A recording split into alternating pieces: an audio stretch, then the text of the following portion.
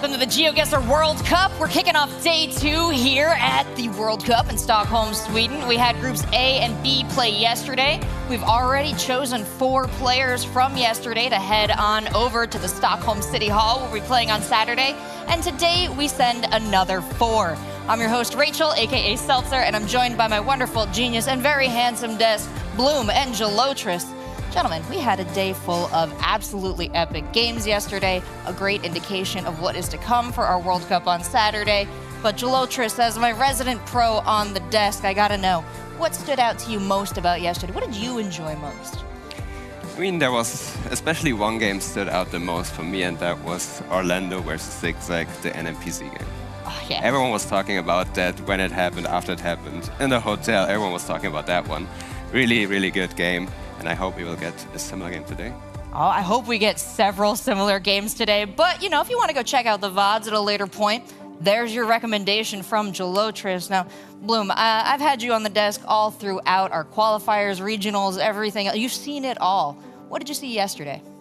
It's a good question. I mean, what I truly saw is how much the level of play has shown why these players are at the World Cup, why we've spent a year getting here. The level of talent is insane, and the amount that the players have learned recently, especially lots of new coverage, stuff like that, and seeing stuff like that come into play, and how fast they are to have picked up everything, very impressive. Yeah, that's a great point. And talking about the expansion of skill, how tough it has gotten, let's take a look back at the road to the World Cup and talk about how our players got here this weekend. I mentioned those regional finals that me and Bloom were covering, that in fact Gelotris was playing in there, but kicking things off with the Americas regional finals, we already had some great mix-ups in the scene. A lot of great stories out of that, Bloom. Yeah, the Americas regional was super exciting. Most notably, I think, would be just to mention Orlando as a player coming out who not too many people knew much about, ended up getting 2nd place, and now yesterday, already in our top 8 for the World Cup. But yeah, a very, very exciting tournament. We're going to be seeing Jake Lyons from that group in this in that regional in this next group we have today. All right, and those top 10 from Europe. We doubled up. We had so much skill in Europe. We had a lot of great players out there. Gelotris, you were one of them. Tell me about who we got from that regional. Yes, we got a couple people here. I played at the EMEA against 2 of the players that are playing in this day today. We have Kratzu and Mada playing, who I also face on the EMEA. So I'm double excited to see those guys performing in the World Cup as well. Oh, and you had some great predictions yesterday from other players you had faced. How do you think those guys are going to do today? Yeah, I mean, yesterday I had this top 3 of Consus, Crooks, and Blinky making it to the potential winner. I think yesterday I went to Radu and apologized. I said, you are the default. We're like, always, everyone is saying Radu wins, Radu wins. I can't pick Radu. But yeah, today he's playing. Today we will see how good he is. And I think he will do fine. Oh, fantastic. We also had our Asia and Pacific regional finals, and so much excitement from there as well, Bloom. Yeah, that was an amazing, amazing tournament. We saw some super exciting matches, like our winner, Karania, who will be in our Group C today, had one of my favorite moments from that tournament, a 6 health comeback, which was super exciting.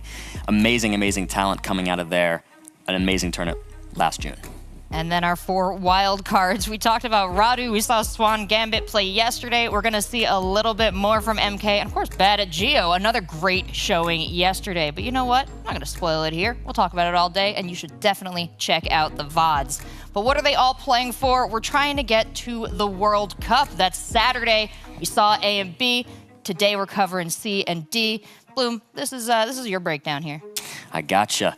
What we're looking at is in the groups, the first place gets an automatic position in the quarterfinals in Stockholm City Hall on Saturday. In the groups, 2nd and 3rd place still have a chance to make it, but they play a knockout match that happens at the end of the day. 2nd will play 3rd from D. 2nd and C will play 3rd from D, and then reversed. The 3rd place from C will play 2nd place from D. The winners of those will fill out our quarterfinals on Saturday. Yeah, it's led to some of the greatest games that we've hoped in this format. Now, those game modes, of course, run me through them, Gelotris. Yeah, we got the classic 3 game modes of Geoguessr: move, no move, pan, zoom, which means a move you can move around as it says, pretty simple to understand. You move from picture to picture, gain information as much as you can, and use that information. However, on no move, you are stuck on one position. You can look around, but you can't move. Whereas in no move, pan, zoom, you have a still image, you look, both opponents see the same, and they have to make a guess based on that. And those have led to some of our most exciting finishes. No move, pan, zoom, what we're always hoping to get to in a best of 3. Of course, this is what the players are hoping to get to, the money. We've got our $50,000 prize pool here, $20,000 going to first place.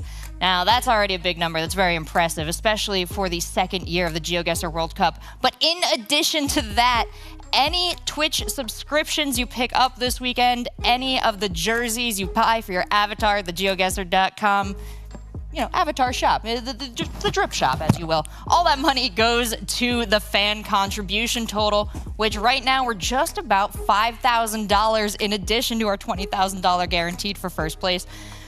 We've got about 89 Twitch subscribers. I would love to make it to 100 today, really grow the channel. It helps spread the love of Geoguessr, and it all goes in the pockets of our champion. So I think that's a pretty noble cause. And, our champion deserves to take home some big change after this, because the competition that they will have to get through, that they've already gotten through to get here, makes them quite worthy. And we've given lots of words to that competition, but Bloom, you mentioned exactly how much the game has grown over the last year. Esports for Geoguessr has contributed a lot to that. What is your perspective? Yeah, definitely. I mean, I think the World Cup last year in 2023 really inspired a lot of new people to grind, and it really showed the validity of Geoguessr as an esport. And because of that, we saw a massive grind since then that players have put in to really commit themselves to learn as much as they can and make this competition so amazing. Yeah, Geoguessr is someone who's been in the mix as a pro in your own right, someone very easily could have been here on this stage, and so we're so lucky to have you on the desk and your expertise. We have a list of the top 8, or at least the top 4 who have qualified, and as someone who has worked alongside these people, who has played alongside these people, some perspective on how much you have seen in their personal growth thanks to the Geoguessr World Cup. Yeah, I mean, there are a lot of people here who have been playing ever since I joined the community back in 2020, 21, such as Radu, for example, in this group. I've known him so long, and it got more personal than just the sports itself. But who's also standing out today in this group is MK person in the next group, but he's playing today because he has only been a bit over a year in the game, and he's sitting here playing in the World Cup for this game. That's very impressive. That is wildly impressive. And I'm just getting an update now. We're actually over $5,300 for the fan-generated prize pool. So the prize pool rising in accordance with the skill of the overall space. Both, very, very impressive. So thank you so much. And we talked about what they're playing for. That's that prize pool. Let's see who is in our top 8 so far. We qualified 4 players yesterday: Blinky, Topatic, Orlando, and Kansas. And Kansas, of course, last year's world champion, Jello. Tell me, Orlando, Topatic, Blinky, you're making our predictions. Is it working out? I think it's working out. I've talked to Kansas before he was playing his last chance game, and he seemed calm and collected. He said, you know what, I still have games to play. Went there, was confident, and it worked out. And I'm really happy for Orlando as well, who's really passionate. You could really tell he's a passionate player, and that can also help you to get to places where you want to end up, and he did so congratulations to him. And as both of you were talking to players who are preparing to face off against now these 4 known opponents, are they a little intimidated, or are they seeing things they haven't expected? Yeah, I mean, there's definitely some intimidation factor here, knowing that 4 players have already made it through. The players battling it out today from scratch is definitely a hot seat to be in after spending all day yesterday only practicing and watching. Yeah, let's take a look at those groups that you've been shouting out there. Group A, Group B, we saw yesterday, Group C, Group D. This is 2 tall stacks of talent right here. Now, Geoguessr, what are you thinking? Yeah, what's standing out to me is that we have a lot more moving specific players in these 2 groups. We had a couple yesterday, but especially in Group C and D, some names are Kratzu, Jake Lines, Radu, you have Kodiak, Mada, who are all known as being very, very good moving players. That's a lot of moving players, actually. So I'm really excited if we maybe see a bit different playstyle today than we did yesterday. And when we talk about the difference in expertise between moving players, non-moving players, is it the ability to kind of search while moving that draws that line there? We see a lot of players who are in no move also really excel in no move pan zoom. So it seems the biggest divide is between these moving, non-moving. Yeah, definitely. I mean, I think a big thing about moving players is they spend a lot of time learning names of places, things like that. That really ends up being a pretty different skill set, learning things like counties, Kabupot, and stuff like that, because they focus on moving to find a piece of information, whereas players who are more NMPZ or no move just focus on more things like foliage or road lines or different metas like that. And so you do see a bit of a difference in what these players are best at and how that plays out depending on the game mode. Well, let's take a look at the matches today, because I'm excited to see how these moving and no move pan zoom players will be stacking up. Starting things off with Karania and Jake Lyons. I like that. I feel like that's going to be a great match to kind of wake everybody up today. But we're taking a look at a lot of great matches here. And of course, don't forget to check out Stream 2 and Stream 3 to make sure you got complete coverage. I know your browser can support having 3 different tabs open. I believe in you and your CPU. But asking you guys, all these great matches coming up, which one would you recommend is a do not miss, Jello?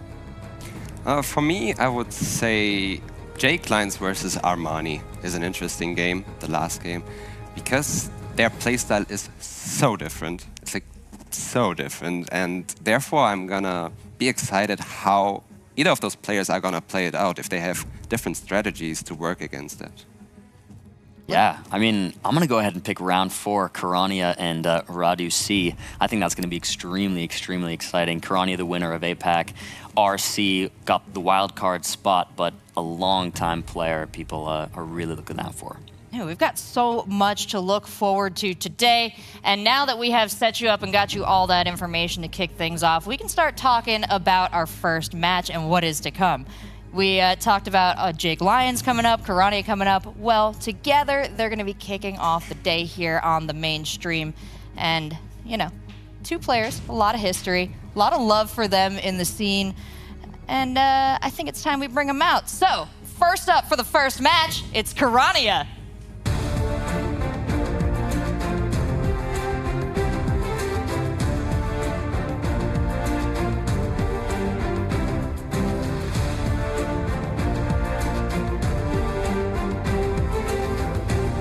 Karania joining us from Australia here. He was great in his interviews and we got a chance to talk to him during the regionals. I want to know if you've talked to him since, you got a sense of what he's feeling coming into this matchup.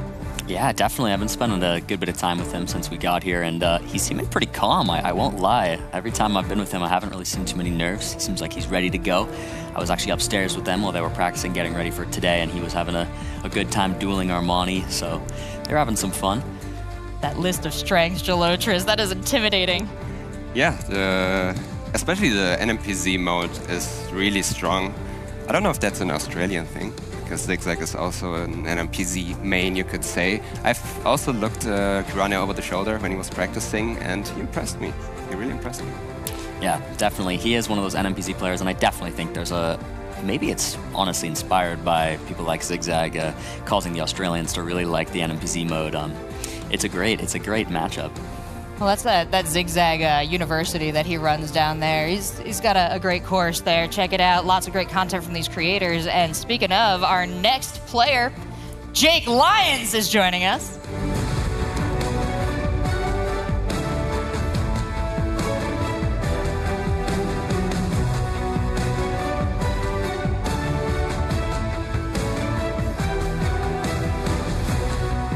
Jake Lyons getting the shout out even from other players for his contributions to learning, contributions to the space. Maybe that's something you can speak a little bit more on, Gelotris. Yeah, we had Toby yesterday shouting out Jake Lyons for his insane place name knowledge.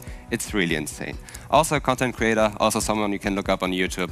Has very long content as well. His videos, you can just open them up on the side, have dinner or anything like that. I like to watch Jake Lyons on the side. And as you can see, therefore, moving is his preferred mode because he just knows every single place on Earth. Yeah, that place name knowledge is really his big specialty, and it's exactly what I was just talking about earlier with how the players who prefer moving, that's really what they like to learn and try and get very good at. Knowing as many place names as possible, those things, they really help out, which will make this matchup really interesting because Jake is that moving player, one of our best probably in the tournament. So going up against Kirania, who vastly prefers NMPZ, will be very interesting to see how this first game goes. I'll do a quick breakfast check-in with the guys. Did they eat? Did you see them down there? Did you get a temperature check before this match? Yeah. We both met him, yeah. We met him at the breakfast, but I think I was a bit too late. Yeah, Jules just joined us a little bit late. Okay, slept in a little bit too much maybe. No, but I actually ate with both of these two players this morning, and they both seemed good. Seemed to be having a good time. They enjoyed having yesterday to practice and kind of adjust to time change and things like that. So they feel good. Should be a good game. Yeah, glad to hear it about the players. Definitely checked in with the casters this morning. Toby, Lenley, they're feeling good, so let's hand it on over to them to get this match started. Thank you so much, Rachel, Bloom, and Geoguessr for the great breakdown of this match. We are about to see Kirania versus Jake Lyons. I got hungry off that conversation. So much breakfast talk. It was amazing. True. Now, we have a great match on our hands with Kirania, who I personally don't know as much about as I do Jake. Jake was one of the guys that when I first got interested in Geoguessr, I got in, he was the name that popped up everywhere. Join his community, Absolutely. watch his videos, and that's what I did. And I mean, because of that, I guess thank you, Jake, for getting me in to the game in the early days of it. But now he's going up against Kirania, and I think you, Lenny, do me the favor. Talk to me a bit about Kirania and maybe what we can expect coming into this matchup. I mean, Kirania is an insane player. He won the APAC Regional Championships with a 3-0 sweep in the finals, including a 6 HP comeback, as Bloom already mentioned. He is definitely one that never gives up. He can do all modes, even though he's an NMPZ main. And he was able to reach #1 on the global competitive leaderboard, playing only NMPZ at some point. So it's a really strong player.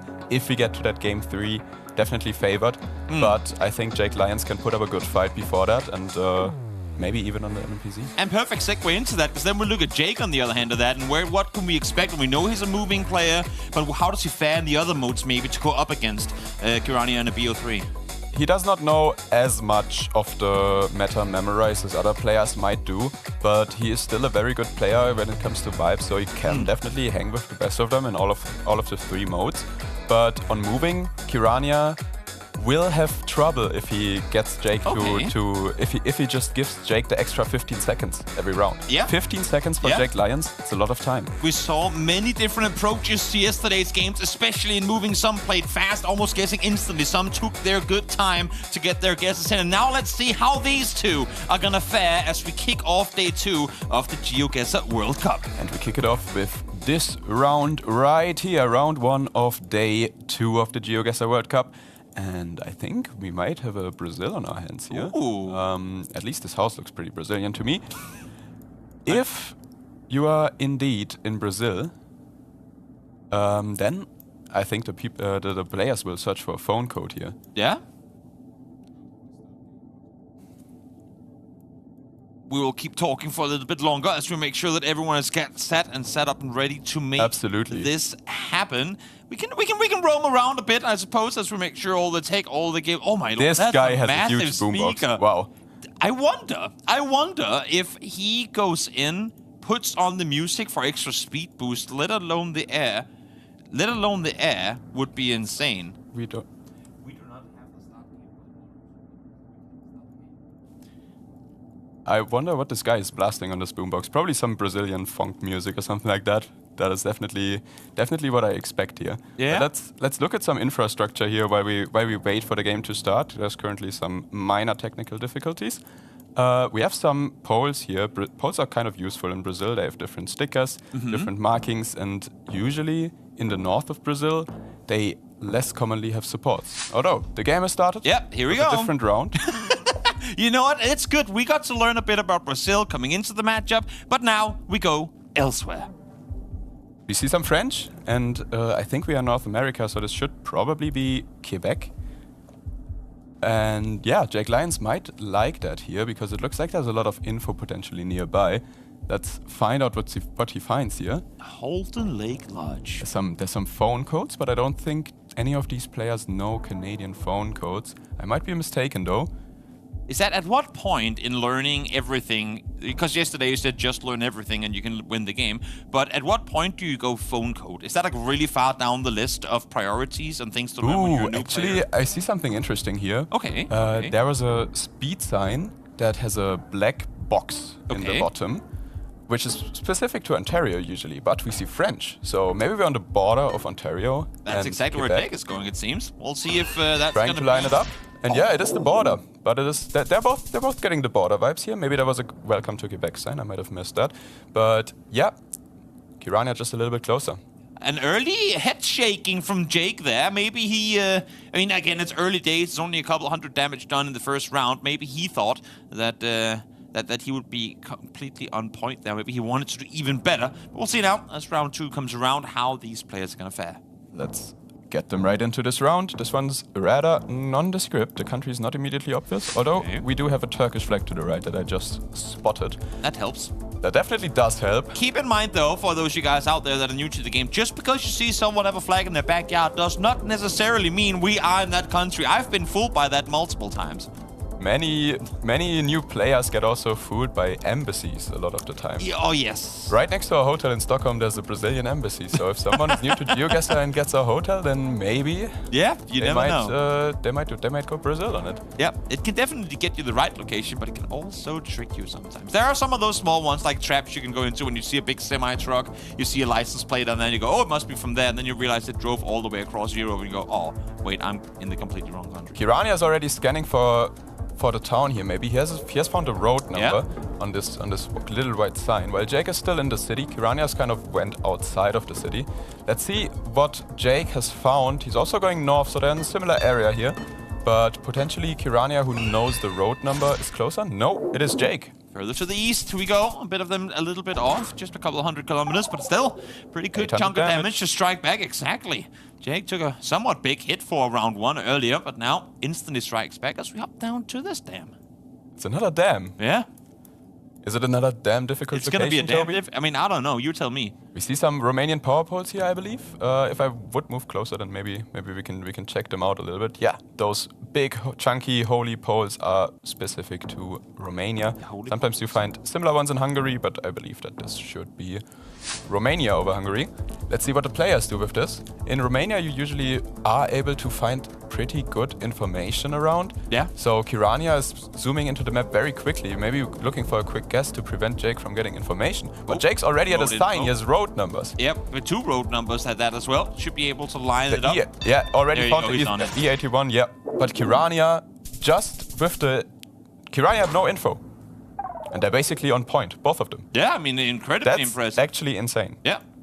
Maybe he had seen the dam before. Maybe it's a special type of dam in that area of Romania. Nonetheless, not a whole lot of points garnered. And we move into another Northern Europe round. I think these bollards that are round, you can find them in Sweden, which I believe this could be, or you can find them in Estonia or Finland. So maybe this is actually Finland more. But let's find out what the players find here.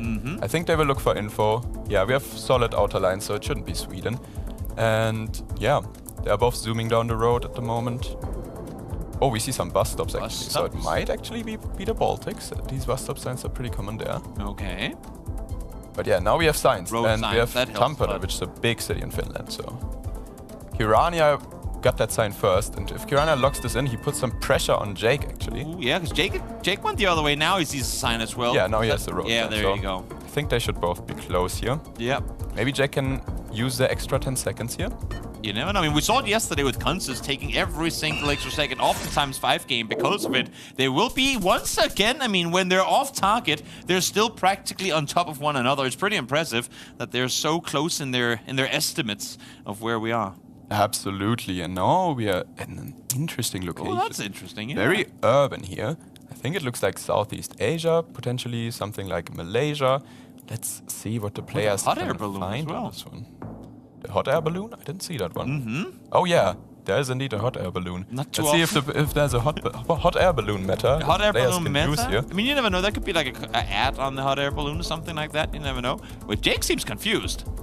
No, You saw him with his hands like, wait, Jake what? seems confident. Oh, I think maybe he's that's like, what it maybe is. I've seen it before. Oh, he's already instantly there. zooms into Putrajaya before he found any information. So maybe he has seen this location. I think it's entirely you possible. can see it in his face now Yeah, as well. a little bit of confusion. But Kirania with information finds the same place. Yeah. Wow. And Jake really tried to stress him on that one. A complete tie on that one, 4-9-97 on both of them. I just saw him put his hand in the air, and I was worried for a second that that he got bamboozled, but not to be. They were both on point once again. Now I think we're in the UK. We have yellow rear license plates and white front ones, and we have these yellow no parking lines, which are unique to the UK. Okay. Let's jump the players right in. The bin, I think, even has some information on where exactly this is. So let's see if the players will use the bins or not. Both zooming into it. Yeah. But I don't actually think that this will be a big place on the bin. It says Harrogate Borough Council, but I don't think that is actually too useful. So both players searching for more information here. Yeah, Kirania zooms in towards Oxford early on, not seeming too satisfied with the estimate. Gonna continue looking around the map at least for a little bit longer before putting in a guess. I like how they've both been, coming into this first match with a pretty good pace. It's not let's let the run like the time run out all the way. But, maybe they can find Harrogate here. Could be. Could just be Lions. You can see looking around in bigger city, something like a suburb. I think that's what both of them are thinking right here. That Harrogate seems like a pretty big city here. The town has big city vibes, but since it's not something that they know, they assume it might be in a bigger city, a suburb or something. 5 seconds. It's the first time we let it run all the way to the end. Let's see. We have a big difference in guesses as well. Definitely do. 3.5 times multiplier as well. And Jake is on point, just on the northern side of Leeds. 1,500 damage done to Kirania. Jake Lyons really playing out his moving strength here. I think he has done a great job this match so far. And we move into the next round, which I think might be northern France or something. Let's see if the players can find some language here, but I think the brick buildings are definitely more indicative of, for example, Belgium. But since we don't have Belgian license plates with the red lettering, I think that we might actually be in France. Could just be. The language is French. Yep. So that's something. Good indicator early on. Instantly, Kirania looks towards France. Maybe a Belgian border. Yeah, around Belgian locks border, in quickly as well. Quick plonk to try and stress Jake a little bit. And again, I like the variety of last round going all the way to the end. So then now, boom, instantly try and catch Jake off guard. Will it work? Yes, it will. Gets him a bit off to the south. That's going to be a solid chunk of damage coming through. 1,400 of that. So right off of a big strike onto Kirania, he immediately punches back. Great guess by Kirania there. I think he found some info that said the city name, and Jake Lyons had a good region guess to at least mitigate the big damage here. Now I think we are in Kirania's home country, actually. Yeah. That might be an advantage for him. We will see. It looks like in Australia, and it looks pretty rural. My guess would be Adelaide Hills. But I might be wrong. I might be wrong. Australia is kind of hard to reach and guess sometimes, but it kind of looks like the hills you get around the city of Adelaide. An early head shake. Okay. Jake, we'll see if maybe... Looks like I'm wrong, since we don't have any Toby poles. So, oh yeah, we have C roads and Melbourne on the sign. I think that's definitely favoring Kirania here, although he is from the other side of Australia. But those town names are definitely findable, and Jake has not found the information. Exactly, he hasn't seen that sign yet. There are definitely signs for him to read, but neither of which give him the info that he is looking for. Or maybe I say that too soon, he's instantly looking down towards Melbourne. Yes, this bus stop sign is Victoria exclusive, so he knows at least that the state will be Victoria. But obviously, Kirania's information is much more helpful here because he has small town names, and I think he has found gypsy points. So yeah, this will be huge damage. This might be game, I think. Oh, could definitely be. Yes, it will be. Kirania takes Jake out on moving. Big plays coming through from the Australian, winning this one at home. And again, it was a matter in this case, I feel like, of do you go down the road one direction or the other? He didn't have to go far, Kirania, to see that massive street sign with both road names, big city names, and everything on there. Jake, on the other hand, hard for him to get info. I totally agree. Jake Lyons was not able to use his information advantage here because he didn't move in the correct direction in that specific round, and that's what sometimes happens on moving games.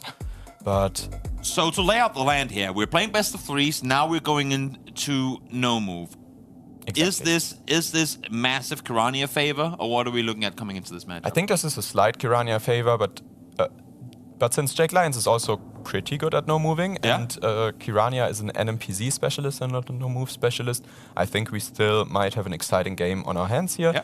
as we take a look at the first round. Well, Kirania took out Jake on his favorite game mode. Let's see if Jake can strike back to Kirania. This might not be to Jake's liking though, because having watched his series where he dueled every single competitor at this World Cup, he told me that rural Europe is one of his weaknesses. So this looks like some rural Europe where the country is not immediately obvious. So this might not be exactly what Jake wants to see. Okay.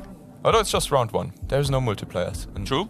Europe is not the biggest place. Still don't want to see too much damage come through. I mean, we saw it yesterday. I believe it was in the Orlando 6 game where massive damages were coming through right from the start of the game. Absolutely. So you do not want to lose out early on. Kirania.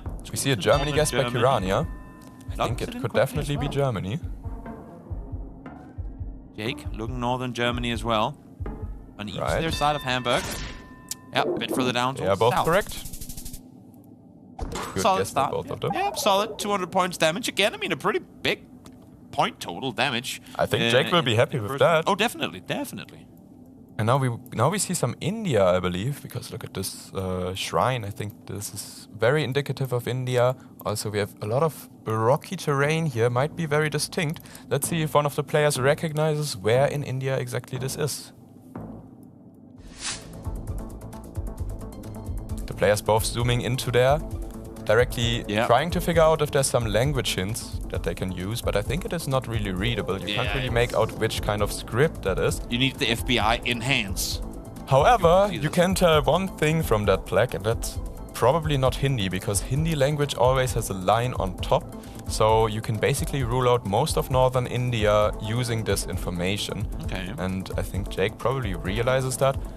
Maybe there's some pole meta as well in this round. I haven't seen anything state-specific so far, but it is definitely possible. So yeah, Kirania is zooming into southern India in Karnataka state, I think he was. And Jake is very close by, so they might not do as much damage. Oh, Bangalore a little bit further towards the south, but again, I mean, good vibe guessing on both their parts. Agreeing with you on that one. Absolutely. It was not going to be north. Oh, this one. That's limited. That's definitely limited information on this one. I think it could be southern Russia here, but with this winter coverage and these huge reeds. You find those a lot in like southern Russia near Krasnodar, and that might definitely be where we are, judging by how the architecture looks. But maybe I'm wrong. This could be different places as well. I mean, again, it's only 2 times damage. We're set in round 3, but having said that, a ton of damage early on can be dangerous. You can see Jake here shaking his head, hands in the air, going, what are we looking at? Oh, and Kirania maybe realizing that when Jake doesn't guess early, that could be him a bit bamboozled, and he's going to put the pressure on. But Jake is pretty confident on Russia. He said it's one of his more confident big countries, and he is in southern Russia, exactly that area that I mentioned. And it is just Astrakhan, which is a little bit more to the east, slightly favoring Kirania. Kind of big damage, though. We just got an update as well from one of the other matches going on that Radu has just taken the first round against Spaghetti. Of course, if you want to keep track of all the other matches going on in this group right now, make sure to have the B and the C streams open, because there is a multiple Geoguessr games going on at the same time. But of course, we're going to try and keep you guys posted with everything going on as we continue this match between Kirania and Jake Lyons. The trees and the narrow road here suggest Northern Europe to me again. I believe that this might be Norway, actually. Could be Sweden, could be Finland, but if I would have to take one of the 3, I think I would go Norway, but definitely nothing very specific here. This seat is definitely tricky with these rural locations. No signs, no posts, no nothing. It's not quite Jake's strength, but he's still holding himself up quite nicely so far. Kirania is looking for a water hedge here. Yeah, water hedge, of course, being, I don't know if it's Sweden, Norway, or Finland, so why don't we just put it right in between all of them, and we lose minimal points. It works. Up to the north we go, and yes, indeed it does. As a matter of fact, out victorious in that one, 570 damage done. He was hedging towards Finland there, but still staying in, like, I don't know, pretty close to Sweden because he wasn't sure. He got the northern vibes though, so great guess by Kirania, and this again looks like a similar area. We're going the boreal route today, it seems like, with these locations. Absolutely, this looks like a very similar location to the last one we had. Might be one of these countries again. Could be Baltic as well, but I think Finland is actually a good shout again, like the last location. Yeah. So now you hedged in the previous one. You realized it was on the border. Yeah. You this time around go here, hedge at last one. Now I commit. Or do you hedge 2 times in a row?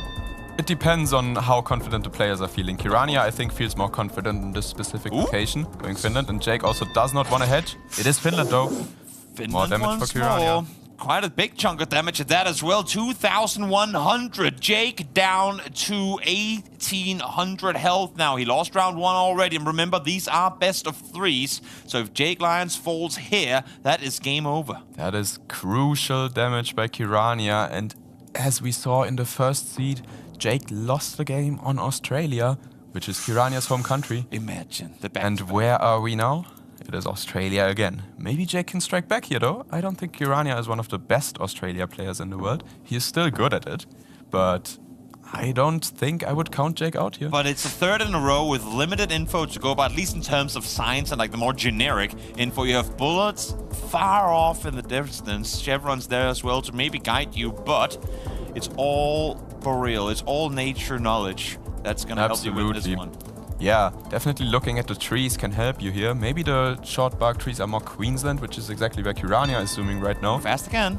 They are very thin, the trees, and have very black bark, which is pretty common in Queensland. And Jake is going similar area, so yeah, good guess by both of them. But every time they go fast, every time they kind of plonk it in there, it's going to be close, and Kirania will once again take it home. 2-0 against Jake Lyons. This specific outcome was quite unfortunate for Jake, since he also had a really good guess, but just barely didn't work. And that's the issue, but the extra difficulty of tournaments at this caliber. You can play games that against almost any other opponent, online, at home, whatever, you'd win 10 out of 10. But when you're here at the World Cup against some of the best in the world, what would normally be a good guess here can even lose your games. Absolutely, and you have to say the APAC champion is coming in with a very strong performance here, and I think we have to take him into account for maybe a potential group win. Oh, for sure. That was a confident play. Great performance by Kirania. Also, I like to think that his mental game was good in the games where Jake felt that he had something, he locked it in quickly. But you saw, I mean, with Kirania, whenever Jake didn't do a guess within the first 5 seconds, he then started guessing fast to go, wait, he didn't log in fast, so he doesn't have it. Absolutely. This is my chance to stress him out, and it seemed like it worked out for him. It worked out very well for him, and yeah, I think Kirania did a great job, and let's hear from him in the winner's interview. The Kirania effect is back. You got your first dub. How you feeling? Yeah, I'm feeling very good. You know, Jake Lyons is a really strong moving player, so I was really happy to take that first moving game and get the 2-0. Yeah, what do you think in that moving game got you the win there? Because I think a lot of people were probably expecting Jake to take moving on you. Well, it was very back and forth going up until that Australia round where I ended up killing him. I think, I'm not sure how he went on that round, but I think, you know, I had a good idea of the region guess, and I also was able to find info. I know the round just went my way, yeah. Yeah, nice. It seems like Aus kind of became a very helpful country for you to get in this matchup in both games, so definitely exciting. Well, Kirania, great job on your first match. Good luck.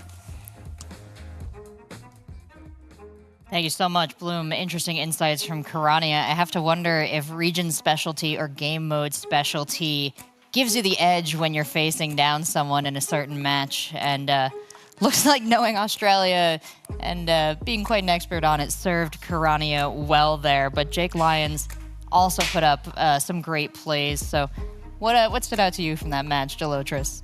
Yeah, I mean, I was surprised about the playstyle of Kirania, knowing that Jake is a preferred moving player and Kirania is a no-move player. I assumed Kirania is gonna just get it guess down as quick as possible, put the pressure on, but he actually moved around, gained that information, and it came in handy for him. Jake Lyons picked up some points on the UK round, and everyone was like, okay, it's not looking good for Kirania, but then the Australia round came in clutch for him. Yeah, and the callback to the Kirania effect, too, is very real. Performs exceptionally well in this tournament setting. Yeah, definitely. It was nice to see him under pressure. One of the things I found kind of funny about that match was the water hedge between Sweden and Finland. Gotta throw that in there when you're not totally sure, and it worked for him, which was really cool. But yeah, I really like your point about him moving. I think the players have kind of taken a look at this moving map that we're using for the tournament, and I've noticed that maybe it is more advantageous to move and find information. It seems like it is sometimes pretty readily available with this map, so they're taking advantage of that. And then even the players you'd expect to maybe just plonk quickly, some of them are opting to move. Yeah, there seems to be some evolution of understanding of like, okay, I'm going to move. How do I make this move most effective, north, south, you know, making these choices? And do you feel like that's something that is easy for, well, not easy, but something that you can kind of quickly pick up as a not moving player, learning that moving expertise? Yeah, I think that's more something moving players can understand where to move on certain maps, so they get an understanding of a map. That is a thing that can be handy if you are able to do it. Not everyone can do that. Not everyone gets the feel for a map or where to move. So shout out to those people who who have the ability to get a feel for that. And yeah, I think we have a couple in this tournament who already figured something out. Oh, and I'm excited that you get to talk to him after each match. We can really tease apart that knowledge, and we've got a lot to get through, of course. So after this break, we'll be back with Karazzo and Spaghetti. Don't go anywhere.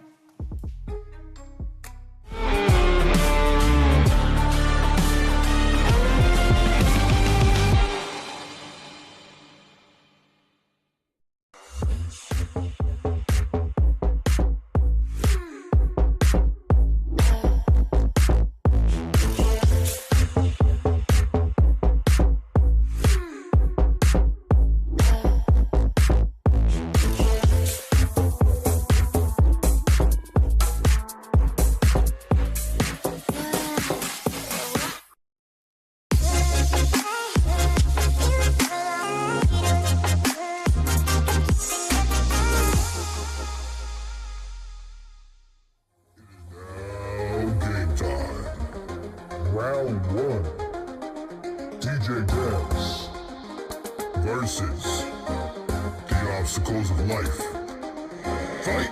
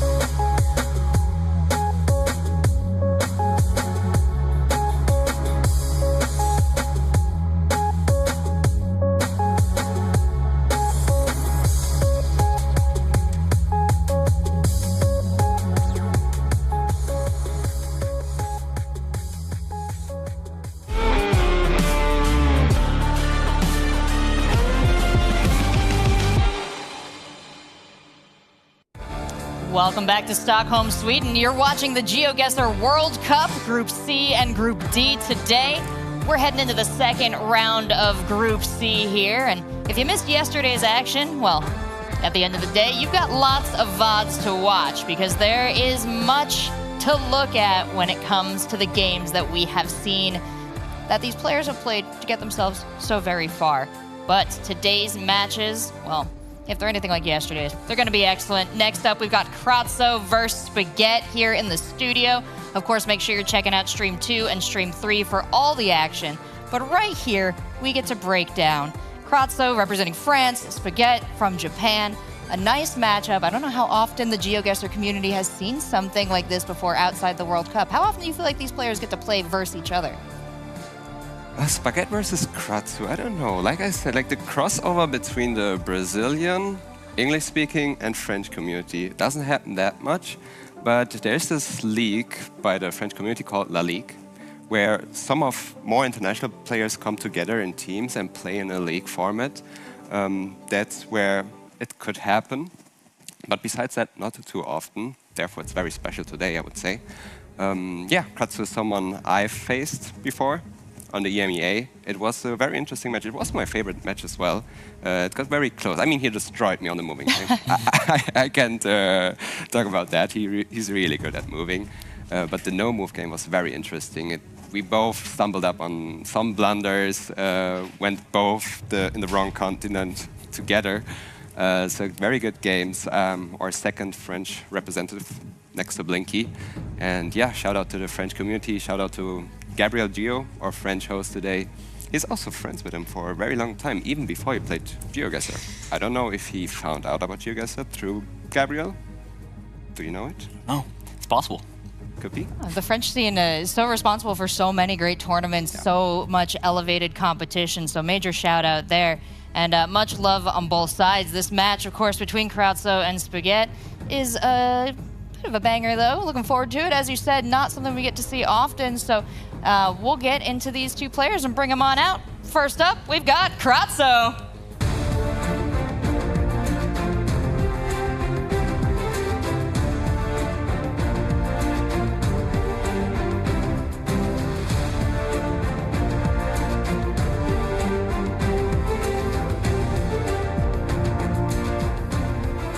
Geoguessr, you were telling us some interesting stuff about this player before. We've seen his skills on display, of course, in the EMEA Regional. You played against him. You've got a great taste of what he can bring to the table here. But getting a look at his strengths, preferred mode, weaknesses, all laid out like that, you learning anything new? I'm learning anything new from this meta. North Macedonia arbitrary stickers on poles. Did you know about that, Bloom? I definitely don't. We learn a lot here. We might have to ask him about that after the game. But yeah, weakness, India and Poland. Yeah, India is on a couple people's list. I didn't see too many India rounds yet in this tournament, so people got good away with that. Let's see if we'll get it this time.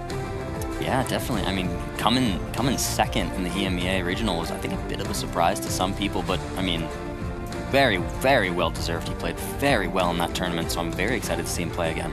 Yeah, and with 4 years of experience, I'm surprised to say that puts him as one of the more experienced players that we've seen kind of making it to this level of the tournament there. So, been involved in the scene pretty heavily that entire time, yeah? Yeah, definitely. Kratso is a name you stumble up on a lot of times in Discords, in different communities, on streams. You can see that name a lot. So, a known player, I would say. Excellent. Well, another player making a name for himself. Now let's bring him on out. It's Spaghetti.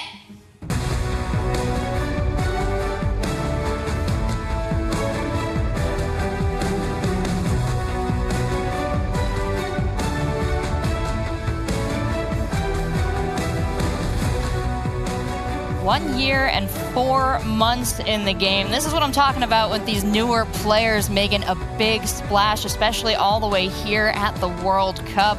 Bloom, tell me what you know about him.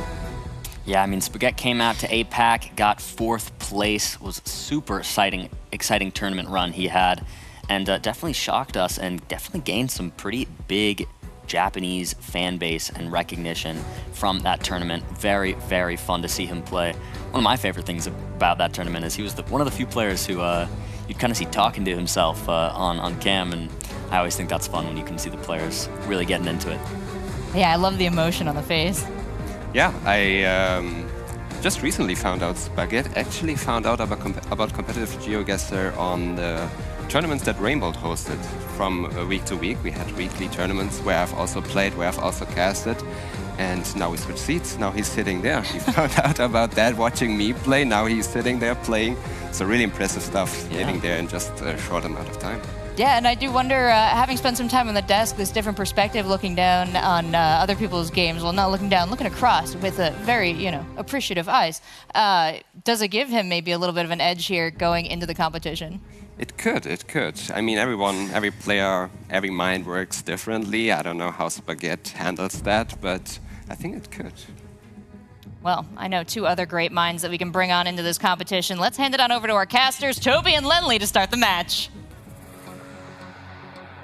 Thank you so much, Desk, for the great breakdown as always. Kratzu and Spaghetti taking to the battlefield now. As Lendy, we got ourselves a pretty good showing on our hand. Two players who we both know like to take their time in their guessing, no big stress plays. But I'm hoping that while they know they both play slow, one of them comes out now and goes super fast, just to try to catch the other player off guard. Maybe, yeah. I mean, this will be an interesting match because we have also a different situation for both of them. Kratzu won his first game while Spaghetti had a 2-0 loss against RC. But you have to say, losing 2-0 to RC does not mean anything about your own skills. It just means that RC is just very, very good. So I think this match might be absolutely great. I like playing with and against Kratzu and Spaghetti also. I've played against them a few times. Both great players. One of them playing for a longer time, one of them playing for just a year. But and the fact that Spaghetti can rise to a World Cup caliber player in such a short amount of time is completely insane to me. Knowing how much it takes, how much knowledge, you can't just store an entire book in your brain. You have to repeat. It's all about repetition over and over and over again. And for him to be able to do all of this in just a year and make the World Cup, I think is incredibly impressive. Absolutely. And now we are moving into the moving game, which is probably more of a Kratzu strength. And we start off in a very big country here. It should be Russia. Let's see what the players do here. Maybe searching for phone codes in Russia could be a play. I'm pretty sure that Kratzu knows them. I see no phone codes actually inside. Or I do see some, but they are mobile. And those are exactly what Spaghetti is looking at right now. Remember, it is moving, people, but these guys have just opted not to move yet because there's so much info to be found on the screen. Now we see them start moving. But that's, again, going back to what we were saying just before, they like to take their time. Absolutely. They play it slow, they play it smart, and of course, knowing that your opponent likes to do the same, there's no reason to stress in trying to get info fast because you're not expecting your opponent to plonk it like full speed early anyway. That is totally correct. Kratzu had a great run in the EMEA Championship, where he was able to defeat Blinky in the quarterfinals, who we just saw going flawlessly in the group stage yesterday. And Kratzu won basically all of his moving games. So with the slow approach, he really knows how to take his time and get the right info. He's plonking Southern Russia here, which I think is the correct play. Yeah, both in and around the same area. We say plonk, he's just a couple of 100 meters off. Spaghetti, what a start. Great start by Spaghetti. He must have found a town name there, which I did not see. Definitely possible, but this one might be a bit more tricky since it's India. Okay. India on moving, quite a hard country, because most of the players are not able to read any of the language. And India, a country that we know, at least from Kratzu, has mentioned it that this is one of the countries he does not prefer, like one of his least countries to have to play. So we'll see if maybe he can get something going here. Of course, again, there is a ton of info available. Issue is, can you read that info? That is true, but we see the line on top of the letters this time, which I mentioned in the Jake Lions game. The line would suggest that this is Hindi or Marathi script. And with that, we should be more in the northern parts of India, as we see the players zooming into... I mean, we also have a town name. There's Salamatpur on Kratzu's screen right now. Maybe they're scanning for that, but... Could be. I feel like that's probably gonna be quite small. Again, I was gonna say taking time, but then they both guess very quickly right thereafter. Both in the vicinity, but once again, it's Spaghetti closer, just 4.5 kilometers outside of the city proper. Great guesses, both of them having no troubles at all to with that difficult India location, having no troubles adjusting to that different type of address. Maybe they had some Latin script, so they were able to use that. Now we are in Japan, which is, Spaghet's home country. Yeah, I mean, we saw Sheena yesterday have some really, really good rounds whenever he got to play Japan. We saw just before rounds being won in Australia because you have an Australian player able to bring those home. So maybe Spaghet already able to put himself a bit ahead. Maybe he can extend that lead here. Might be a trend of today, people getting big points on their own home country. True. But we will see. Maybe Kratsu can make a stop to that trend. He's reading it, but not liking what he's seeing. Maybe more of a generic sign. I can't say that I speak Japanese. I think Kratsu saw a phone code there. I don't think he can read Japanese though, so Spaghet should have the advantage. You would think so. I believe that this is northern Japan. With the phone code, I think Kratsu is just going into the guess here. This might be a good idea. Try to play it a bit faster against Spaghet and not giving him the time to get the extra info. I agree. On Japan, definitely that's what Kratsu's strategy should be. As soon as he's confident with the phone code, he was. Ooh. Kratsu's closer. Oh, and Spaghet was right there too. He was on the pin, but opted to go further towards the southwest. Kratsu, though, stuck with his initial guess. You can see as Spaghet, that's a frustrating one to lose. That is frustrating, losing 1,000 points on your own home country. And now we are in a more difficult location. I believe that this should be France. This poll is found in France. I mean, or what Spain. better? Going from Japan to France. And Kratsu, well, you won in Japan. Let's see if maybe Spaghet can get some revenge in your home country. We see Spaghet like resetting his mental there. I feel like he definitely didn't like how that Japan round went, but maybe now is the time to strike back on Kratsu's home country. Oh wait, actually? It looks Spanish. It looks Spanish, yeah, it does. The poll, as I said, exists in both countries. I just thought that the landscape looks more like... So is there a thing where if you know something exists in both countries, you should look to go close to the border between those countries, or can it be anywhere? I mean, no. If it exists in both countries, it exists it's just everywhere. And if this is Spain, actually, the French-looking landscape wouldn't be close to France. It would probably be near Galicia or Asturias, which is exactly... not exactly where Kratsu is swimming right now, but pretty close. So, yeah, this should be northern Spain. I think it's pretty close to Portugal, maybe? Yeah. Let's see. Both of them taking their time here. We are going far on the western side, at least Spaghet is further west. This will be big points, potentially. Exactly. No time left. Let's see what's going to happen. Kratsu is going to fall on that one. Spaghet closer, was all the way out towards the western side, and 2,000 damage done here in the... Still, I mean, before half point of the game, a lot of damage gone towards Kratsu. Absolutely. That was a great guess by Spaghet there. Definitely recognizing the vegetation there, and now we are in a big country. We see a Russia location. We see also that this is like a slight tinge of red on the Google card. Okay. Small stuff like this can help players immensely if they study the country, because there's different Google cars that drove through different parts of the countries, and there is some Russia experts that have memorized all of the roads where the red car drove. So it is possible that if one of these players has a Russia strength, that they will be able to use that to their advantage. Doesn't look like neither of them have looked at the card just yet. But Spaghet... They probably noticed it subconsciously, though. Yeah, probably. I think that says Tobolsk on that sign, right? Maybe I read it incorrectly. It's possible. No, I don't think it does, actually. But yeah, we see a human guess by Spaghet. Quick lock-in. I think he's pretty confident with that guess. Yeah. Again, I mean, it's been, for the most part, it's been all the way down to the last couple of seconds, and they both are in the correct city. Tobolsk, correct? It is indeed Tobolsk, yeah. And a close one, that too. So yeah, it did say that on the sign. Great recognition by both of them. Definitely. And now we get an interesting round. We are at a gas station. Wow. Google drivers also sometimes need fuel. Yeah, true.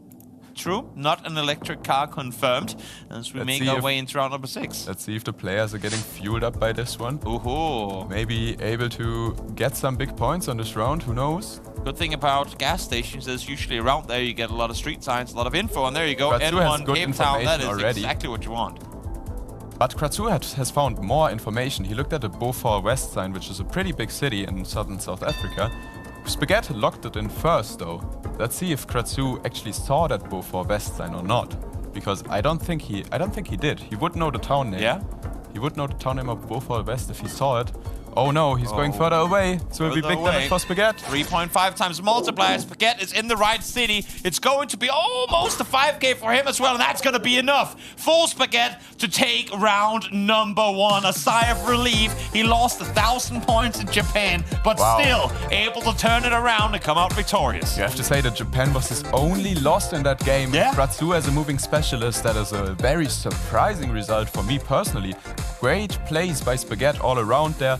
I think he's gonna be feeling really good about that. True, incredibly impressive game, and I think a lot of them came down to those last second guessings of yourself, where you go like, I'm just gonna adjust it, and then I feel like for Kratzu, the times that he did adjust like that, he was on the losing end, where for Spaghetti, the times he did it, it just gave him that many more points. I think that is absolutely true. And now we are moving into the no-move game. They are not able to search for info anymore. Yeah, Will we have as many rural rounds as in the first game? I mean, for the sake of the players, I hope not. But let's see. Let's see where this round number 2, or say round number 1 of game number 2 is going to take us. I see a lot of signs here. That's good, because I don't. Yeah. It is once again bullet. The middle of nowhere. But yeah, you are absolutely correct. We have an Australian bollard there. And I think Spaghetti mentioned on his sheet that Australia is one of his weaknesses. Let's see if Kratzu can capitalize on that. Well, Kratzu didn't like India. He was forced to play one. Now Spaghetti is forced to play here in Australia as well. Kratzu instantly looking towards the northeastern side of the country. Let's see if Spaghetti agrees. No, he's for the straight north. I see both. I understand both guesses because you find this. As you can see, this camera quality is not amazing, which you usually don't find where Spaghetti is, or like very rarely. But it does look like there. So I'm actually interested to see where it is, because this looks very much like Northern Australia. Maybe big distance. Kratzu's Queensland. Oh, he's looking over now. It's the last second readjustments. He's not liking it, and it's even further west. Wow. You can see in the face of Kratzu as well going, okay, I was not seeing that at all. So that's a lot of damage coming through to start things here. 1,700 damage in round number 1. That is massive damage in round 1, absolutely. And Spaghetti definitely just doing what he did in the moving game, just capitalizing on it and just continuing to build up pressure on Kratzu here. And this is the first time we see Spaghetti actually go from, like, when he second guesses himself, not up to move, because you saw him hovering there with a couple of seconds left over towards where Kratzu was, but saying, you know what, no, I'm gonna stick with this. It definitely, I mean, you can see the mind games being played with these two players. Now we have a rural Europe location. This looks more like Slovenia to me, maybe Croatia, maybe Austria, something like that. Although, I mean, it could be a lot of places in Europe, to be honest. Beautiful farmland nonetheless. But the architecture kind of looks like Alpine to me. Maybe like Czechia is possible as well. Yeah, I can see that. Interesting to see. I can see that. As you say that, Spaghetti, he's looking towards Canada. Actually, he might be right. Yeah, actually. Oh, and we're in Norway. Oh my God, this is continent difference. I know what Spaghetti is doing here. Spaghetti is going for US or Canada because we see the front of the Google car, which is more common over there. Kratzu has not realized that. Kratzu is in Norway. This is dangerous. But the thing is, this round looks nothing like the US or Canada. So this might be a tricky one. Maybe it's a baity location. We saw a round 2 finish a couple of times yesterday. They're pretty rare. Let's see now who's going to get it. It is going to be Spaghetti, and you can see on Kratzu's face that was a massive hit. 5,800 damage, and in just 2 rounds, Kratzu is torn apart. So as I told you before, losing 0-2 to Radusi does not mean anything about your skills. That was an amazing performance by Spaghetti there for Japan. Kratzu came from an insane 2-1 win against Amani as well. He was coming into this one feeling good, but you can see here on his face, well, he is confused. He's shocked about what just happened. It's very rare that we see 2 players of this caliber have guesses that far apart, but you said it was a tricky one. It looked like Europe. Yeah. The round looked like Europe. I think the only way you could get US there is basically maybe the trees, potentially. Potentially, in hindsight, the trees looked a little bit more like North America, but the very small meta details that I think Spaghetti picked up on there that led him towards getting the right answer. Incredible. Sometimes it goes round 10 and the game can take almost an hour, and sometimes snap of a finger and it's done for. A tough Australia into a tough Canada. It's going to have Spaghetti winning, so let's hop down to the stage and hear what he has to say after that phenomenal game. Spaghetti, man, that was insane. You only lost 1 round in both of those games. How do you feel? I'm pleasantly surprised, I think, yeah. I think that went a lot better than I was kind of expecting it to go. I think a lot of the rounds, especially in moving, I could solve most of them, so pretty happy with that. Yeah, the 1 round you did lose was actually on Japan when you moved off at the last second. How did that feel? Yeah, I saw a Niigata poll and then I ignored it for some reason because I found a place name that looked vaguely similar, but it was one of the ones that don't show up on the map, so I kind of trolled that one a bit, but it didn't really matter in the end, so happy with it. Yeah, all good. Well, with a performance like that, how are you feeling going forward? I think it's a good sign. It's the one game I have on stage as well, so I feel pretty good about that one. My first match didn't go as well, so hopefully it kind of picks up from here. Nice. Well, amazing, man. Good luck on the rest of the tourney. Thank you. Thank you, Bloom. Thank you, Spaghetti, for those insights. Amazing mental fortitude from the players. Narratively, we try and make a lot of, oh, that was your country and that was the one you missed. But yeah, they don't seem to be bothered at all by a particular miss in a match. I think every guess, every plonk seems to be its own standalone situation. So as someone who's been in this competitive situation, Gelotris, what are your thoughts on kind of encountering that situation? That's very interesting. Especially as someone who practiced Turkey a lot, and whenever a Turkey round shows up, I have extra pressure. I shouldn't have, I know, but everyone expects you to just know every place. Of course, it isn't like that. I mean, it's a big country, especially Japan can also look very similar in a lot of regions, so no blame on that. It can happen. He had his blonk down first in the right region. We appreciate that, and we ignore the rest. Yeah, we can give him full credit for that one. And just, a 2-0 win is nothing to shake a stick at. Only dropping that 1 round, as you said, Bloom, very impressive. And taking a look at the schedule, we can see results from the Stream 2 and Stream 3 matches as well, and kind of get a better picture of the way Group C is headed. Well, looks like both of them are still going on there. Do you think either of those will go the distance? Kirani Armani or Radu C and Jake Lyons? Yeah, I mean, that's a great point. I did hear, actually, that the RC and Jake first match of moving went to round 10 and only had a 300-point differential between the two of them, and it ended on a round limit. So apparently they had a very, very impressive moving game against each other. Yeah, I think it's also an important one for Radu to actually win this game. As we know, Jake Lyons is a very, very good moving player, so winning the moving game against Jake gives you a huge advantage. I just thought they were fighting for USA pride there in that matchup, but a lot of reasons that you want to fight for every round, every possibility to move forward to get to Saturday. We're going to take a quick break here. We'll be right back with lots more from Group C and later on Group D.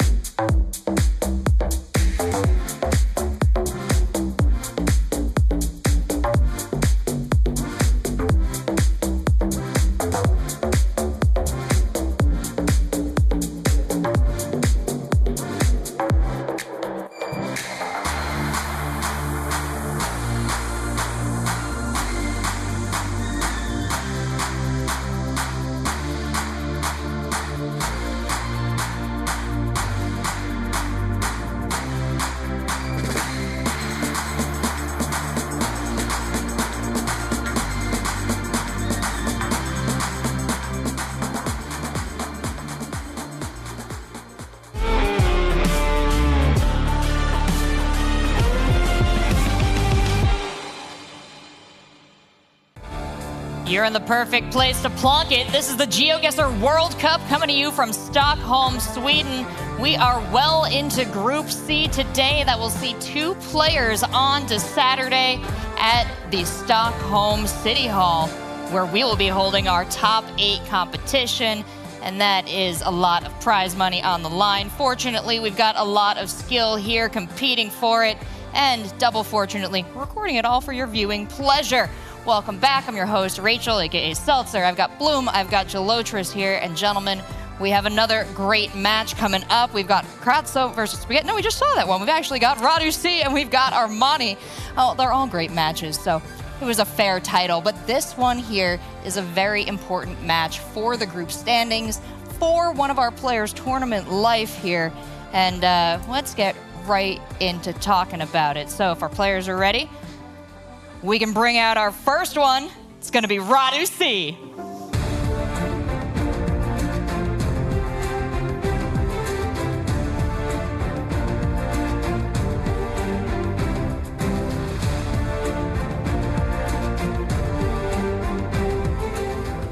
Six years he's been playing Bloom. Is that enough to be prepared for today?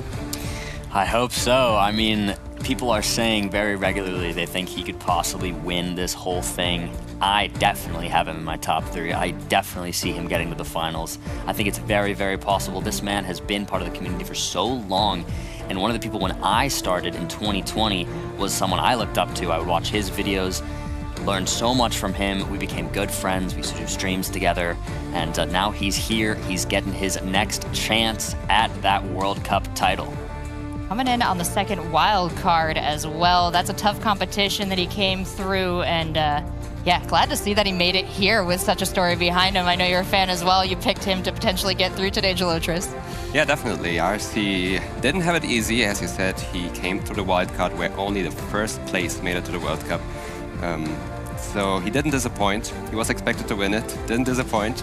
But yeah, 6 years of experience is great to have. Most of the players who have been playing for this long had some breaks in between, took a couple months off here and there, but I think RC didn't have too many breaks. He was always on it, and Geoguessr is a game where that's really important because you forget stuff. Yeah. We'll see how well that arms him for this match against Armani. Let's bring him out.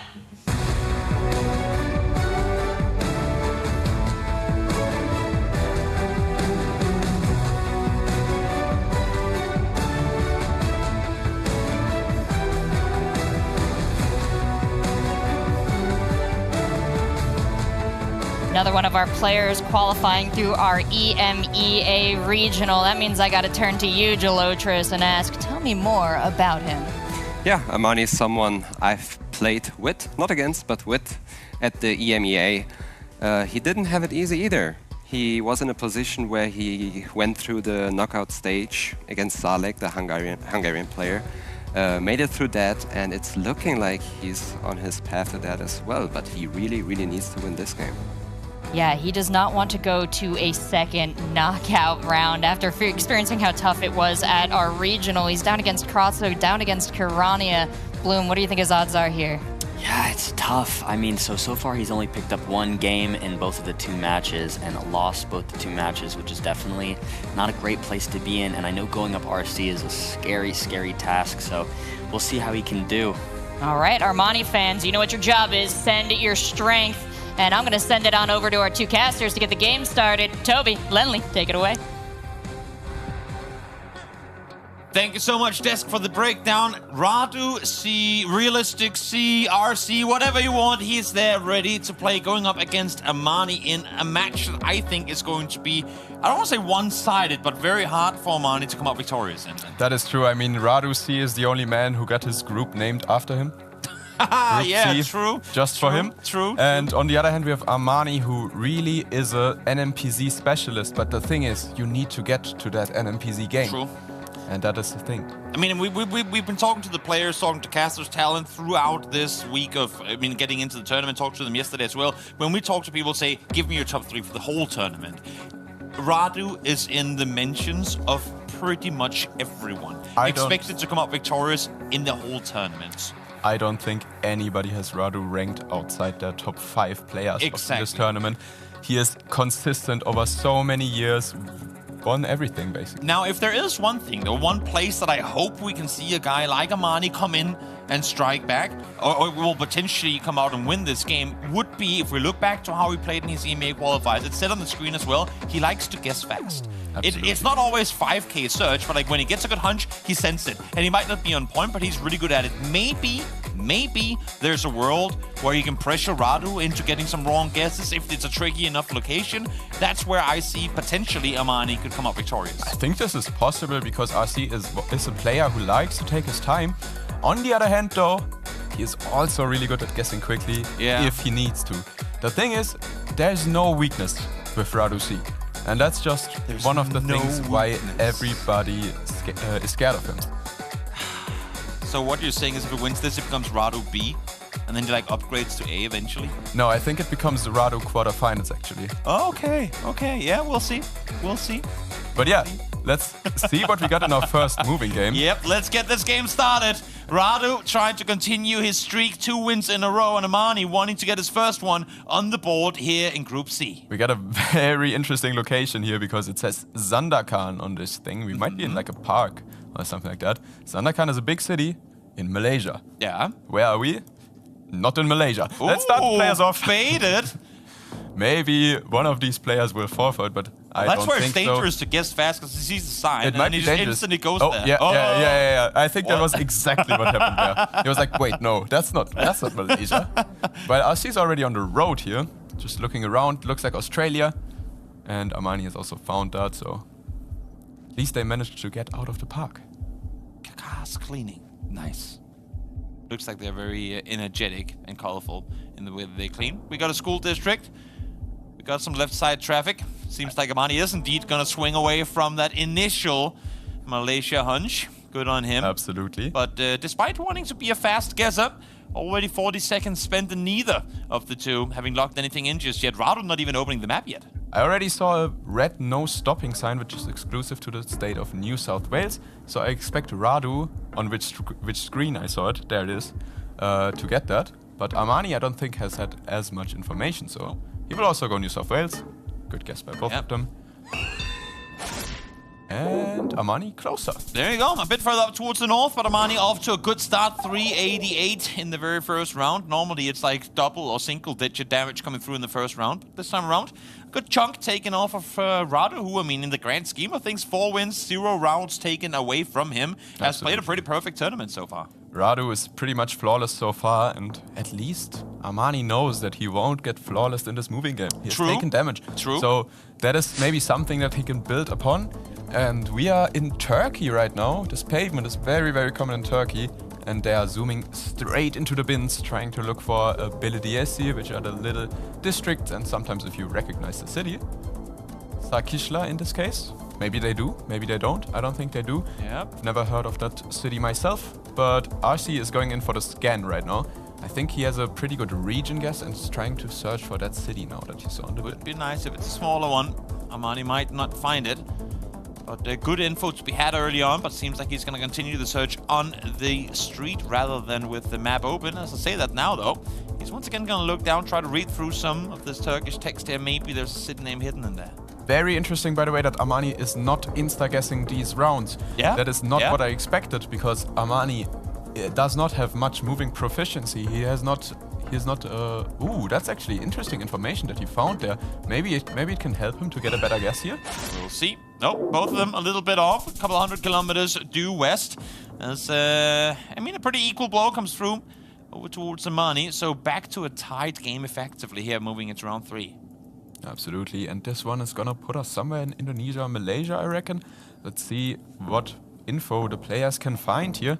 I think it's not super obvious from the starting panorama where we are, but definitely when you move around, you should be able to find more information here. Oh, of course.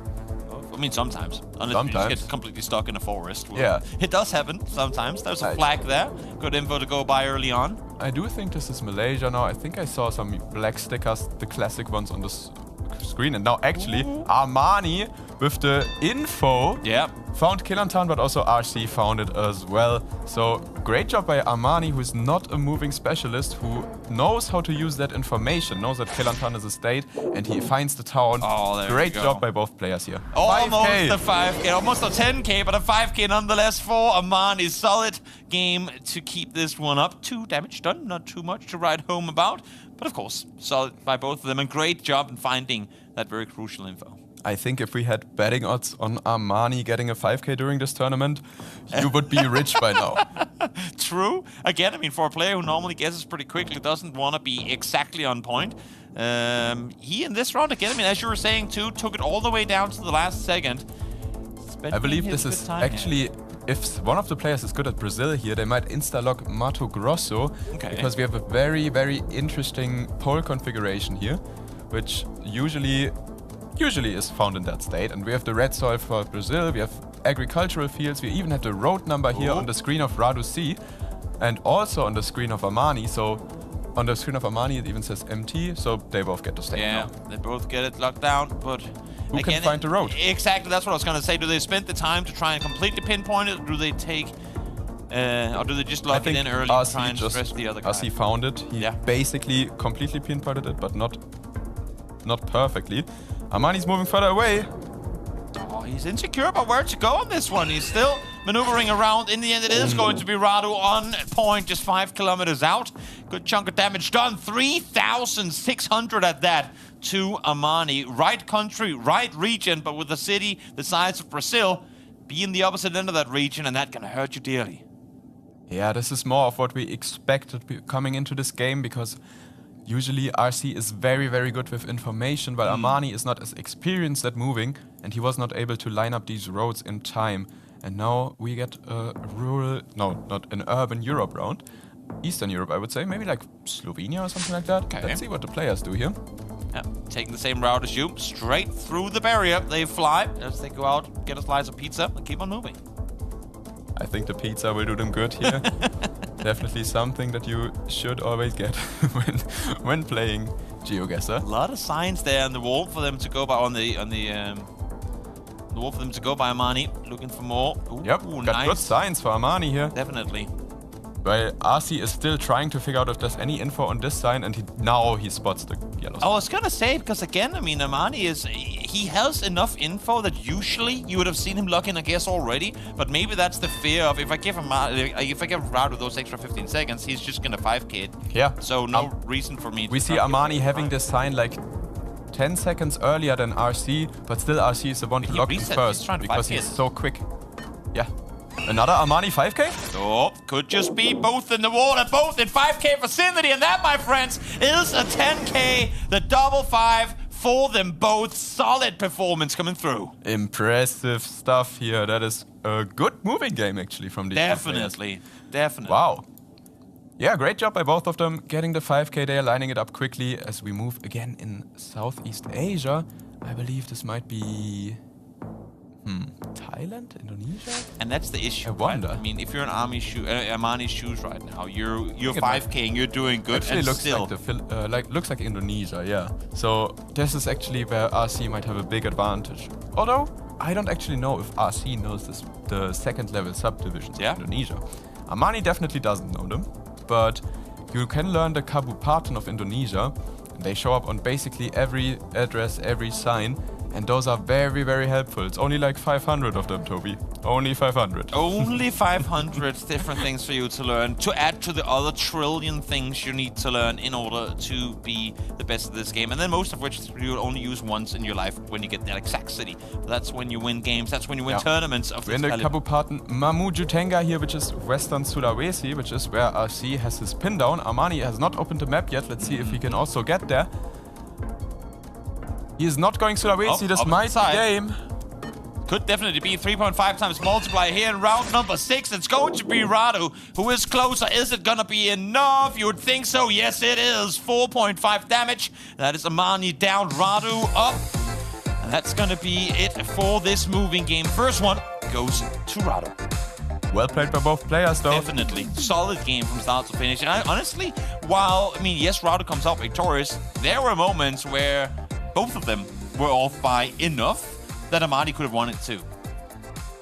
I wouldn't say that. Okay, I don't fair.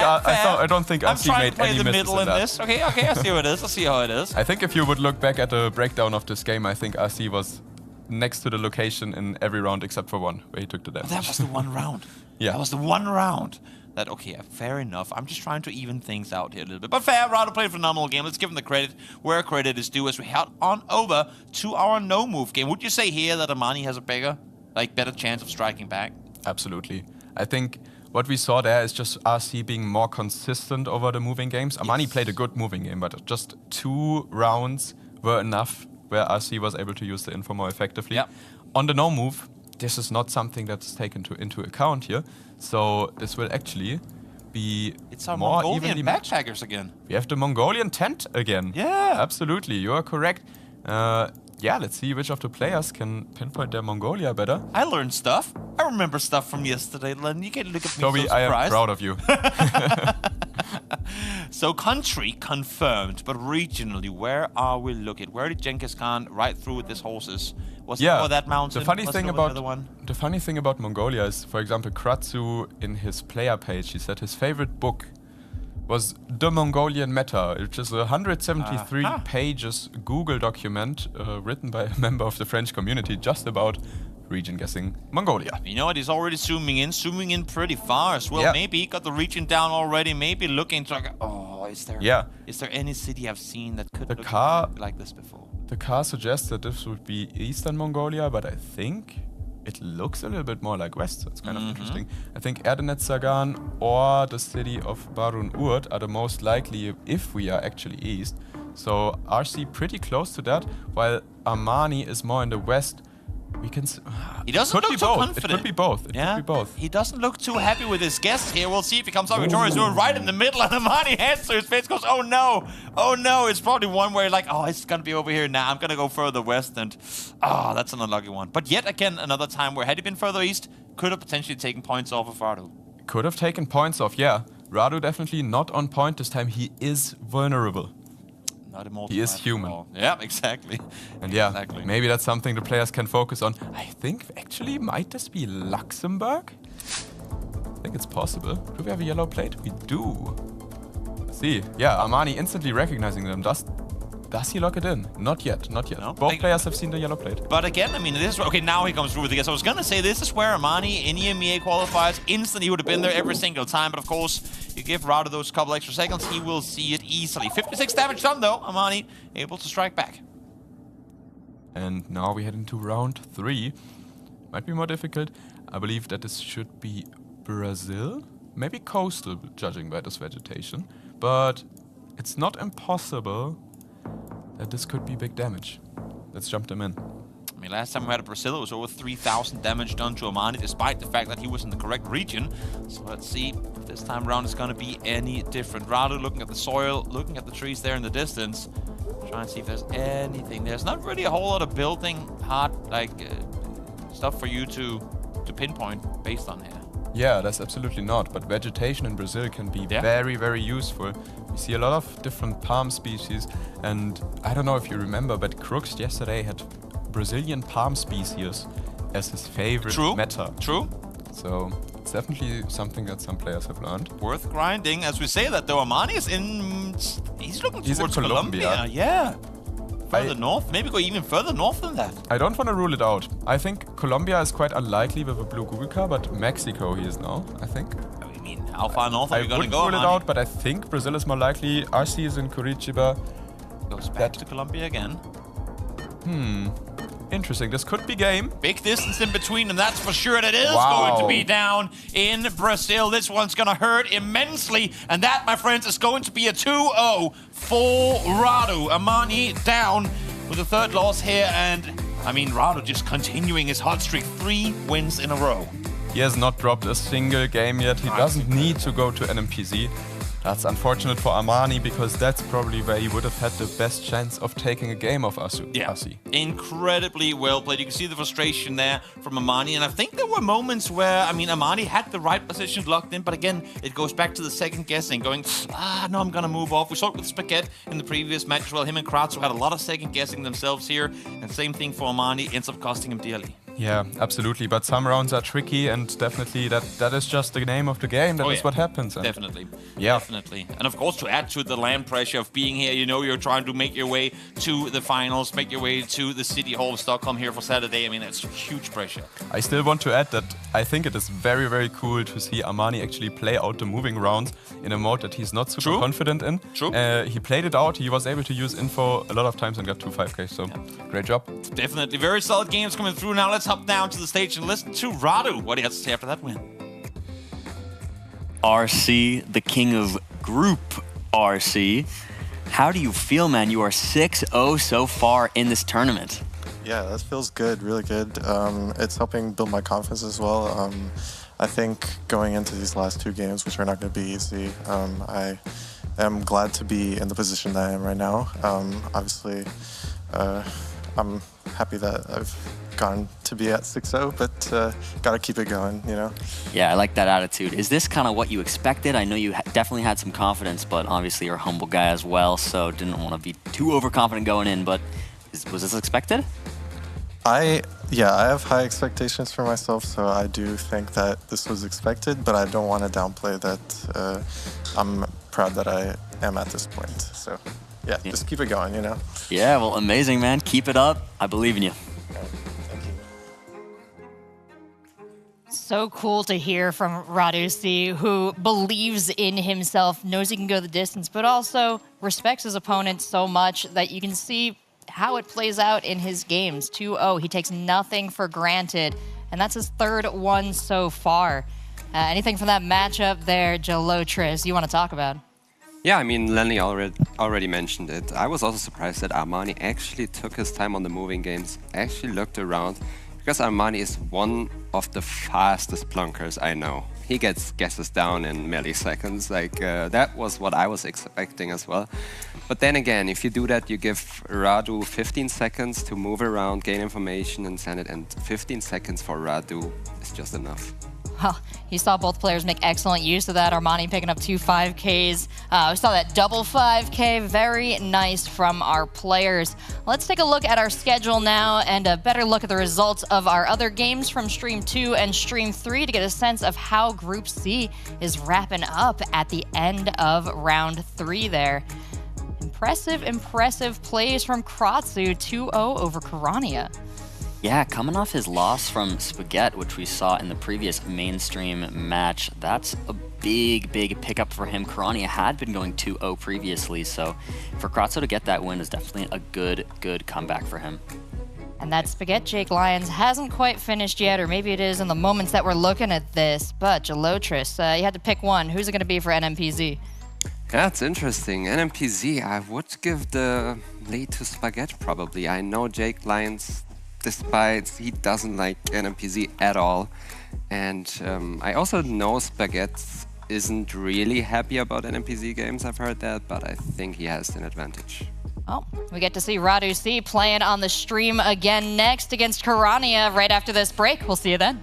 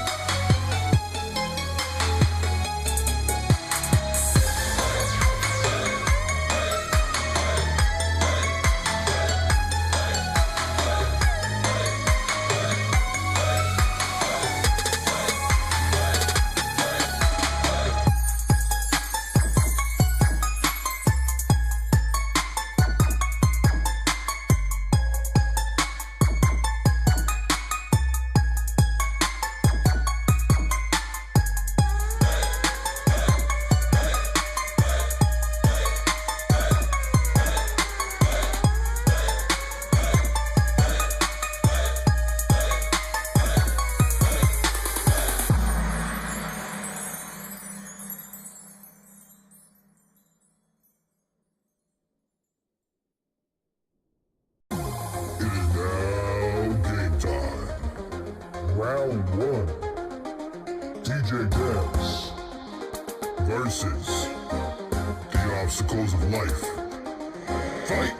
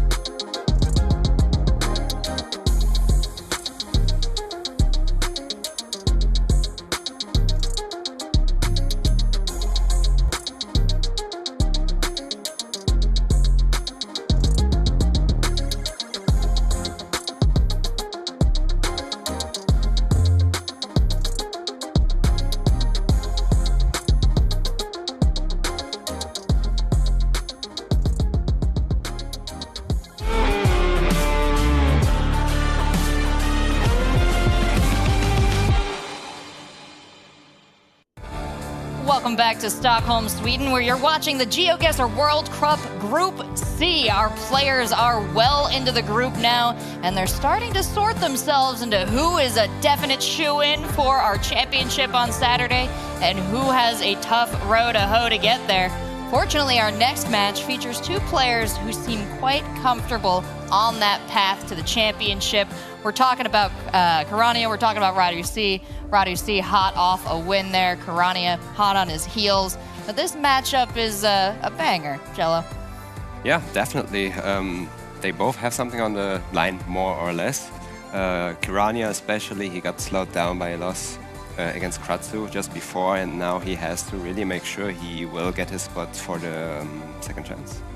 Yeah, definitely. I mean, we have RC who's gone 6-0, and Kirania seemed on that path as well, and could have if he 2-0'd Kratzu there, but ended up getting 0-2'd. Impressive matches that they've shown us so far, but they're really going to need to bring their all for this one. So let's bring out our first player for the match. It's Kirania.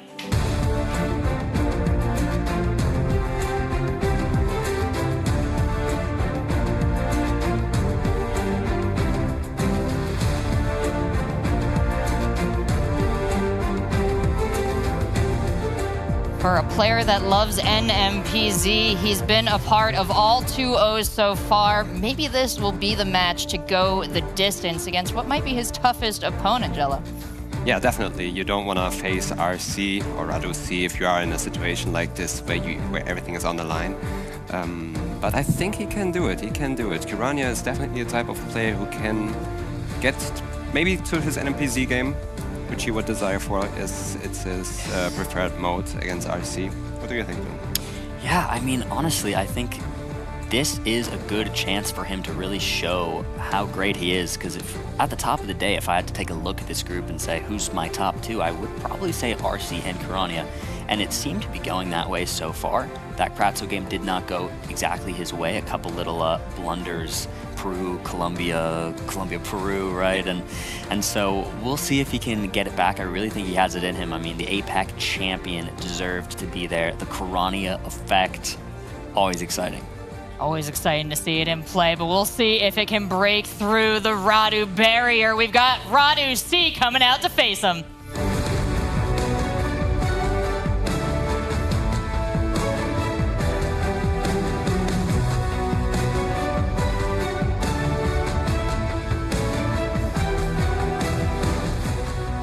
The confidence of this player radiates even through the video. I love that Radu C is coming in ready to win, but as I said before, with full respect for his competition, so plugged into the scene, he knows exactly what he's up against here, Bloom. Yeah, most definitely. I mean, you look at both RC and Kirania, they're both very calm players, actually. I think maybe that's the winning secret. You look at players like Consus, too. all very calm and collected and seem to just destroy the competition. RC, a figurehead of that though, but always with the smile too, kind of like Orlando. They've got a similar vibe. But you know, RC with just those years and years and years of expertise, playing consistently, non-stop that entire time. I mean, you have so many pros who come in and out, you know, play for a year or two, depending on what's going on in the scene. But RC, no matter what, continued with it, and is just why he knows so much about the game consistently. And you put him in almost any competitive scenario and he really shines. Yeah, we see that, you know, especially watching here in the in-person competition, it's more about than just the knowledge. It's about your self-control in the situation, about what you're giving away by choosing quickly or holding back. So really seems to have mastered all aspects of the competition here. And can't wait to see it started. But first, we've got to talk about what's at stake. It's the prize pool, $20,000 going to first place, $50,000 overall. But we said, you know what, that's not enough. How do we add more? Well, folks, let me tell you, you can subscribe here on the Twitch channel, or you can head on over to geoguessr.com and pick up one of our players' custom jerseys. Those purchases will all go towards a prize pool. We're over $5,000 in it right now, and that goes entirely to our first place winner. So subscribe, pick up some sweet new avatar swag, and, well, help grow the scene. But I know what'll help grow the scene. It'll be whatever contribution this incredible match makes to it. So let's hand it on over to Toby and then Lee and get right into it. Kirania versus Radu C. Kirania's chance to stop what has been a train that has been practically unstoppable until now. I know you talked to Radu coming into this game. What did you have to say after this previous match? I think it's gonna be maybe crazy to hear for the people at home, but Radu is currently 6-0 in games. He has not dropped anything, and he says he's not happy with it. He says he was not happy with his performance. Wow.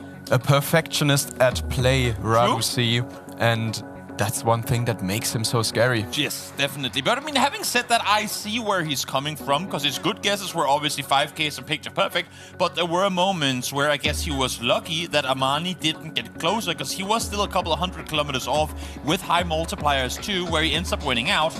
But there are worlds where in that game, in that situation, the better guesser could best even Radu.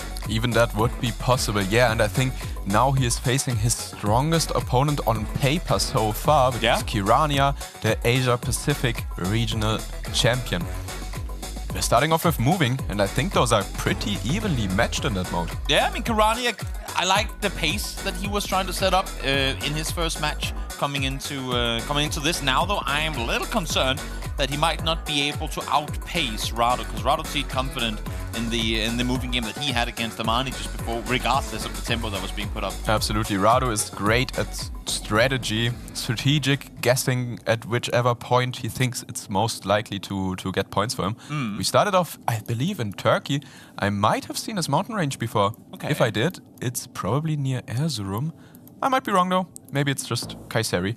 Those are the two areas in Turkey with the most snow coverage. So let's see if one of them insta-locks here, if they think they recognize the mountain range. And I know RC is very good with mountains. What is RC looking for in the sky there? You saw him look up for a second. Is that all copyright? He tried to look at copyright, yeah, because maybe some of these snow coverage areas, although quick lock-in from Kirania, somewhere where I didn't expect it, in Van, and that's where they both are. Wow. Yeah, I mean, again, now he's moving Erzurum. We saw it in Kirania's previous game that he went early on and Radu shifted away from it. And again, that's what I was hoping to maybe see in 700 damage round one as well, where Kirania was able to kind of put the pace up a bit and stress his opponent in the previous match that we saw him in. This time around, you saw Radu go like, oh, I didn't have the time to figure this one out probably. Jumps away from what ended up being the right guess. Maybe that's how you play him. Maybe that's how you best him. That might be possible. We have some striped signposts here in round 2 indicating Peru. Peru is one of Radu's strengths. Or am I wrong? Is this Peru? I think it is. That is one of Radu's strengths. He has practiced Peru a lot, so maybe this might be good for him. Little city name there, but maybe a small mountain is not one that you're gonna have instantly memorized. Little hostel for you to spend the night in as well, after a good evening in this otherwise somewhat remote city. Absolutely, it's some mountainous town. They're looking at political posters here, trying to figure something out, but actually Kirania has found a road sign pointing to some places that he might be able to scan for. Yep. I didn't see what names they were, but Mama Huaye will be difficult to find, while Oh, Radu has locked in, actually. Felt good about the guess. He was scanning the mountain ridges there for a second, and I don't think he saw the city name itself, but definitely a good vibe guess on his part. We'll see Kirani doing the same thing, following the mountain lines here up the side, and it's going to be Radu closer. So he came down from the north, stopped where he was, had he continued just a bit further, he might have seen the city proper, but still a solid return after a pretty good chunk of damage done to him round 1. Absolutely. I think Radu actually had the road sign that pointed towards the different cities here. And now in this round, we are in the Philippines, a country which has a lot of these tuk-tuks. And these tuk-tuks are region specific, so maybe, like you could also call them tricycles. Yeah. Maybe one of the players has learned their tuk-tuks. Otherwise, on moving, you usually go around, search for signs, and try to find a Filipino province, because those are essential moving knowledge for Geoguessr players. Full speed forward they go, sending it down the street. A lot of tuk-tuks being looked at still, as you were saying. Radu's done looking at that. Ooh, Kirania finds a lot of info on the signs there, but now Radu has some on the other side too.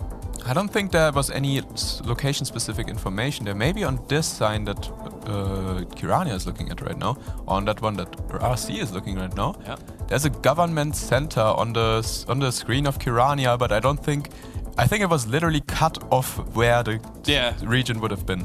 And now RC has found the information, La Union, which is a province of the Philippines, and RC is trying to get there. I don't think he is in the right province right now. I mean, 13 seconds left to play. No reason to put in your guess now, because you're just going to give the opponent extra time that you want. Oh, Kirania is very far away from La Union. This could be big damage for RC, although he's not in the right province.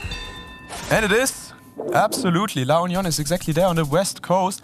RC did not memorize it correctly, but Kirania didn't find the information at all. Massive damage coming through, almost 3,000 at that, putting Kirania in a tough spot here early on. We're only now headed into round 4, and he's already at under half health. But again, looking at RC right now, you can tell he's not happy with this guess. He is a perfectionist. He just did 3k damage, but he's like, oh, I should have known exactly where that was. I mean, you could have won the game had he been on point with that one, or at least gotten maybe close there. Yeah, closer. But yeah. This one is New Zealand. Let's see if maybe Kirania, he needs a bounce back here. Maybe he can find some good information on this New Zealand round. Close to home turf, but not quite there. We'll see who gets the upper hand. New Zealand can be told here by the bollards, which are definitely the roadside sticks, basically. And with this configuration, they are only found in New Zealand. Both zooming down the road now, trying to find any information they can. Radu's going down on the eastern side. They're going to lock in the guess pretty quickly here as well. All the way out onto the mountain on the southeast side is Kirania. Big difference from them as well, as they're now slowly getting closer to one another. Kirania saw a vineyard. Vineyards are pretty common in this area where he's guessing, but no, it is very much more south. Both off by quite a margin. You can see the smile on his face from Radu, because yes, you won the round, but going back to what you were saying before, Lendy, again, I mean, off by quite a margin. Yeah, that is true, but still in a very good position here, Radu, to take this moving game. True. Maybe he can do it on this one. We have yellow rear plates and a lot of info. Some white front plates again. So we're in Peterhead, actually. If the players know where Peterhead is, then they can lock that in instantly. It's somewhere in the United Kingdom. I have heard of this town before, but I wouldn't know where exactly it is. Oh, no one having the map open instantly should tell me that no one knows exactly where this location is. We see some coastline though here, interestingly enough. Harbour City. It's definitely good to line this up. I think with this information, I would already go into the map, but the players are still looking for further information. That's the issue sometimes, right? You reach a point where it's like information overload. You just want to keep finding stuff to completely lock down, but sometimes going for the early, I guess, trying to stress your opponent a bit with it too can help even more. Peterhead locked in, Radu finds it very quickly there, and now it's on Kirania to try and find it too. It's We're actually on the very northern tip of Scotland. You gotta go further north, my friend Kirania. This could be game if you lock in on Hull. I think this will be game. I don't think Kirania is gonna change his guess, and no. It is not. Radu saw it. Great map there for him to lock it in, and that is going to be him once again out victorious. I think Kirania might be maybe he didn't have the right strategy in this specific round, because he had the town name instantly and he had coast, so he could have scanned for this town earlier. I like the rounds where Kirania tried to put up the pace a bit, but again, I mean, when the rounds were as difficult as they turned out to be here, it's just, I think, too big a risk to try and stretch your opponent if you're not even sure about the guess yourself. Also, the one big hit that Kirania landed was in round 1, so not on multipliers, which did not tickle Radu just as much. Exactly. Well, now we're heading into round number 2. No move is the place to be. Kirania, of course, a pretty damn good no-move player. But can we take it to Radu, who so far has not dropped a single game in the entire tournament? I think Radu is actually his favorite mode is no move. Yeah, exactly. So this is actually really tough. Losing the moving game against RC puts you in a rough spot because you have to win this no move game now to have any chance of beating the giant. Yeah, exactly. And again, round 1 we get some snow. Oh, beautiful. This map loves the snow, I think, but I mean, don't we all? Yeah. It looks beautiful. Let's see what the players think here. Actually, I believe that this should be somewhere in the United States, maybe even. Looked like there was a Canadian and a Norwegian flag down there, so good luck, have fun. Somewhere in between. Yeah, somewhere in between, exactly. That's what you gotta go for here. RC's looking at the plate, maybe trying to recognize if it's a state-specific license plate in the US. Oh, Salt Lake City. Salt Lake City. Yeah. I can see it. It's definitely like some ski resorty area. Quick look, RC is very good at the United States. See anything on the signs there on the left side? Maybe he reads a ski resort, a big city, something to it. He is in Utah as well. I think it doesn't say anything, but yeah, great guess by RC. Basically the right ski resort. Yeah. Not quite, but almost. 700 damage round 1 for Kirania. This is a tough start to a game you need to win in order to come out victorious here. Absolutely. And this no moving round might be kind of tricky as well. We have very faded road lines. Oh my god. These road lines are a bit thick. That kind of reminds me that this could potentially be, and I'm not sure here, right? I'm not sure here, but this could potentially be Romania. I like it when you're not sure, because that means maybe they're not sure either. But yeah, it's somewhere in Europe probably. And the players will, I think we might see different countries here. I'm not sure. Yeah. For the sake of zooming in for copyright again. Hopefully this could be a good game for him. A good round, that is. Again, you want to turn this one around. You want to get the momentum going your way. There are some, seemingly painted signs on the rocks there on the right side. You can see he's looking at it too, but clearly not the info that he was looking for. Some text down on the tractors themselves, but not really useful there either. I mean, I don't know what this is. The square poles don't really match up with anything in Europe that looks like this. So maybe you go with the road lines, which are a bit thicker, which are Romanian. So that could be a shout here. RC is rocking the Romanian glasses on his avatar because he is partly Romanian. He has both citizenships. So, and he's zooming into Romania. Where's Kirania at? Didn't see it on his screen. I think they're both in Romania. Both in the same vicinity. They're going to log it in. They are, in fact, both correct. Great guess by both of them. Nice Romanian guess on their part. Still, though, it's Radu out victorious. No damage done to him so far as we head into round number 3. Round number 3 might put us again in the Philippines. We again have like, this is maybe not that kind of a tricycle, but we have English, which is kind of rare in most Southeast Asian countries. In the Philippines, it's quite common. Let's see who can region guess the Philippines, which are notoriously hard to region guess no moving. Got a lot of open fields. Instantly looking for the mark in the top, looking into the sky for any copyright that could maybe indicate the area. I think it's possible to line up the mountain ridges here, potentially. Yeah. We also have a lot of rice grown, if I see that correctly. It might be a rice field. I'm not 100% sure, but that is more common in some areas, which are, well, unluckily, mostly maximum north or maximum south of the Philippines. Ooh. But yeah, let's see. We get a Kirania zoom in into Luzon, which is the northern island of the Philippines. And RC has not opened this map yet. First of a couple. I mean, we've only really seen it happen once earlier in this matchup where it's Kirania that locks in his guess first. So let's see if Radu is in any way, shape, or form stressed with it. Doesn't seem like it. Very different guess, though. Very different guess. He's hedging. He's hedging it, and it's going to be Kirania to win it. So maybe this is the way to come out victorious. Half health done off Radu in a single round, and you saw the pressure there. He wanted that couple extra seconds. He had to hedge in the end. He wasn't sure. That was a great guess by Kirania. Definitely. Because as I said, the Philippines is super, super hard to region guess, and a landscape like this makes sense to be on the North Island, but it could Yeah. also be South, and RC wasn't confident. An update from another match going on as well right now. Kratzu has just 2-0'd Jake Lyons. Wow. For those of you guys have been watching that massive matchup there between the two. And Kratzu, off of losing the previous game, we had him on stream here, finally able to turn that one around and take out Jake Lyons. As we move into a round with a lot of flags. What kind of flags are these, Toby? The wrong ones. The wrong ones. Toby's still looking for his Denmark round on stream, but They had it yesterday, and I wasn't even there. You know, I'm not you weren't cast. I'll get it eventually, and it'll be great. It'll happen eventually. But in the meantime, we'll head to Sweden. You know what? We're already here. Everyone that is on screen right now is here as well. And Gotland guess maybe. Very cheeky, specific. Cheeky Gotland guess from Piranha. Piranha. I mean, he's trying to line it up, Yeah. seeing if it makes sense or not. And I think if he doesn't find anything that lines up, he will just move back somewhere else. But yeah. Maybe he's been there. Maybe he's spent summer on the beaches of Gotland. Maybe not. I think that's a popular tourist destination for all It is. Probably not Australians, for- I was right? going to say for Australians, maybe not so much.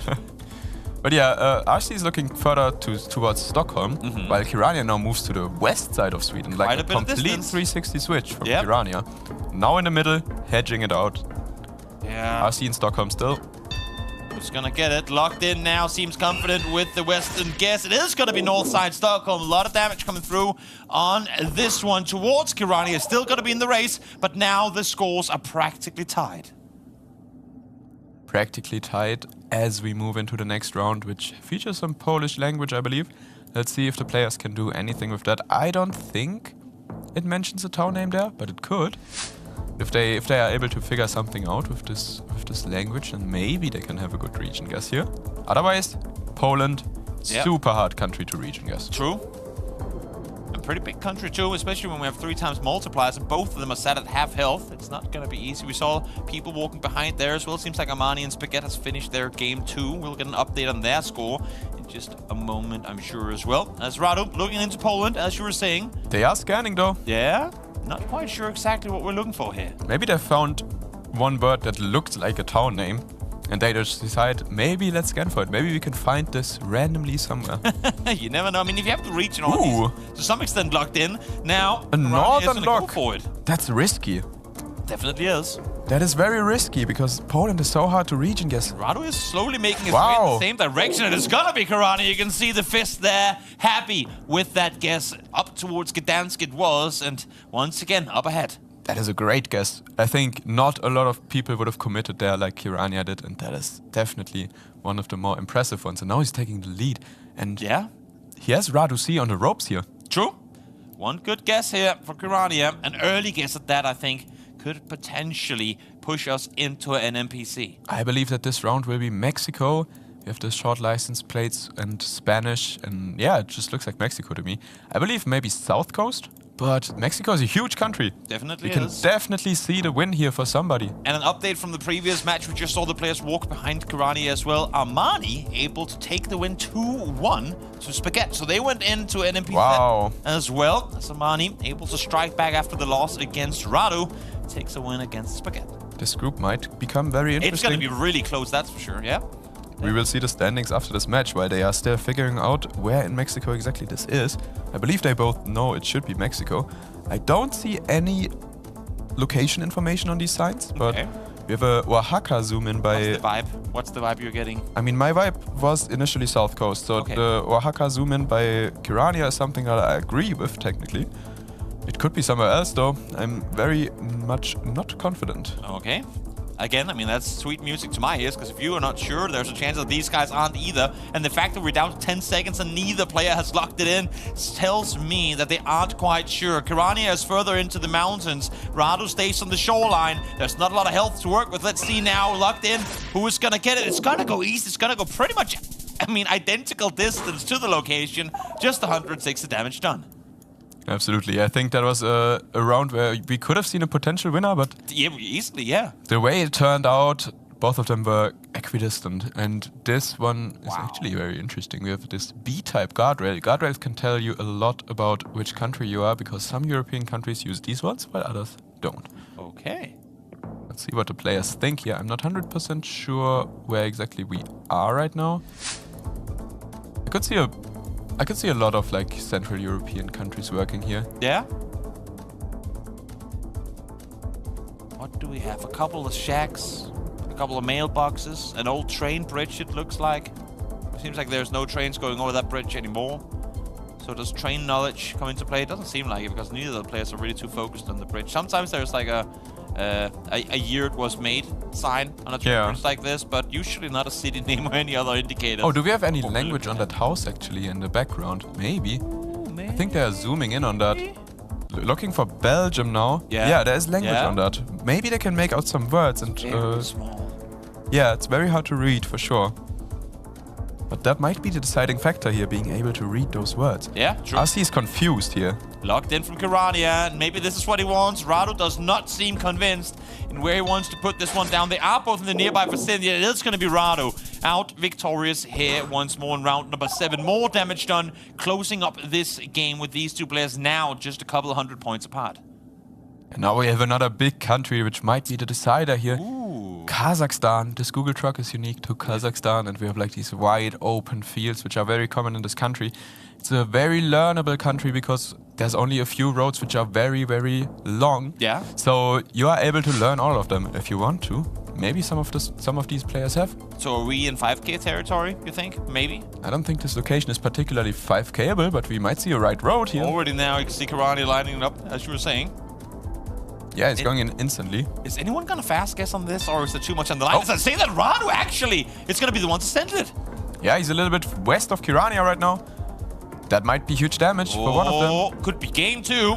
4.5 times multipliers. Kirania is getting closer and closer to where Radu is. It's gonna be further east.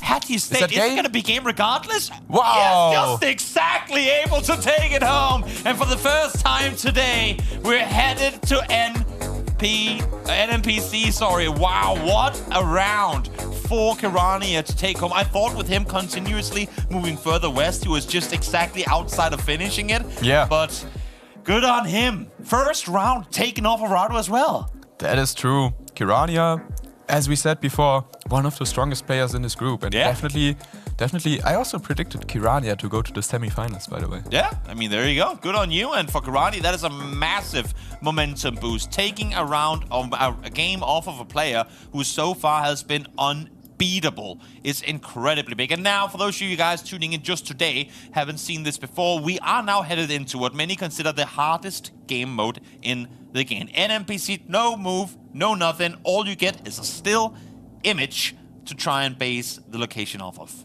You know what? Let's get it started. Let's get it started. Let's get into it. Let's look at the first round that the players have to figure out here.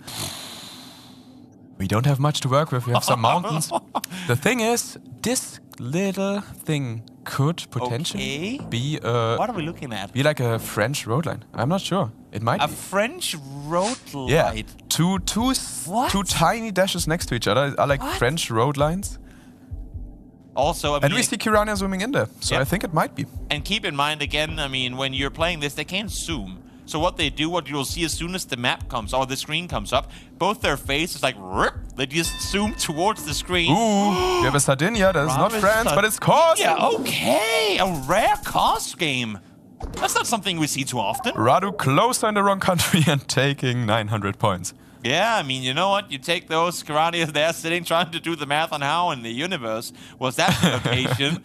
Tricky one at that, though. And of course, I mean, when we are in these NMP set games, more often you'll see guesses that are further apart from one another because you have no way of obtaining info that isn't literally what you see right here. That was kind of lucky for RC. He didn't recognize the French road line, but he got close because he region guessed the landscape basically, while Kirania just went for the country of France. And now we have RC's strength here. These little yellow and black thingies on the guardrail, they are unique to Peru. One of the best countries of Radu. Unique to Peru, but Peru, one of the longer countries in the world. Like a map that can definitely take points off of you if you get the region wrong. We see a big difference in guesses here. RC max north, while Kirania is just near Lima. Oh! Wow! It's 8 kilometers off Radu. That's insane. And it didn't even take time to pinpoint the road exactly. That's Radu doing Radu things in Peru. I know it firsthand.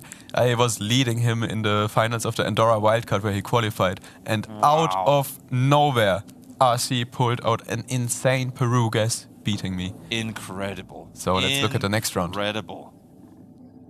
Also interesting. We have a big city. I think it might be Turkey, but I'm not 100% sure. I'm getting a Turkey vibe from this. I can see what you're saying. I mean, let's see what the players think here. I think the houses look vaguely Turkish, but on NMPZ, yeah, Kirania is in there. Definitely. Let's see what Radu C thinks. And this is where mentally just go, if I could just zoom in. Kirania instantly hops to Istanbul. Not so mountainous. I feel like Istanbul is a little bit more big hills than where Kirania is currently looking.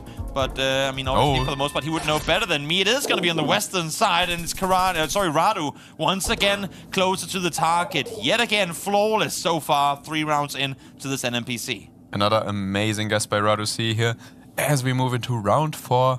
And we got some Japan. Japan? Yeah. Nice one, Toby. Yeah, I saw that. You got it. I vibed Japan on this one. It's very much Japanese architecture. Let's see what the players can do with this.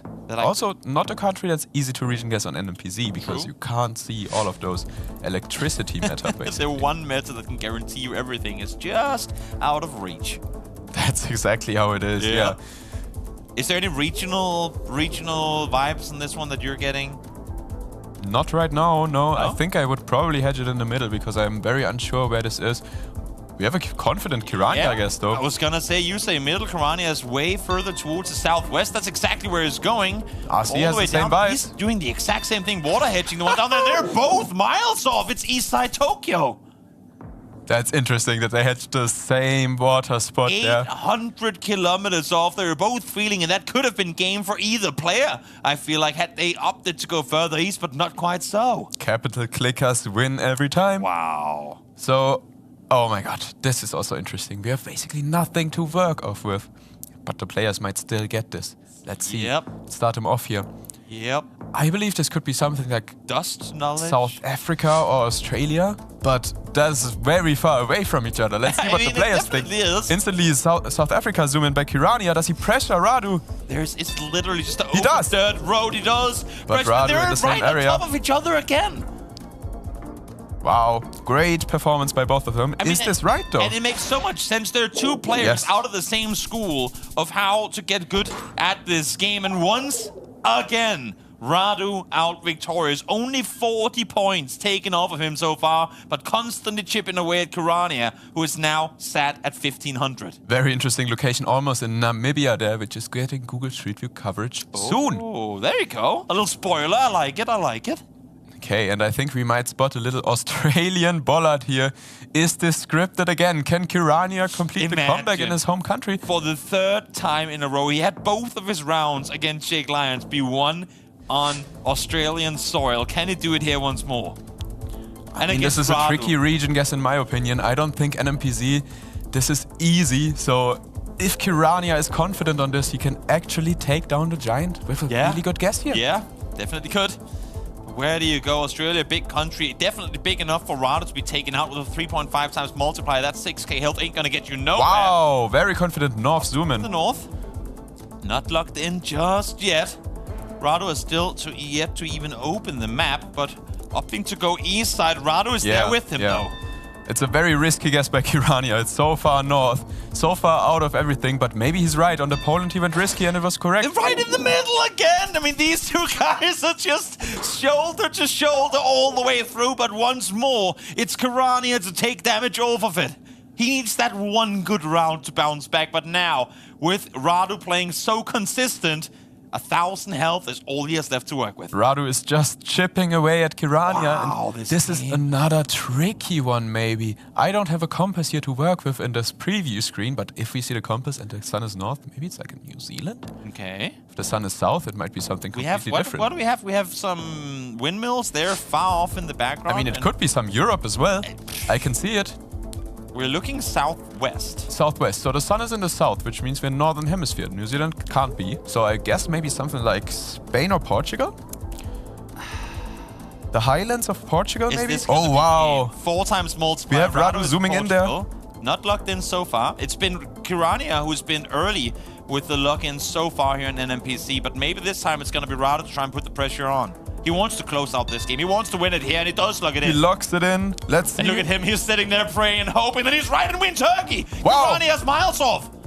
I mean, I don't know what it is. It might be Turkey. This is 100% gonna be game, and it is going to be Spain. And that is Radu out victorious. It took him 3 rounds this time around, but the win comes through nonetheless. Radu unbeaten so far yet again. Look at the relief on his face. He's saying, let's go. That was a tough fought battle. Kirania with a great performance as well. And I think Definitely.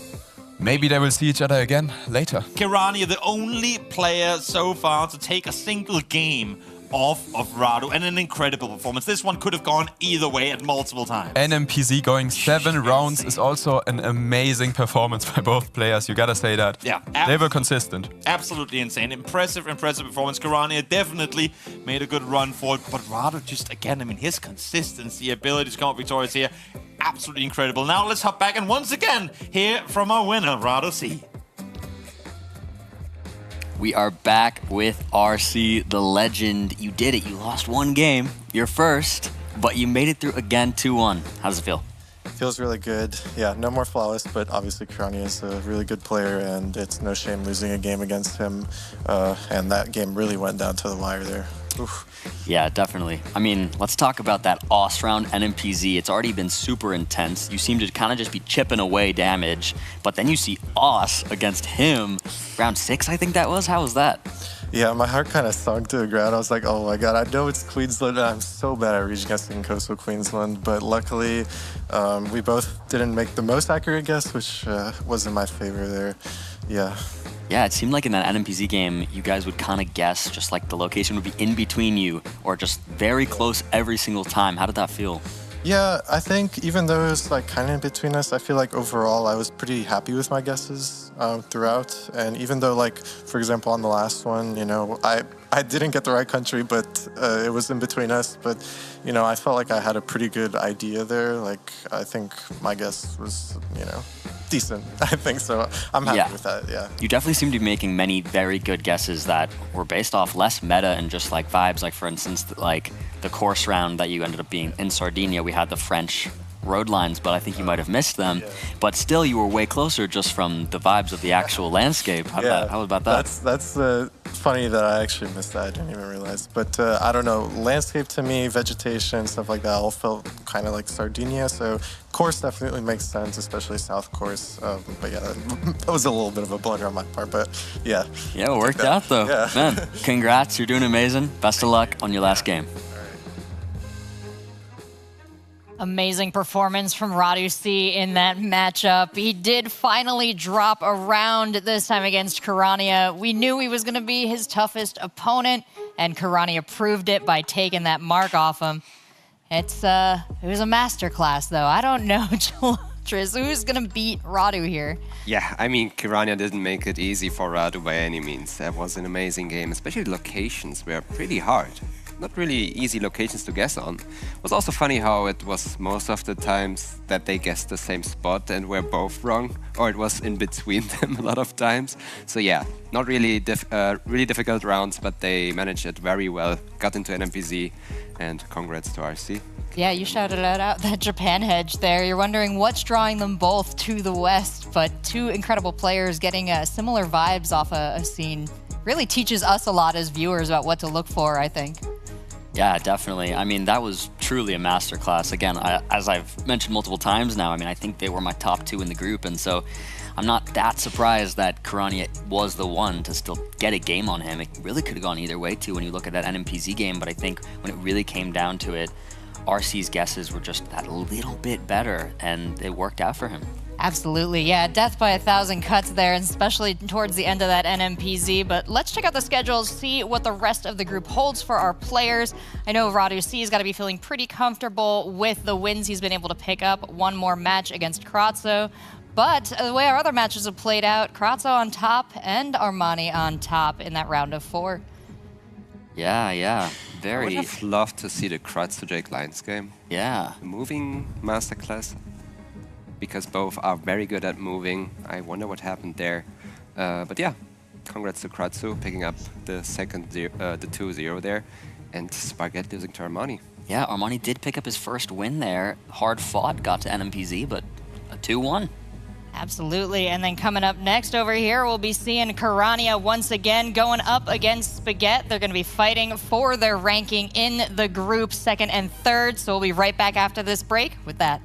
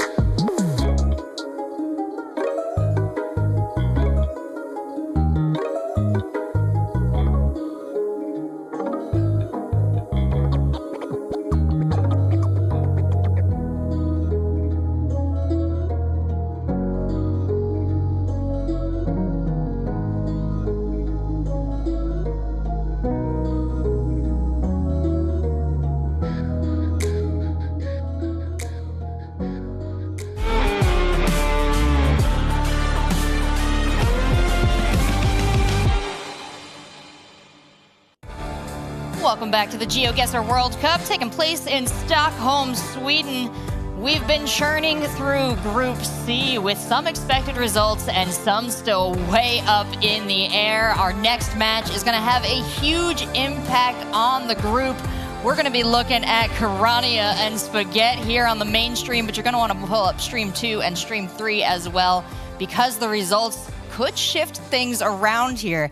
As it stands, Kirania looking pretty good in that second place position, but with Spaghetti so close behind and the opportunity for, what are those called? Not the full-on points, the indicators. That's really going to separate our players out in Group C because skills are so closely matched, Gelotris. Yes, they are. Yes, they are. And that's also what makes me surprised. Like, we underappreciate how good Radu is. Because in a game like Geoguessr, anything can happen, and he goes in here and wins almost every game. That's really impressive. But on this matchup, yeah, Spaghetti can take away the lead from Kirania. Yeah, a tough place to be in. We got a Kratzo in second. RC's pretty much fully secured first place, but this exact match will decide who is in third, and if Kirania wins, there's a chance he could take second, depending, and Kratzo could be third. So we will see. Thank you. They're putting the group information up. I'm the host. I can't do math, but gentlemen, either of you, we can do this full breakdown here. It's got to be a 2-0 from Spaghetti if he's going to try and shift this as well. Kirania, if he wants to make that jump to second, needs the same. Yes, definitely. So a lot on the line here. Really, every single round in these games will mean so much for them. Yeah, taking a look at that, knowing the pressure that's on, having been in similar high-pressure situations, Gelotris, any insight into what a Geoguessr might be really stressing about as they sit down for this match? I mean, me, myself, I was never too nervous. I just tried doing my best, really. And I thought if I'm stressing myself, I'm only going to give myself a disadvantage. So it's not really an advice you can give someone because everyone works differently. But yeah, I think that's the way to go. Absolutely. I hope our two players can absorb some of that advice, or at least vibe-wise across the studio here, because they are all set to play. So let's bring out our first Kirania.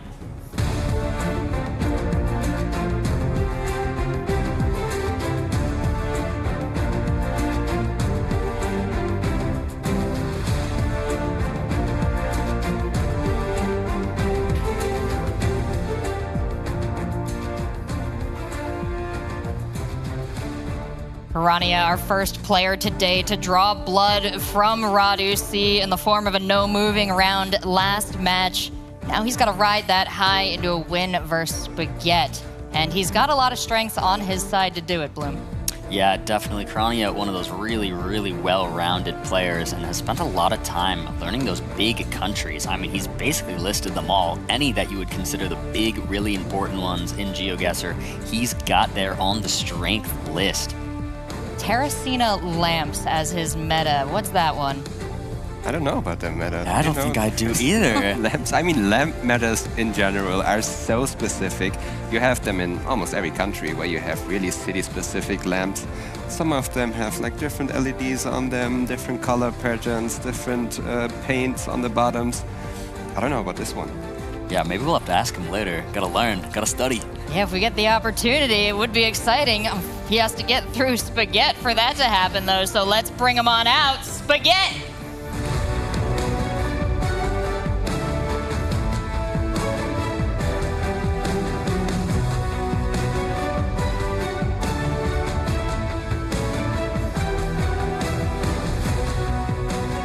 Easy choice for me, one of my favorite gamer tags in this competition. Spaghetti, love to read it, love to scream it around the room, but is he going to hear his name yelled in the City Hall of Stockholm?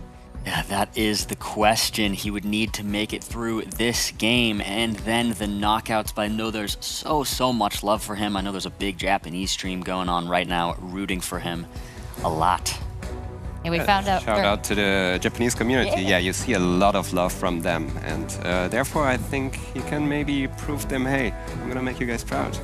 I think his hat is a bit of a tribute to other Japanese players, the Japanese community. Love the penguin, love to see it. Shout out Daigo. Daigo merch, represent. Well, we've got a lot of love for both of these players here on the desk. If you're watching and you've got love for one or both of them, let them hear it in chat. Maybe also, Bloom, some other things our viewers could do to potentially pump up this game. That's true. They could increase the prize pool by subbing on Twitch or buying some of those in-game player jerseys. I mean, guys, any primers? And it's September? September, true. It is September. It is September. Guys, get them in. They go directly to the prize pool. All right, guys. Well, you know who's not getting any part of that prize pool. It's our casters. They just get the fun of the games. Let's send it on over to them, because this one's definitely a fun one.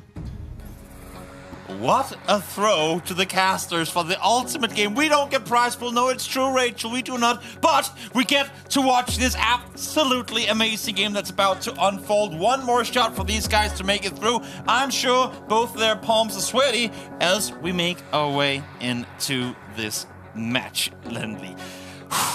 It's a deciding match for who gets the knockout spot. Yeah. I mean, in Group C. The desk broke it down, but let's say it again here. Spaghetti has a chance to make it through, but the only way that happens is if he 2-0s Kirania. Kirania, just as the only player so far, took a round off of Radu, so he's coming in arguably as hot as you can, almost winning against Radu too, because that last NPC could have gone both ways. Absolutely. Does Spaghetti have it in him to turn this one around? Or is Kirania locked in? I know he can. I think this will be an exciting game. And we are starting off with Move. I think both of these players are also kind of evenly matched in this moving format. Let's see what round they get. I mean, first, Kirania so far has played it pretty quickly, but what do we see here on our screens to kick things off? I mean, we have a lamp. Ooh, a lamp. Don't think it's a Teresina lamp. Those would be orange. But talk to me about the Teresina lamps for a second, Lynn. No, Teresina is one city in Brazil, I think in the state of Piauí, and they have orange lamps. So that's basically it. That's the meta. So these posts should be Romanian, not very Brazilian. No. And maybe the sticker actually tells us the region is northwestern Romania. Let's start them off. Let's get them going. Let's get this game underway. The final game of Group C. The final match to determine which of these two players will make their way through to the knockout stage. Quite exciting scenes here. Although this first round might not be that much damage because I think they both know their poles. But yeah, who gets to info first? Wow, very quick movement there on the left by Kirania. Full speed, sending it forward. Got a lot of urban, posters, different ads and whatnot, but no big street signs, no big indicators of the exact location is. And again, Kirania played a pretty quick game against Radu, but here, taking his time. This might be good info coming up for Spaghetti. Yes. These signs usually have a address on them, and yeah, they do, Bucuresti. So, I mean, you can go Bucharest, but he doesn't. I think he found a different town name on that as well. While, oh yeah, actually Kirania also has good information here, Juden to Cluj. So yeah, I think, both got it. Ooh, quick almost switch. right on point. Yeah, exactly. Spaghetti last minute, or last second, I should say, reaction there. Yeah. Is gonna save him, gonna give him an early 90-point lead. As we move into the police car, exactly. Wee indeed in Nigeria. Let's start them off here in round number 2. I think this might be Abakaliki. I'm calling the city. Oh, okay. You know might not be right. No, I mean, now you have to full commit. Amuldun Ileogbo is actually the small city where we are, but maybe it's still the same area. You went all in. We'll see how this one pans out as the two players are going to pan and zoom and move around and try and figure out exactly what info they can get to help them pinpoint this location. Neither player with 30 seconds left to play have opened up the map yet. Obviously, they're going to be well aware of the country we're in, but exactly the location. Osokbo Ivo, it says here, which is actually not where I called out. Unlucky. Happens to the best of us. But yeah, Spaghetti found it, locked it in, and now Evo branch Osun State. Yeah, I think that's enough info for Kirania to respond here. Yeah. He found Osun State, and yep, both of them close. Solid beginning to this one. Just a kilometer between them. It's going to amount to 6 points total damage. As, again, I mean, Spaghetti able to maintain his lead while it's a small one for now. So far, at least the mental game is working his way 2 rounds in a row. This round actually looks very similar to one we had yesterday, I believe, which was in far northeastern Canada. Maybe the players will recognize that. I don't know. Let's jump them in here. But yeah, I think we saw a game on a very similar location to this, and it was all the way up in Labrador. But yeah, let's see what the players do here. It says Goose Bay on that sign, so Goose Bay is a town, and instantly recognized by Spaghetti. Kirania, 15 seconds. Can he respond here? Does he have the region down? Country should be locked in already, but he's on again. Oh, West! This is game! This is gonna be huge. It's definitely gonna be game if he commits to it. Wow! Indeed it is. Spaghetti locked it in instantly. You can see his reaction off of Kirania's guess too. And just like that, first round goes to Spaghetti. What a game. The casual thumbs up like, bro, I saw the city. It was pretty straightforward. I mean, there was the city, there's a Goose Bay. I just, you know, pretty straightforward. In the meantime now, Kirania, we talked to him in the break. He said, he looked confident saying, I just need one round. I just need one round. But now that just one round is that much further away, because now it's do or die time. It's safe to say that the winner of this no-move game will qualify for the next round. I think this kind of reverses the situation of pressure here. I think Spaghetti was feeling the pressure beforehand. Yes. Now Kirania needs to get this one. Wow. Also, Toby, what do you think? Happy Valley Goose Bay. Isn't that one of the best names? Yeah, I mean, not if you're Kirania. You hate that location forever. Yeah, I think Kirania won't like to hear that name again. But yeah, let's get them started in the no-move game. No move. Kirania took a no move against Radu. He's coming in hot in this game mode, but Spaghetti just full-on capsized his ship with the east side Canada guess to his west side loss. This is actually a very interesting location, pretty mountainous. I got this feeling that we might actually be in Andorra here, which is where I played a wildcard tournament a few months ago. Not too long ago, yeah, exactly. I'm not 100% sure though, but that's kind of what my What do you have to go was. off outside of vibe? Do you have anything, like any concretes can use the chevron here at all? There's a lot of fall coverage in Andorra, so the Google car drove there during fall, and as they zoom in on this guardrail, it looks like that's a yellow reflector, which is common in Spain and Andorra. Oh. So we see a Spain guess by Spaghetti so far. Maybe he will adjust though, because I don't think this would be Spain, to be honest. He's up in the direction. He's going further and further towards Andorra. Kirania. If you don't spot the yellow reflector though, then now he spots it. Now he spots it. I think now he might get a better vibe here.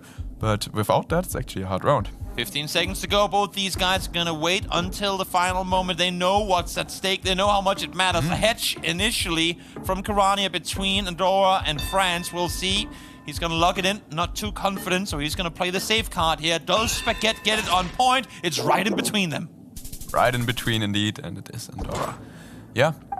Kirania, I think, didn't trust that reflector. No. But let's see at the next round what it brings. So this is what we get. We get these very interesting polls. I'm actually not 100% sure what this is. These polls are not very... I don't think they make much sense for what I think this location is. Okay. Well, let's go. Let's get it underway. Let's see if the players can make sense of this area that we cannot. I have a lot of banana plants. I was thinking that this could be either like, I don't know, Malaysia or like Ecuador, which is very far apart from each other. Definitely. We've seen rounds be won and lost in round 2 before, and again, to underline it, the importance of this game, even if Spaghetti ends up winning a 2-1, because Kirania had a round 1 against him, he would lose. So Spaghetti needs to 2-0 this. He needs to win right here if he wants to make it through to, or have a chance, I should say, to make it through to the finals. I mean, if he beats Kirania 2-0, he's guaranteed to be in the knockout stages, as far as I know. So that would be great for him. But this is a tricky round. We see Kirania zooming in vaguely towards Ecuador and Kolu. A quick update, of course. While this is going on, other games are going on too. And Amani has just 2-0'd Jake Lyons in their final game. Big comeback for Amani. Ooh, we see 2 Brazil guesses because the polls look more Brazilian. I don't know when Brazil this would be, though. Ooh, locked in for Kirania. He's back in Ecuador, I think. Bouncing back and forth as much as Colombia. It is going to be far northwest, but is it going to be enough or anywhere close to game? No, we're still early games. Toby, don't do this to yourself. It's still early days. Still early days, but massive damage coming in. Spaghetti 2,218 points away from elimination. Huge round there and great switch by Kirania because you saw he was in Brazil first. And then he switched to Colombia, locked it in. Yep.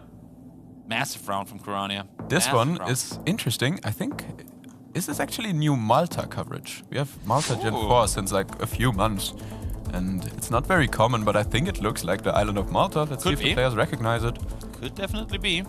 You also have a coastline here to work with. Maybe we could even see a 5K with this lighthouse. Imagine a win, regardless of which of the two gets it. A 5K Malta win to bring it home, to bring home qualification.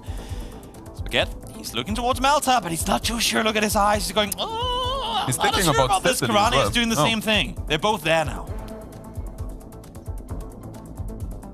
When it's new knowledge, when it's new coverage, it's not as cerebral. You haven't replayed it time and time and time again as you have with many of the other locations.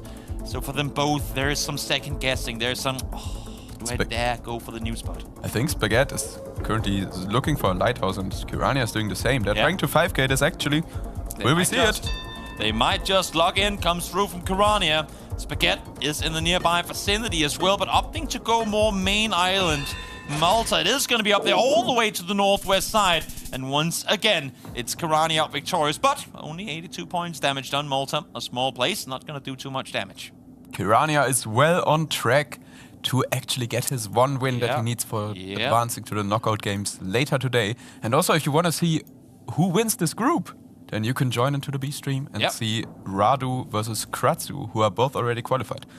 As we move into this round, which I believe is Spanish, I think the houses look very Spanish and the Poles should check out with that. We even have some cacti here and stone walls. Nice football pitch. Lost on a Spain game against Radu previously in the NMPC where he went Turkey and Radu went Portugal, and it was in fact Spain. So maybe, should this be Spain, that would be a place that you would want to get locked in this time around.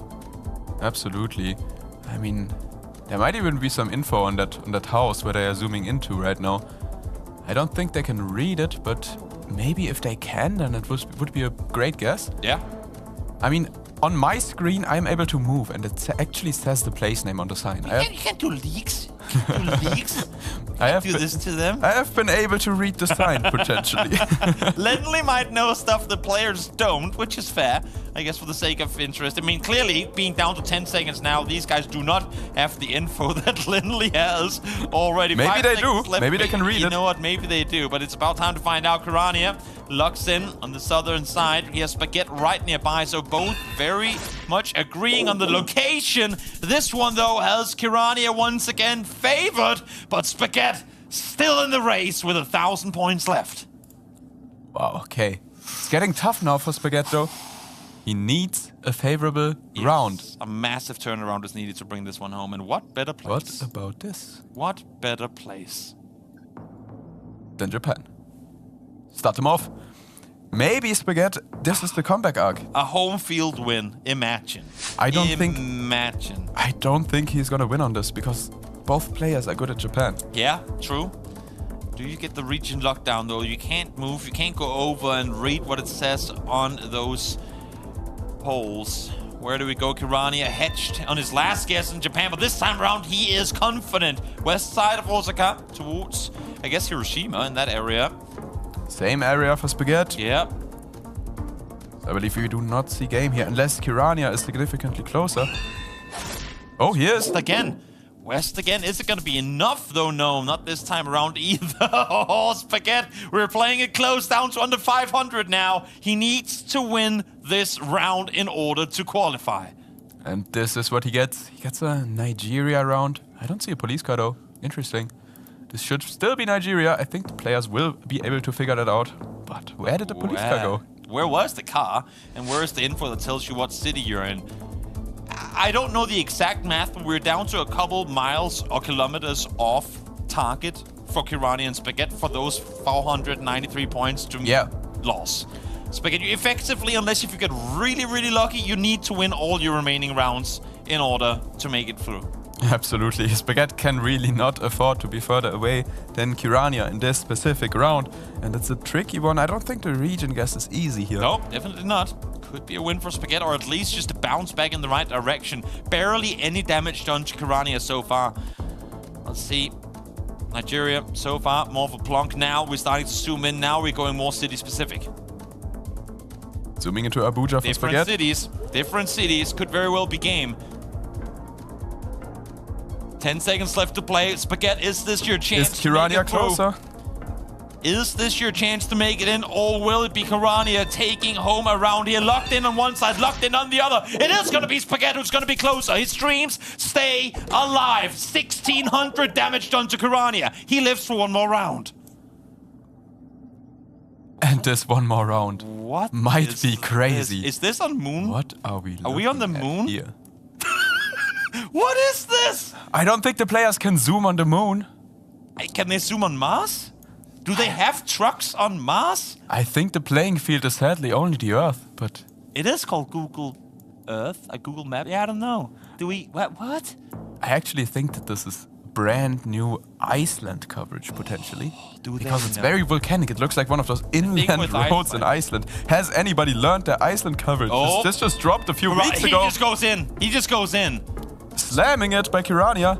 Does he know the few weeks old coverage of Iceland? He's Can he going take there the win? too, but distance is far enough that it could potentially be big. Let's see, 4 times multiplier. He's going dead center. Who's going to win it? It is going to be Kirania. Is it going to be enough damage, though, to take it home? I believe it might just be, and yes, there you have Wow. it. Kirania ties things up, and we're headed into NMPC.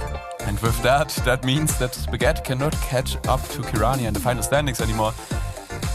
I think he still wants to win this NMPC game, though. Of course, it's a huge testament. I mean, you're playing in the World Cup. He wanted to win that one. It was close. You can see the claps, the salutes for his opponent, in this case, Kirania, making his way on through. He knows that it's tough one, but again, I mean, you can still take the game. You can still best the only player to take rounds off of Rado. And also, Toby, I'm just happy we get to see another NMPC. Of course, it's amazing.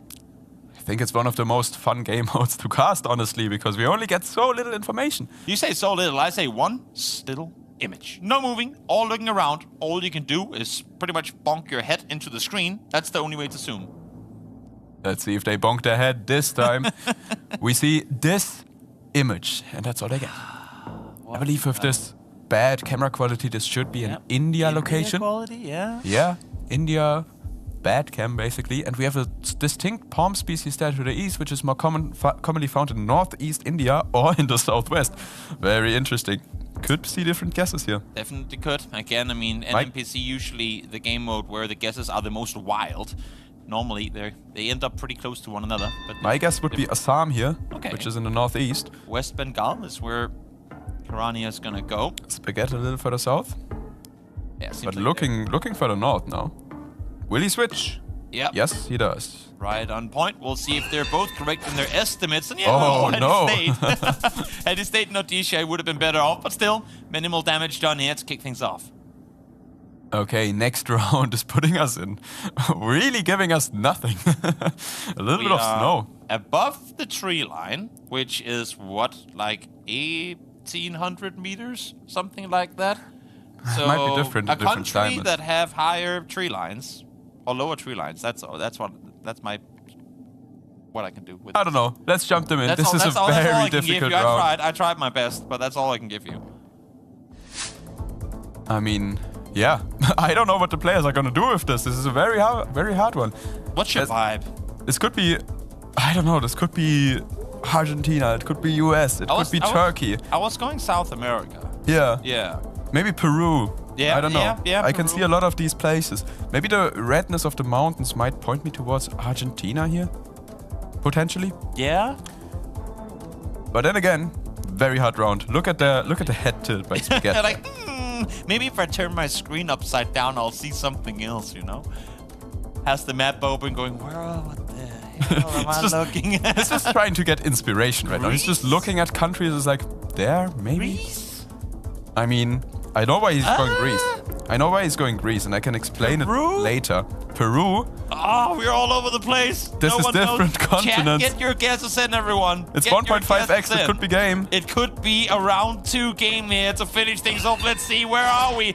It is going to be Southside Chile. As a matter of fact, a single point for Spaghetti. And I think both these players just have to laugh that one off because that was a tricky, tricky round. That was tricky indeed, and I know exactly why Spaghetti went for Grease.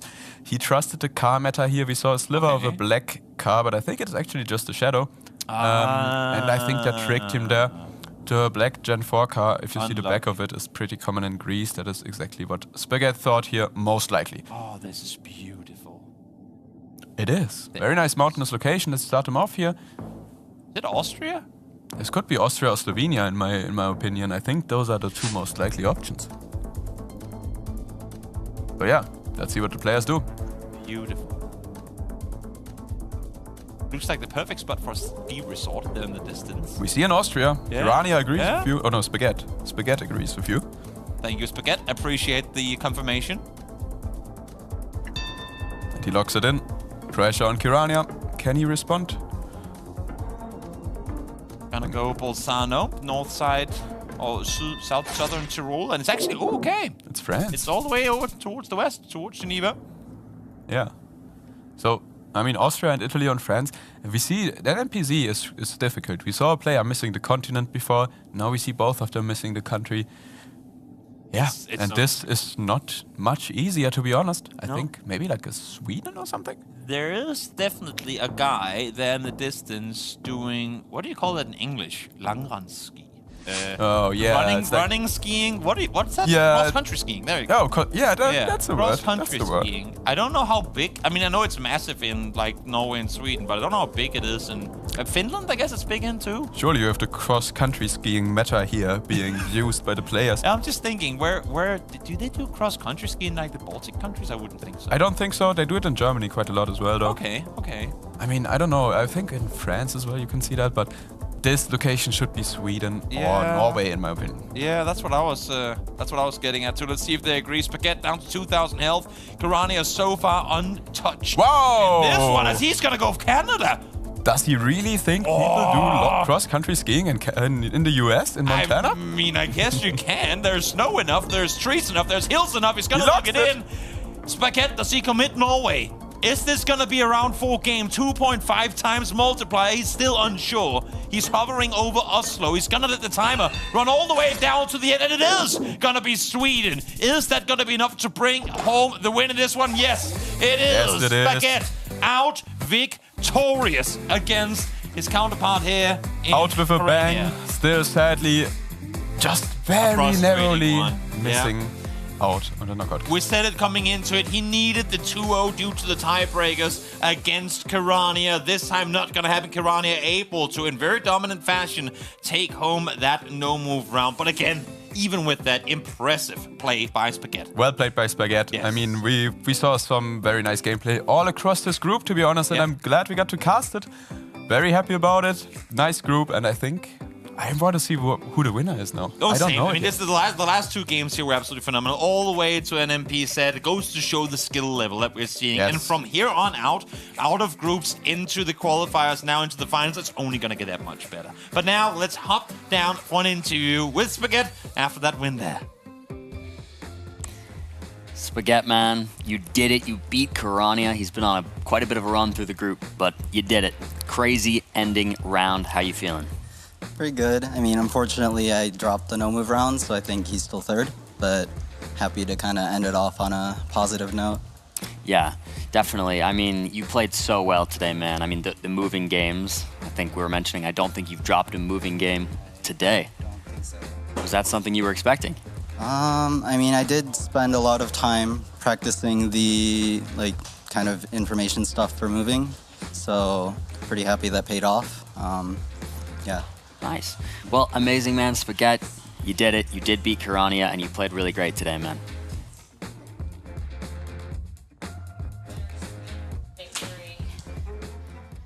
Bittersweet victory there for Spaghetti. An impressive play that he brought to his match against Kirania. But that 1 round drop to Kirania means that Kirania will be the one fighting for his opportunity to get to Saturday. Looks like fighting against Kratza. But we'll double check all that math once all our matches finish. Just want to reflect on this match here from Spaghetti. Arguably the most impressive moment from your perspective, Geoguessr. Yeah, I'm just really happy we got to see another really great game. So thank you, Spaghetti, for that, even though he couldn't make it to the knockout stage. I'm just happy about the game, how it went, and how he gave us a very good show to show us he has a potential to be here, but maybe next year again. Yeah. Yeah, definitely. I mean, I want to shout out that last round. You have different continents. Those are always fun to see on the edge of your seat for stuff like that. So super exciting. Did work out for Spaghetti in the end, getting very close. Yeah, Spaghetti winning, both his moving round and the NMPZ with some really different choices there. The Newfoundland on moving, the Norway-Sweden pick versus the Canada choice. A lot of stuff worth going back, looking over. Lots to pad that reel. But let's take a look at the schedule overall, get a sense of where our group overall is at. Of course, all matches now are finished, and, well, I'm going to leave it up to somebody way smarter than me to do the exact and final math. But I do know that Radu C sitting pretty at the top. Yep. RC at the top, Kratzu in second, Kirania in third place. What a group. Yeah, I think a lot of predictions actually kind of went like that. There are some people who I'm not one of them, but I like to learn and I like to look what people predict.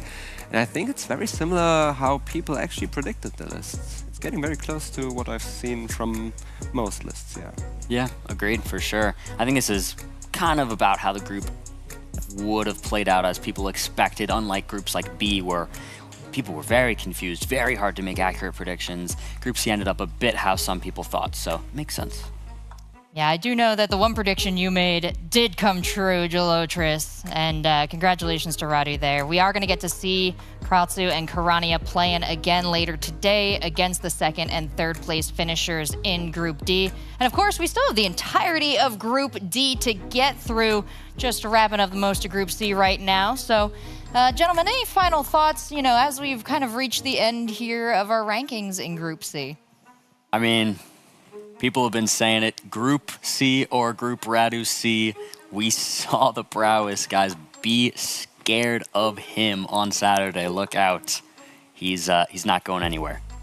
Yeah, we had really great games in this group, and especially the knockout games. These are going to be interesting. These are going to be way more interesting than yesterday, I feel like. Definitely possible. We'll have to see how Group D goes. Yeah, it's a high bar to set after yesterday's games, but I think we're going to get there. So we're going to take a quick break, get our Group D players ready, but don't worry, we're not leaving you without any entertainment. In fact, stick around. We've got the last episode of the Road to World Cup, Paula's Journey. Be right back.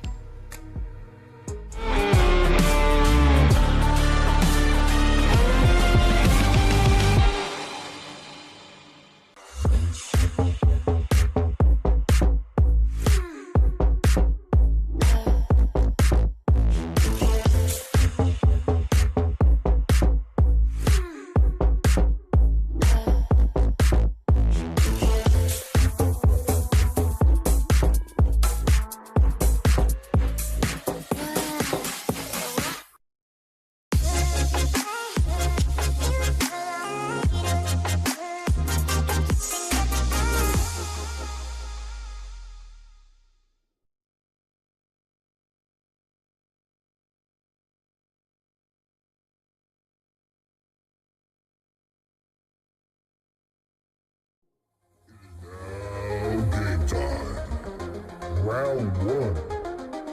Geoguessr versus the obstacles of life. Fight!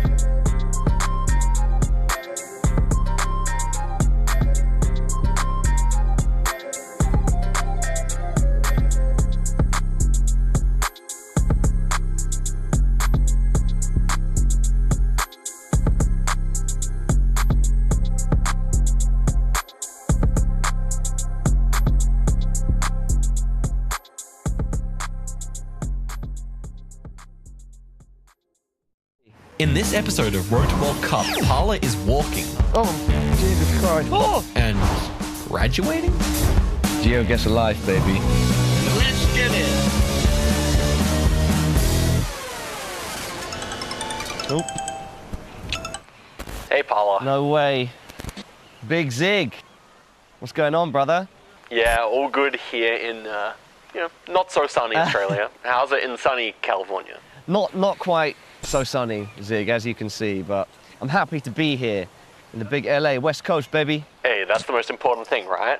Well, we're coming close to the end of your journey now. There's only 2 more people who I want you to meet. How do you feel about that? I'm excited, you know. All great journeys have beginnings, middles, and ends.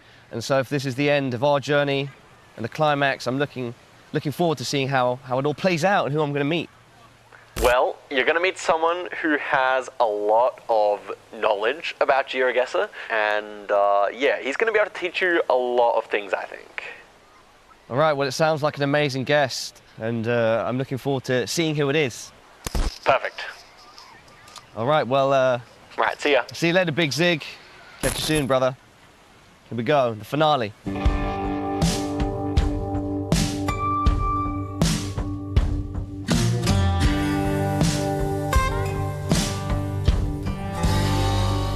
All right, everybody, here we are.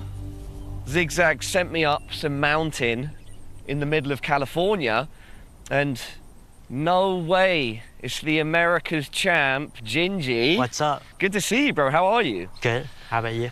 Yeah, super nice of me, firstly, to see you, but to be here, bro. This is awesome. What's the plan? So today we're just gonna walk up to a random hill in California and enjoy the scenery and the nature. Yeah, this is gonna be hype, bro. You're the man. Yep.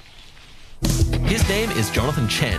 You know him as Gingy. He's 18 years old and lives in the Golden State, California. His favorite food is ramen, and he likes to drink berry smoothies with boba.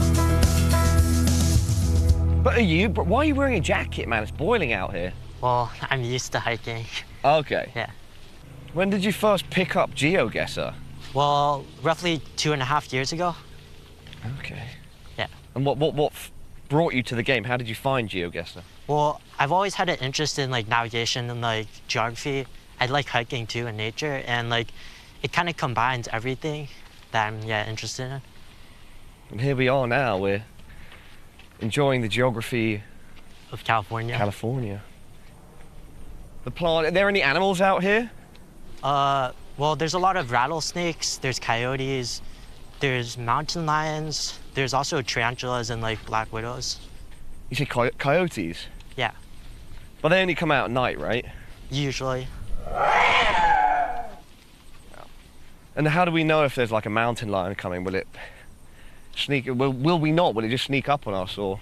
Well, I actually don't. Oh, Jesus Christ! Yeah, there's bugs everywhere, bro. And so, what got you so hooked on Geoguessr? What made you keep playing the game? Well, I like the competitive nature, and after a while, I played it for a lot, and then I realized I was pretty good. And I like how you can like basically travel across the world like instantly without having to leave. Yeah, look at this, bro. Holy. Look at that, and then the mountains, the snow, city. Oh, you can hear a warthog, bro. Did you hear that? No, I think that's just a bird. Oh, it was a bird, bro. Yeah. That was a pig, dude. You can't beat that. You can't beat that, bro. Yeah. So, Gingy, obviously we know we're in California. Yeah. Right, but let's say we were dropped in this location on Geoguessr. Give me some, pointers from what we can see, how we would know in Geoguessr that we are in California, in LA.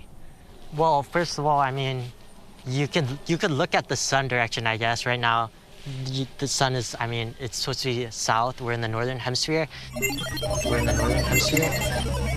can tell we're obviously on screen. It's like super mountainous and like super dry with like the landscape, which like the biome we're in is like called like chaparral, or like just grassland or shrubland. There's also like some Spanish colonial architecture like there. Yeah. Like white walls and like red roofs. There's so much going on here. You can't really see anything specifically like US? Yeah, which is kind of common in a lot of like rural locations. There's no like meta really, it's just vibe guessing. I was gonna say, is that where you really have to feel the vibe, you know, put the clues together to make the picture? Yeah. I think I've asked this to Lenley and to Paul, like all of our guests so far. Well, just beginner tips. Top 3, top 5 tips, or just any tips in general for me, beginner tips, you know, or for anybody watching, for new guessers, new geo-guessers, like myself. Well, I think the #1 resource right now online that is easy to access is Plunkett. They have a website that is very concise. It has like every single region guessing meta and stuff. They also have a Discord server. And I mean, obviously, the more you see something, so you just have to play a lot. And then at the end, you have like the vibes. Just playing a lot then? Yeah. Okay, so it's as simple as that. Just play the game, enjoy it, get into it. I mean, yeah, I think if you want to get good, I mean, first of all, you have to enjoy something, right? Yeah. And Geoguessr obviously is one of those things you have to enjoy. So, just to quickly jump in there, like, yeah, car metas are a big thing, right? But you're someone that's known, and you've also explained this about yourself, you're not big on car metas. Yeah. Like, you prefer to base your gameplay around other things. Like, what? So how come that is? Oh, that's because, I mean, I've always liked geography and like landscapes, and first of all, you don't see car meta in real life. Like, you're not given that clue. So like, yeah. So I like basing my guess off of stuff that actually exists rather than this kind of like fake thing. Yeah. Okay, yeah. Oh, I'm kidding, bro. I got it. What's this? This is Yes, I don't know the name. Oh, that actually's got a nice perfume to it. Surely you're not gonna pass out in like 20 minutes. No, bro. Gingy, Yeah? thank you so much, brother, for showing me around, showing me this wonderful location. I had a blast, did you? Yeah, I did. Nice to meet you. Yeah, pleasure to meet you properly. So what are you gonna do now? Like, what's your plan? Well, we're done with today, so I guess I'm just gonna walk back to Sweden. Walk back to Sweden? Yeah, that's just what I normally do. Oh, sure. Yeah, okay, so well. See you in a couple of months, I guess. Yeah. Okay. Wow. Good luck out there, kid. Thank you. What a guy. Good luck out there. Yeah, I mean, I guess we're done then, so. Uber or cab or. Do you guys have reception? I don't have reception.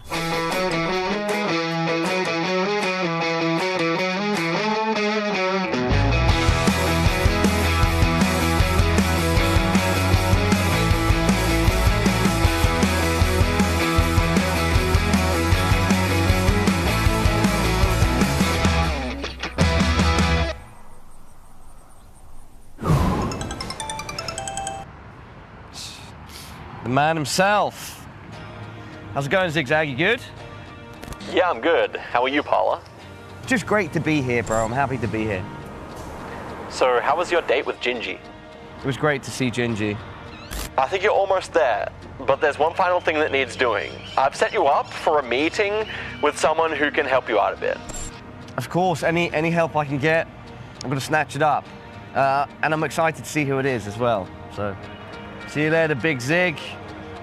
The man himself. Wow. Here we go, the finale.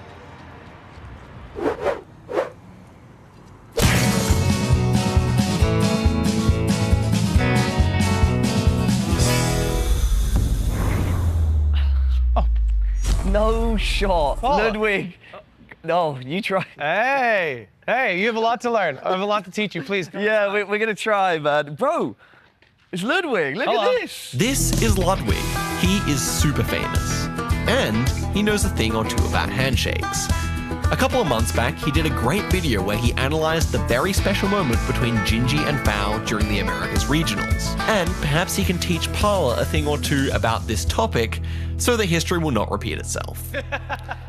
Anyway, please come in. Yeah, should we do it? Let's take a little look around. But I mean, I'm here because we're going to talk handshakes, we're going to talk Geoguessr, and we hear you're the man with the plan. I like to think of myself in a way like the Yoda of Geoguessr. Oh, for real? Well, I've trained some of the best to do it. Like who? Do you know Rainbolt? Goes by Trevor. Trevor? You know he got into Geoguessr because of me.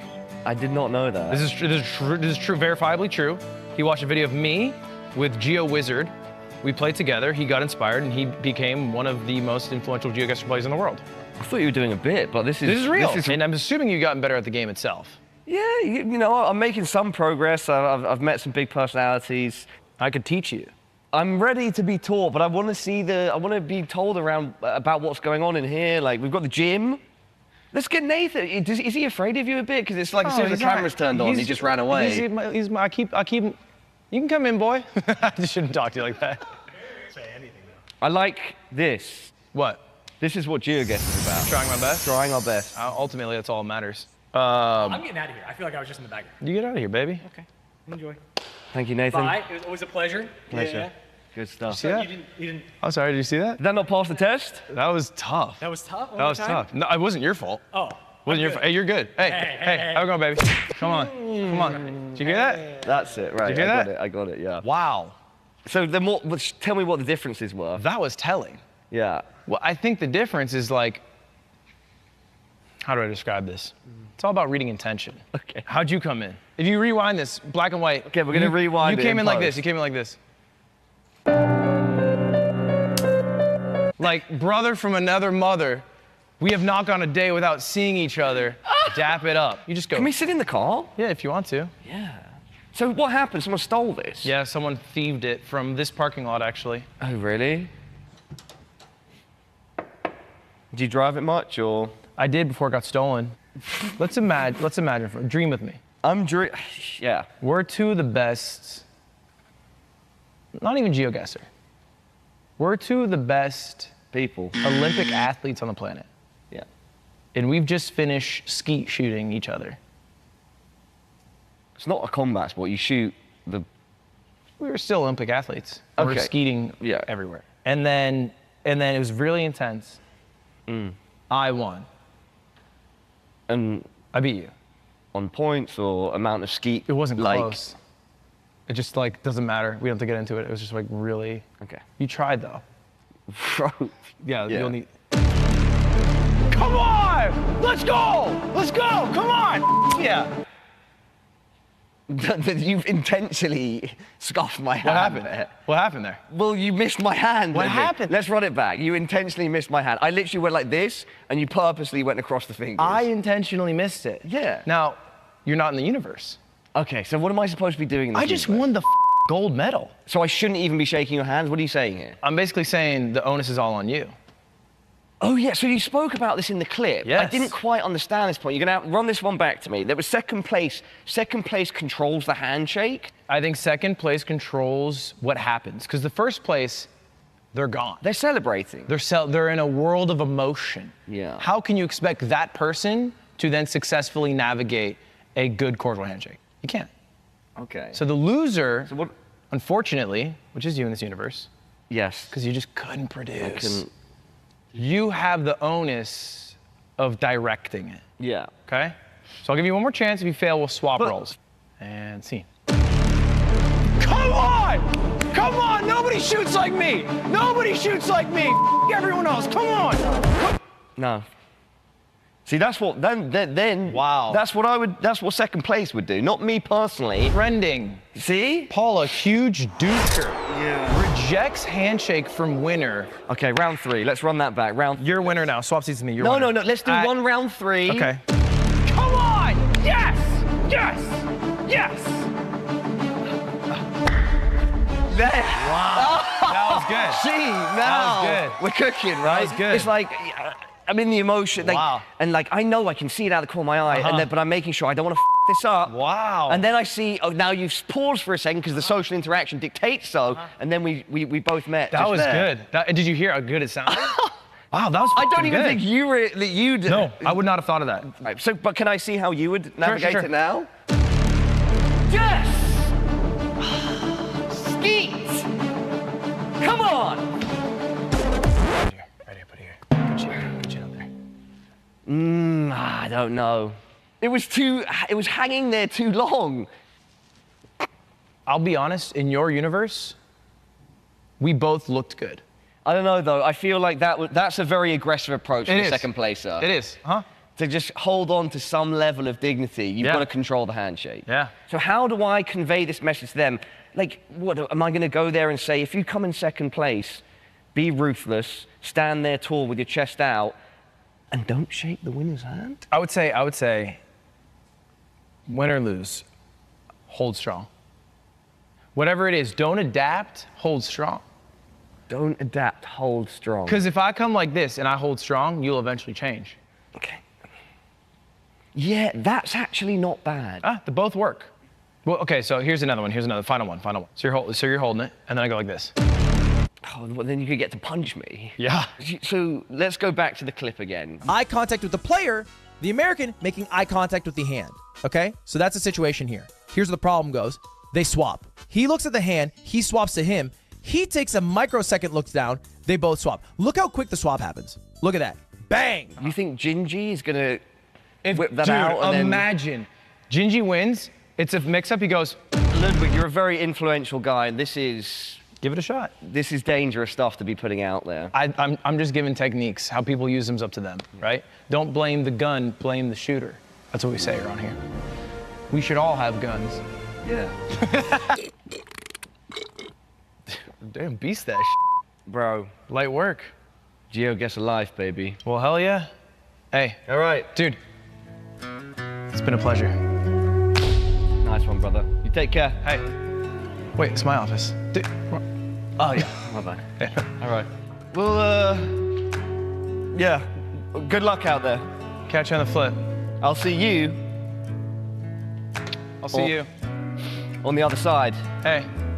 Is it automatic door, or is it the button for this, or? See you later, man. Yeah.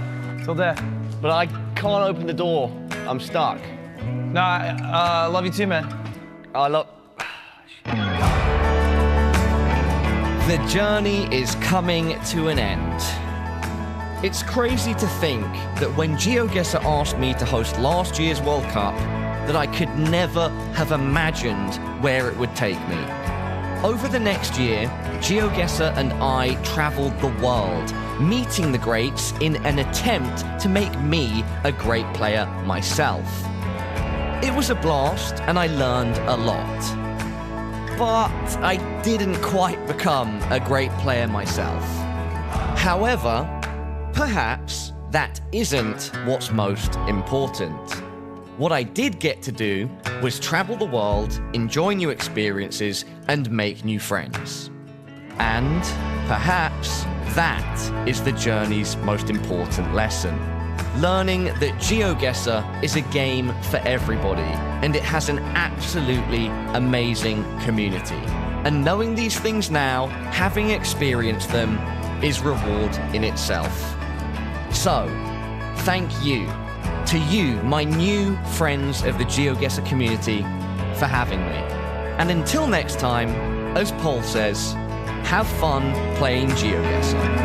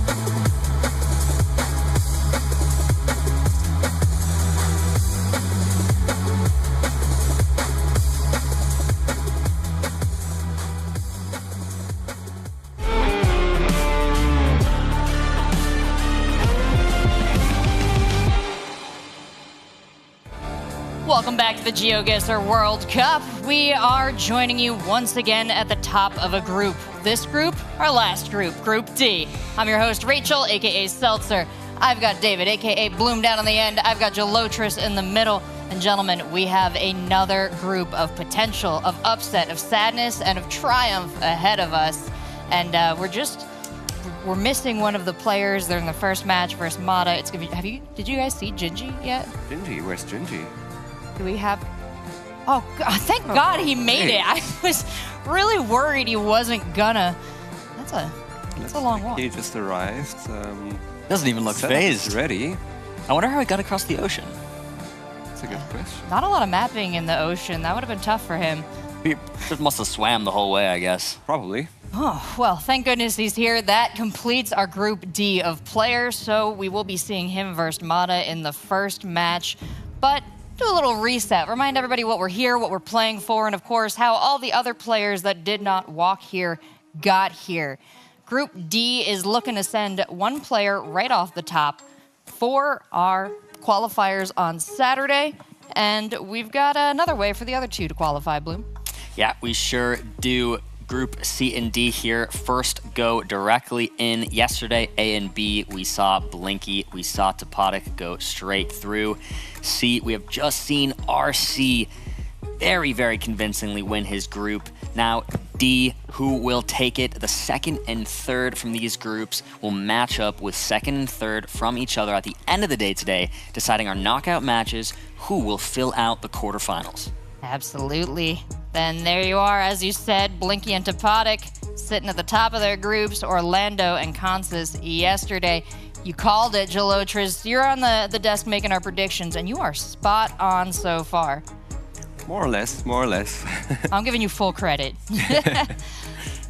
Group D here, though, you know, we had our Group of Death in Group B, we had our Radu C, Group C, and now Group D. What's the story for this one, Gelotris? Yeah, Group C and D. I did have to make some talks with other people in the break because, yeah, there are a couple matchups where I'm not so sure, especially the first one coming up, Mata versus Gingy. Yeah. I was talking to people like, what am I supposed to say? I don't know how to predict this. And I didn't get to anywhere. No one could tell me what's gonna happen on this match. Almost makes it more exciting if you think about it. I mean, we know so much about many of these players, but sometimes the matchup is so unique and special, and you've never seen two players go up against each other that you really just have no idea what's going to happen. I mean, Group D seems to almost be this mismatch group where some of these other groups were a lot more names that have been known for a long time, things like that, and D kind of seems it ended up last. It also ended up a lot of like these more newcomers to the scene and stuff like that. So really going to be an interesting group to see.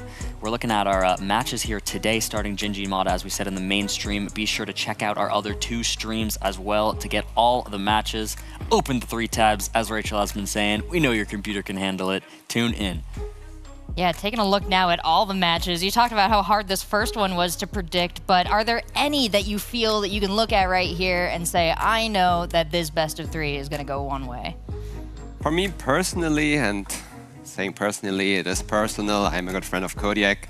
It's also his birthday today, so Easy choice. Let's go, Kodiak. I hope that will bring him luck, and yeah, I'm really looking forward for that match today. Yeah, we need some happy birthdays in the chat for Kodiak here today.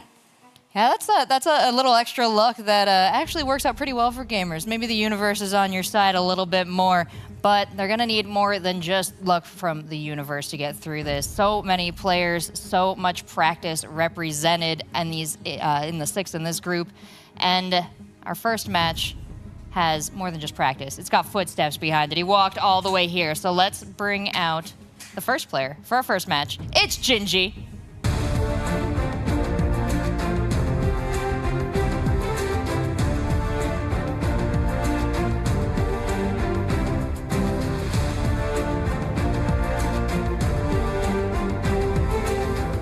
Gingy, a player with an incredible story from the Americas regional. What do you know about him, Bloom?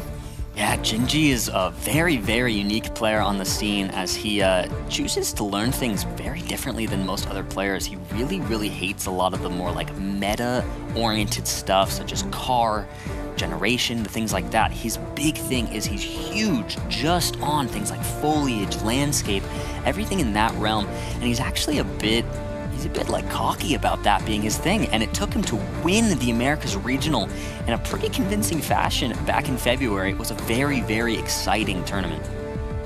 Yeah, I also feel like he's taking every single second to practice because he's always on his phone, always practicing.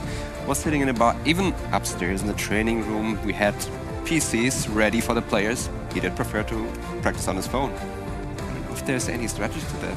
Yeah, the tinier screen, maybe, I don't know, does it make details pop? Does it seem easier when you get back on the computer monitor? It makes it more difficult. Maybe he's giving him this difficulty to get even better. Wow, he's going to drop the weights. We're going to increase the size of his screen, and we're going to see how he fares against his opponent. Let's bring him on out. It's Mata.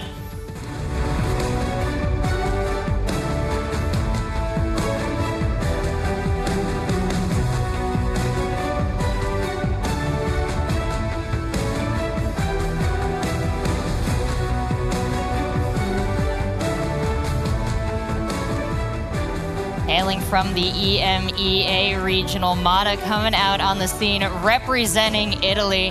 Got to shout out that representation here. And the only one to smile really in that profile picture. So you'll have to see that too. What else do we know about him, Gelotris? I mean, I know Mata the best, I guess. I have played against him on the EMEA. Really, really great moving player as well. I couldn't stand a chance against Mata. I hope he will stay with the same strength in this. As you can see, it's also given their moving preferred mode. I can approve of that.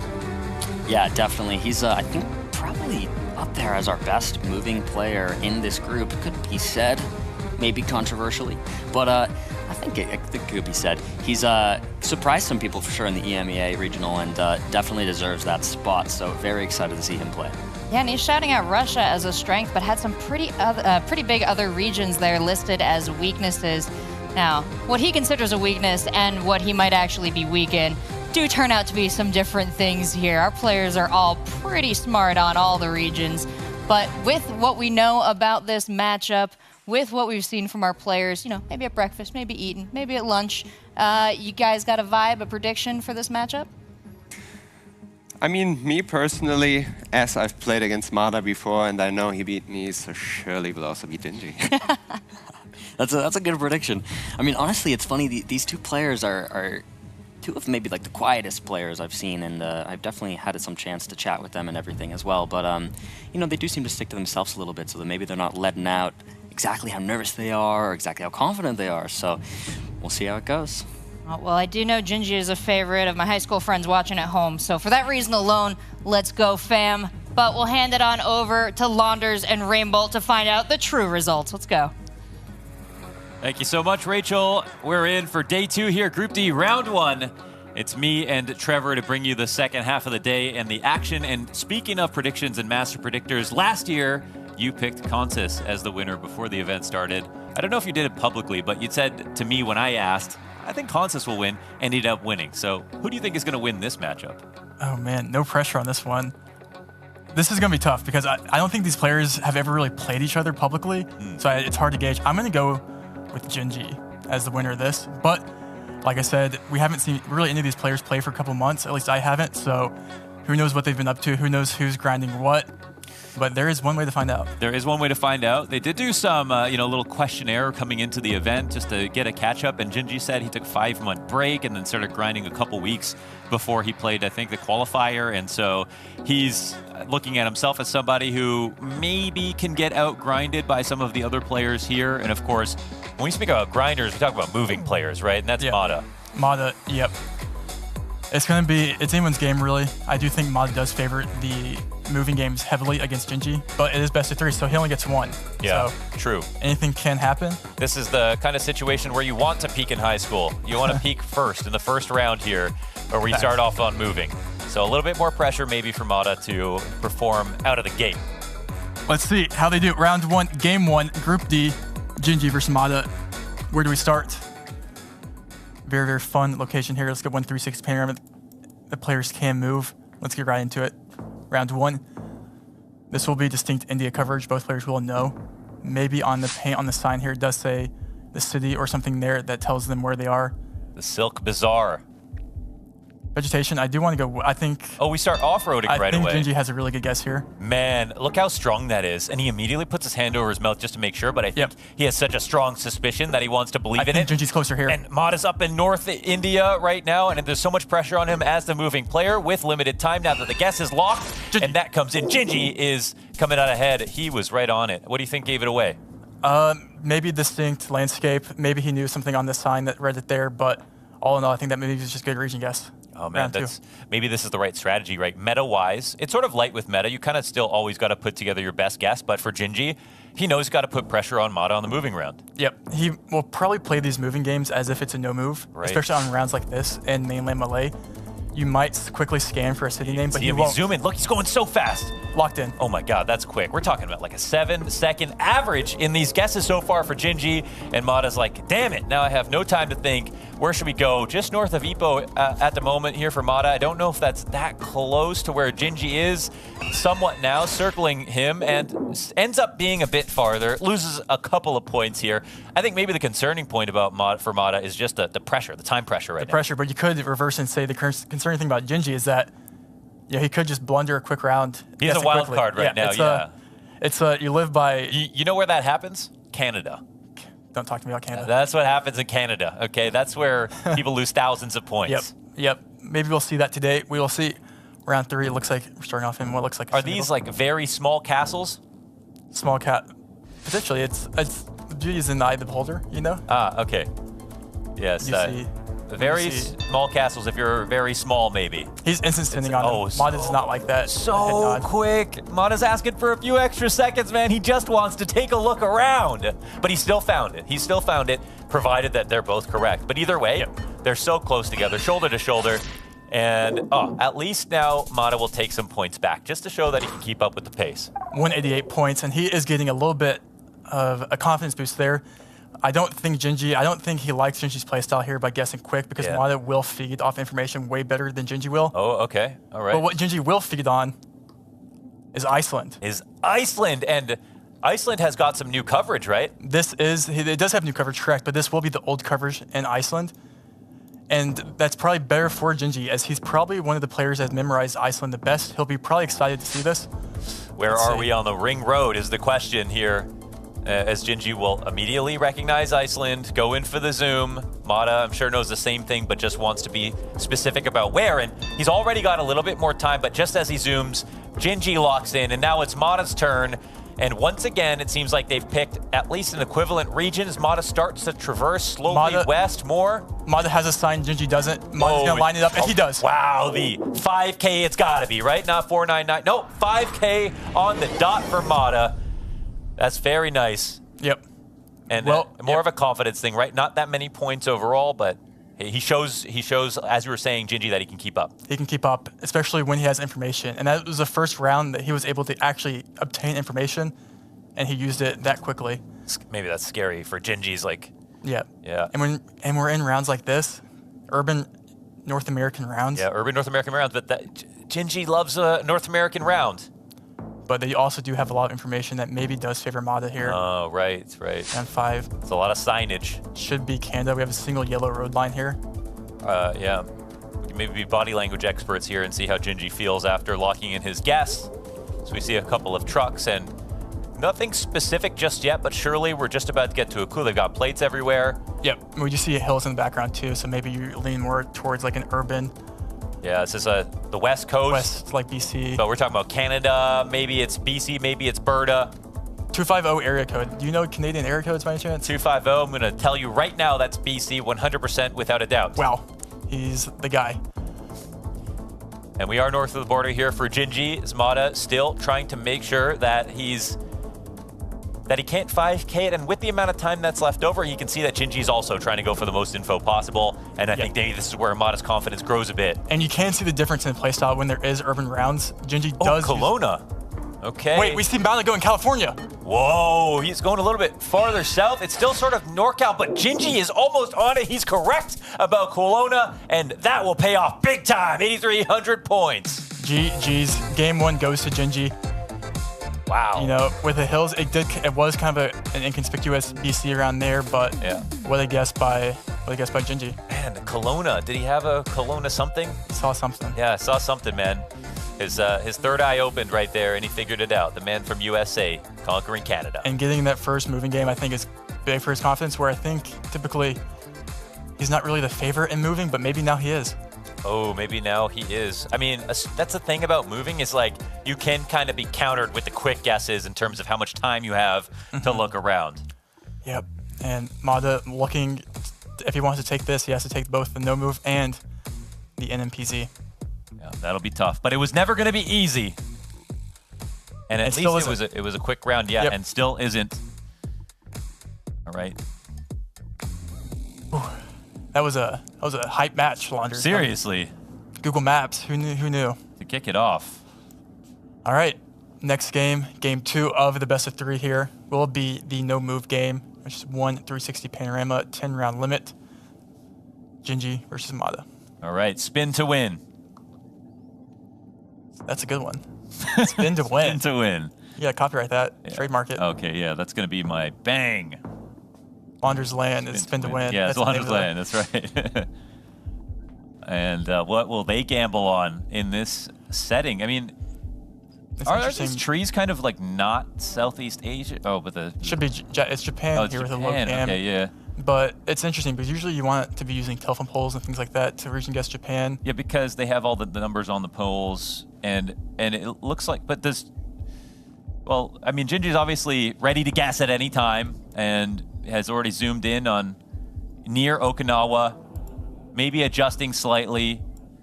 Mada still thinking and obviously wishing that he could move a bit. I'm sure they both could, wish they could move a little bit. How are you feeling about the Okinawa region guess here? You have to trust both of them. They're going south here.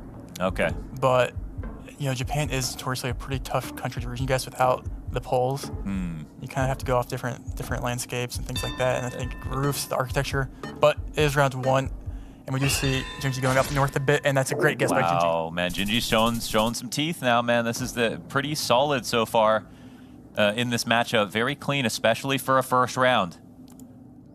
Second round, keep it going. And I'm surprised you could score that many points in Japan. Japan, yeah, it's lethal. Oh man, this place is it's falling apart a little bit. Hopefully it doesn't fall apart for either of the players as we move into South Africa. Presumably we do see the stop sign on the left side, indicating they're going to be driving left. Blue, Gen 4. And they can zoom enough to read everything. Yep, so there is info available on the 360, which is helpful. Usually you don't get too much, but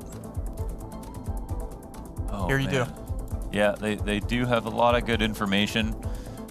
Now, but South Africa, I mean, even though it's a big place, it feels like people have been pretty accurate in this region. Is that fair? South Africa is a pretty distinct country that you could region guess pretty well, especially places like this, urban setting. You probably want to go more north Pretoria. And we do see Mada locking in Joburg. And this marks the first time I think Mada's gone first. Yeah, we put some pressure back on Gingy. We do see Gingy somewhat southwest, so it could be big points if it is Pretoria. It's a safe hedge, but will it pay off? Okay, we'll see how many points can be gathered here. And it's actually still Gingy who's closer. It was welcome. Welcome. We welcome those points. Yeah. Wow, we're so smart. God, I loved you. That's low-hanging so many fruit. pun opportunities, just dad-coded language all day long. Round 3. Oh, is this an F1 racetrack? Maybe one day. Yeah. Not now. We got the Tuk Tuk F1. That would be Yo, that would be awesome. Sign me up for some that. like E-Tuk Tuk. Yeah, that's low-key. Yeah, the future. Mada ready to lock in here. This will be the Philippines. You do see the Tuk Tuks there. Oh, we do have information on that. Mission: create and develop linkages and to potential partners, community development. Oh, couldn't read it all. W script. That was just too much. Who's reading all that? You know what I mean? Not nice. When they're driving. There's a temple here, some Dark Souls statues on the way. Yep. Many islands.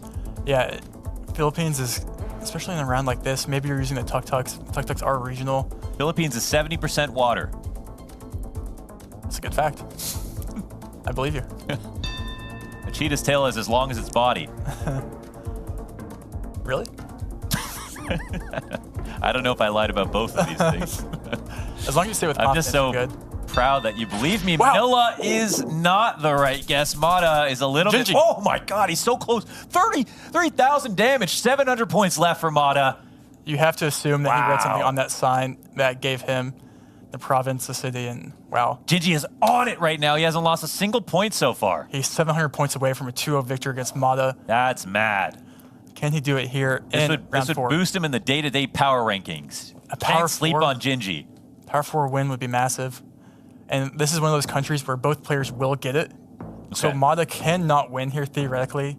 Technically maybe, but Gingy will not blunder this. We do have the yellow plate indicating this will be Colombia. Ooh, okay. Little Colo. Colo. So Gingy can pick up 700 points here pretty fairly. Easy, I would say. But it will be hard for Mata to pick up 6,000 points. So Gingy one good region guess away from taking up 2-0. We just got an update that Emon has won his game 2-0 over on the B stream. Good updates. I like that we have the updates here. That's cool. Welcome to the Geoguessr Red Zone. The updates. Both players just scanning east of the Andes here, it looks like. Or at least in the Andes. Mata is more east. Do we have to translate it all? We do see Mata both players using the sign scanning. Oh, he's trying to read that, I think. One player could find it. If technically Time's coming down for both of them. 10 seconds here as no guesses have been locked in. Gingy trying to protect his perfect score so far. And Mata just trying to stay alive. Medi Ian?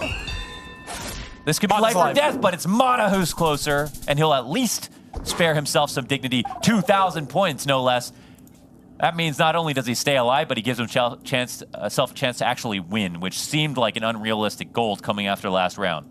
And if you're him, you're happy that you just advance to the next round, especially as you get into these late multis. You're hoping for an inconspicuous round that your opponent blunders on. Yep. And maybe round 5, this might be the round. Oh, this is the blunder zone, isn't it? It looks like it could be the blunder zone. Why do you even need a ladder to get up that hill? True.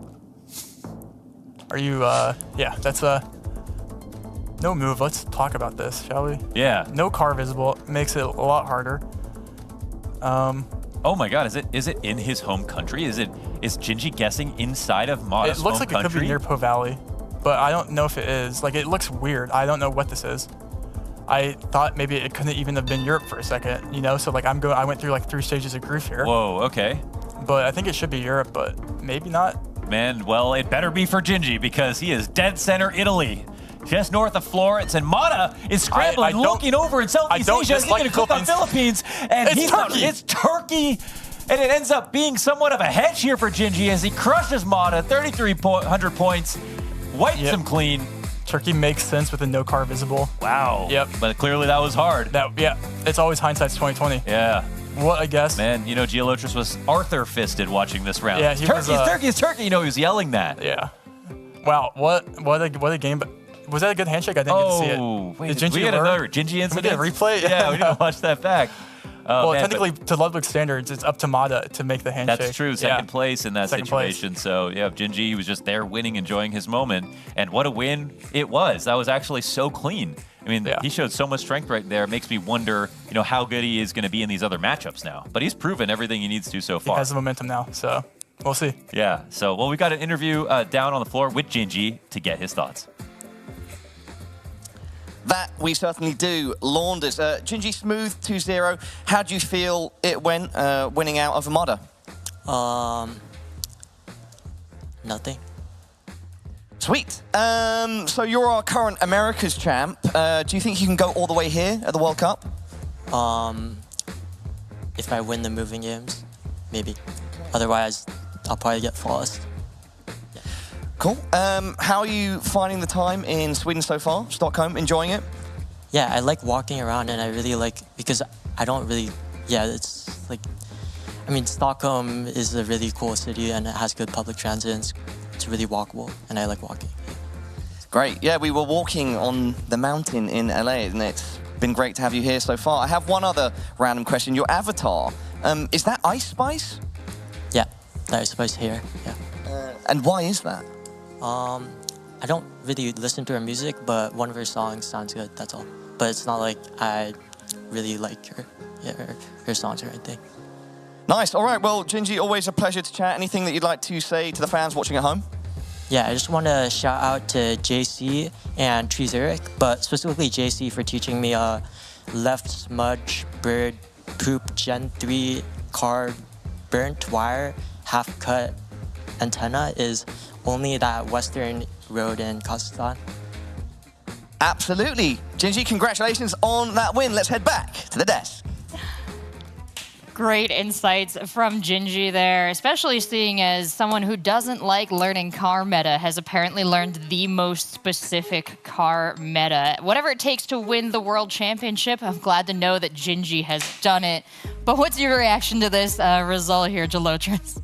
Yeah, I mean, not a big surprise that Gingy did stick to his original playstyle. We have seen it before in the regionals. He likes to always just get his guess down. No, like even if it's moving, even if he can move around, look for info, look for something that will actually tell you the region. He's just assuming, guessing as the game is.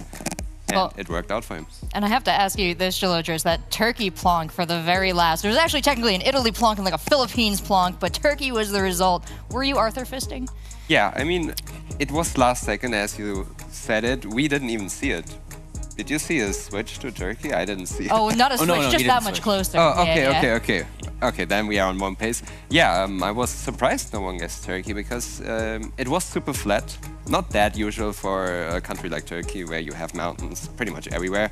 So this being this flat, I can understand the guess in northern Italy where you really have this flatness. And I think it was the car. We had no antenna, very common in Turkey. They should have used that. What are your thoughts? Yeah, no, I definitely agree. Definitely a hard round, though. I mean, up in the studio, all of us kind of looking around at that round going, oh, wow, this could be a couple places. And Trevor on the cast calling possibly Romania at the beginning, things like that. Like, you know, up in the air for sure. And, you know, going Europe for Gingy worked out for him. Absolutely. Just some really brilliant calls. Some great ones by Mata as well. Got to see him celebrating on camera. I love to see the players react. We saw that from both of them here. And definitely deserved the reactions that they gave, especially Gingy picking up the win. Let's take a look at the schedule, see who else has picked up a win in this first round for Group D. MK and Eamon. Any reactions to these results? Whoa, I definitely would not have necessarily expected an Eamon 2-0 on FAO off the bat. I thought it might be close, but 2-0. Surprising to start the day. It's surprising. And on the stream 3, we had Kodiak versus MK. I've got some insider information that Kodiak didn't get his guess through on one round. That did cost him a game. Unfortunately, it happens. We see it on every tournament. It really happens sometimes. But yeah, he also managed to get the other game done 0-0 for MK there. Yeah, interesting. MK 2-0. You know, I know there's a lot of support for MK actually coming through the wild card, and people are actually really looking forward to seeing him play and, you know, starting the day with a 2-0. Very good. Strong play. We're going to see the players that they beat right after this break. It's going to be FAO versus Kodiak. Stick around.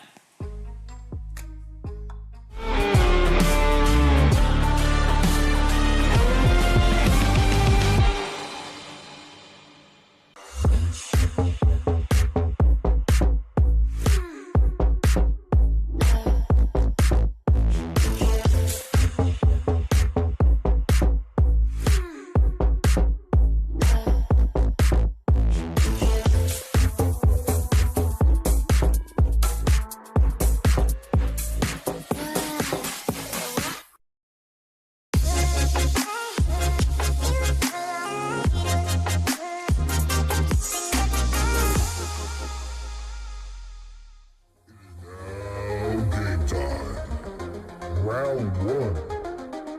Geoguessr versus the obstacles of life. Fight!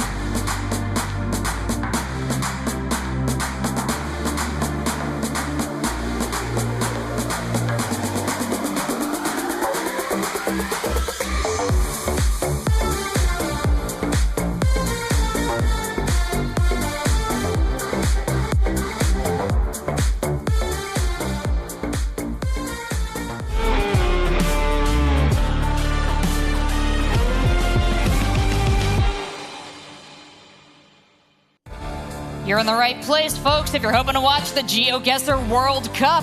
We're starting out in Group D. We've already had one match with Gingy sitting pretty after that one. But we're heading into our next round now, and we're coming back to the studio for a matchup between Fao and Kodiak. And I am joined on the desk, as usual, by Bloom and Gelotris. And gentlemen, we've seen some great Geoguessr. We're going to see some more great Geoguessr. But, you know, as we head into the Fao Kodiak matchup here, a little more history than we get to see in a lot of these matchups with some of these newer players. What can you tell me right off the bat about these two going up against each other? Yeah, we have Fungus against Kodiak here on this match, or Fao, as he's known now. Both have been playing at the first World Cup. Both world-class players didn't make it the first time, but now they are fighting back. They have their second chance, and I hope they will show us some good gameplay. Yeah, Bloom, both of these players have already dropped a map, but again, not a great indication of the skill they're bringing to this tournament. They're quick, they're best of threes. Both of these players, though, so much more experience than the score would indicate. Yeah, definitely. I mean, you have Fao, a semi-finalist from the first World Cup. He came out and shocked us there, and then has continued to since then, played very well at the Americas Regional. And up against Kodiak, a long-time community member, loved, amazing moving player, also at the last World Cup.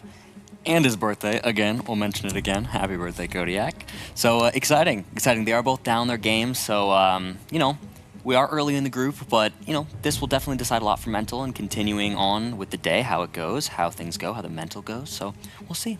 All right, well, let's bring them out while they're fresh. We've got our first player ready. It's Fao.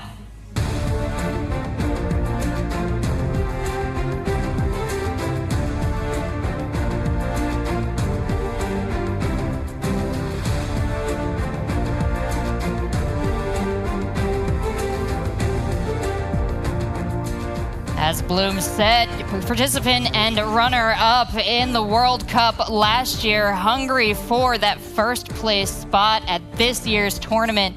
He's brought all the skills necessary. Unfortunately, so did all the other players, so it's not a shoe-in, Gelotris. Yeah, he has his strengths in Canada and Bangladesh. I didn't know he's that good at Bangladesh. I didn't know it, but I did know he's good at Canada. One of the first people who knew a couple metas that wasn't even that known in the community. I remember Fao mentioning those metas way before they were common knowledge. So nowadays it's getting a bit harder for him. Yeah, definitely. I mean, as we see, Fao definitely with that Canada expertise, he's one of the best for sure, definitely. One thing I love about looking at his camera there is, and as I saw the players setting up, Fao, of all of our players, when he first sat down, brought that monitor and just took it toward his face like a CS player or something, probably for Launders. But, you know, love to see it. He was locked in. I even kind of tried to say hi, and he was just like, no, I'm ready. I'm locked. So he's ready to go. He's got that IRL zoom already. He's going to save himself those split seconds when we get to no move pan zoom, but maybe we won't get there at all. A lot of that is up to our other opponent. It's Kodiak.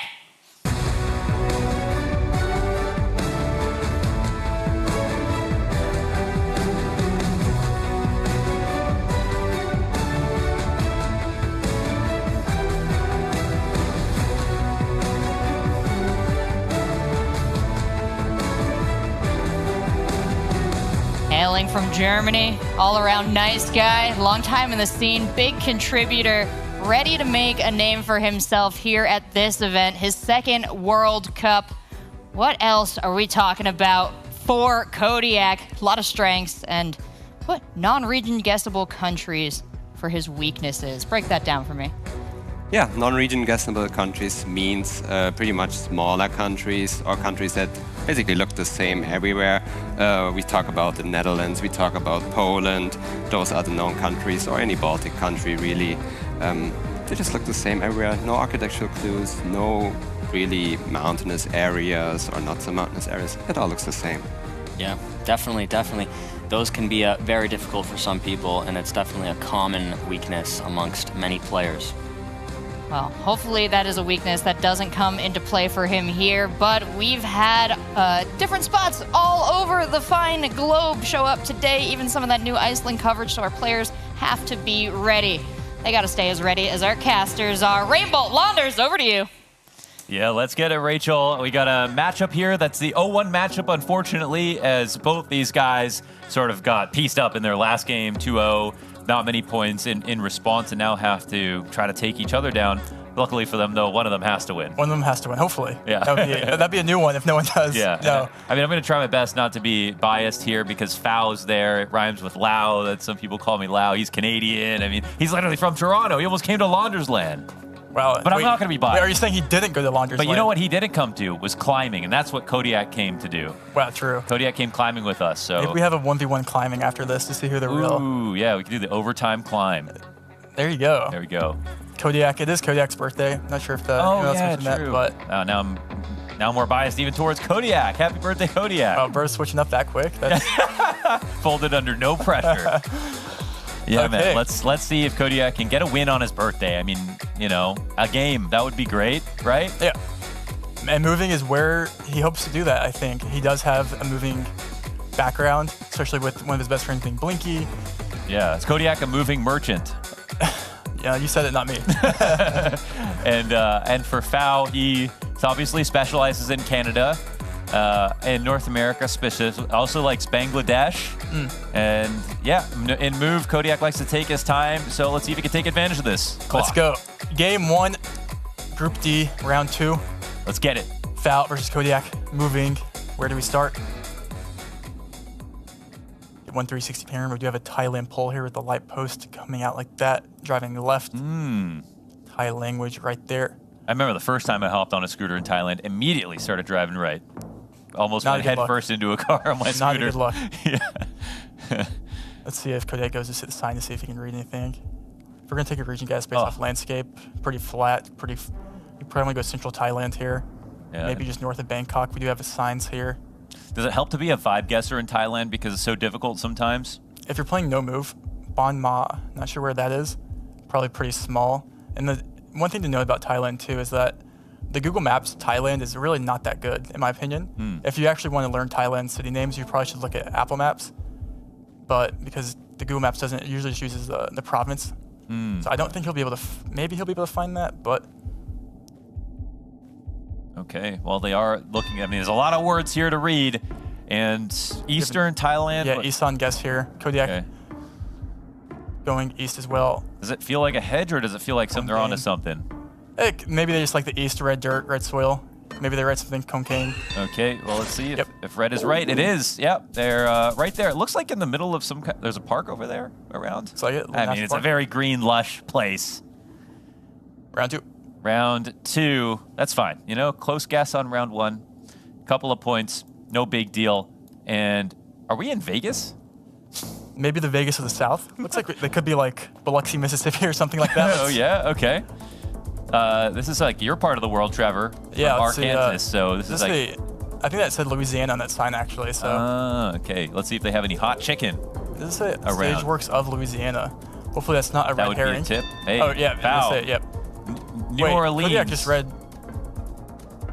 Well, did he not find the same... He read that. Sure, he'll get there. No, he didn't. Kodiak. He read the city name. Ooh, this one's going to sting because this is sting a lot. It is America. America is very big. Kodiak, can you afford this damage? It is Louisiana. And it did say Shreveport on the sign there. Oh my gosh, but that hurts. I think Foul found that later, but Kodiak could potentially have gotten 2 rounded there. You know what, though? It could have been worse, right? That could have been Foul could have gotten that on the money since he was in Louisiana. Yeah. Gave up a few points of damage. Yeah, and he did read that sign, I think last second that said the city name on it, but was already guessed. But it still stings here for Kodiak on the moving round, which we know should be key for him. And we are back to the lush forests. Yep, we do have the Philippines car here. But as we talked about moving, that's part of the moving game is some people find information, others don't. Foul read Louisiana. Right. Would he have gone Louisiana if he didn't read it? That's hard to say. Hard to say. You want to believe in his America guesses, but at the same time, yeah, sometimes you don't want to go too quickly. And now it's just about finding the island. And look at the confidence. He has the province name right here. City. He went 100x instantly on that. Both players ideally close here with the information given. And it's a question of whether Foul is going to fold under the pressure or if he can find it, even though he knows it's the Philippines. Oh my God. He basically macro guesses that just as easily. And luckily, even though he's in the water, he's pretty damn close. Kodiak confuzzled by his guess. He thinks information. Oh, no, maybe he's not his guess. Maybe it's... He thought he was even closer? Or he's saying, sir, that sign said where I guessed. Please give him my... No, I'm kidding. Well, actually, I guessed a bit more south than that. Well, he did have a double plonk on the map earlier, yeah, right? I couldn't tell if that was Foul's guess initially or like what it was. Because it says like 2 red ones. I saw 2 red ones. Yeah, I don't think he had put it down. So maybe... Interesting, because we actually did have in Kodiak's first game, we did actually have another Kodiak.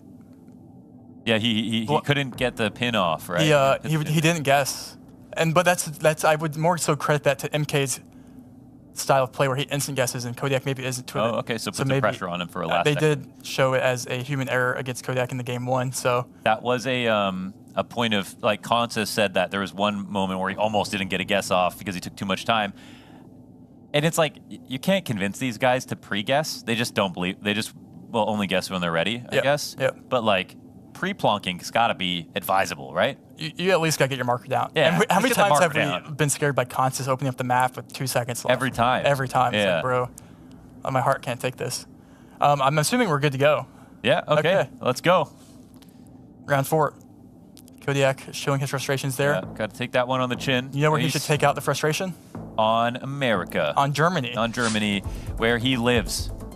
Does he live there? I know he's from there. Oh, yeah. That's a flag that I don't think he knows.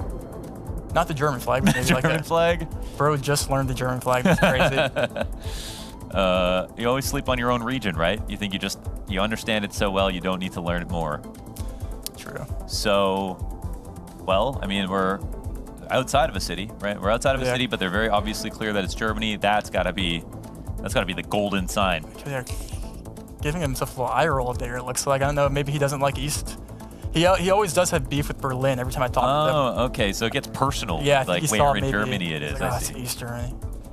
But we'll see. Scanning here. He's pretty confident in the region. The Germans are tearing themselves apart. And he's lining up something here. And same Foul sign. just got to that sign. And he's going... He's staying. Is he going to go more east last second? 1 second? He Are won't. we talking about a 5K, though? We got very close to a road, and it looks like Kodiak is sitting right on it. Beautiful round out of him. Wow. 5K, beautiful animation. Oh, yeah. And that's what he needs. You know, without that, just that one blunder going North Carolina or South Carolina, Louisiana. He did like the anime villain laugh where he's like, how dare they give me Germany? Yeah, it's fool me once, shame on you, fool me twice. Yeah. Kodiak, Foul, 5K. We'll give it a second here, but... For the rest of the quote is fool me twice, can't fool me again, right? Yep. Yeah. As we figure out some things here, but Foul still locked in. And, you know, this is, you know, it's only round 5 as we're going into, and he has only lost 500 damage, but it's there's many more multis to catch up here, especially as Kodiak, true, man. one of the best moving players. Listen, Val's been a part of some of the most iconic Geoguessr games, and they have been unreal. It was Maine. Yeah. Oh, dude. From the last World Cup. That was, dude, he had that and the Surgut Sand. Oh, and the Surgut Sand, that's with right. Kansas. That was clip farming, bro. Yeah, he was. He was just farming that whole last. Fun fact about Kodiak. Yeah. He really hasn't played the game in a couple months.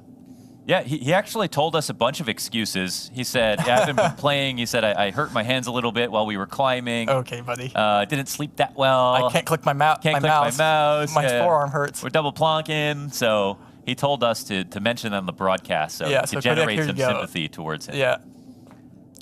It's okay. The pre-cope is okay. You have to lower the expectations and then over-exceed, right? Right. So yeah.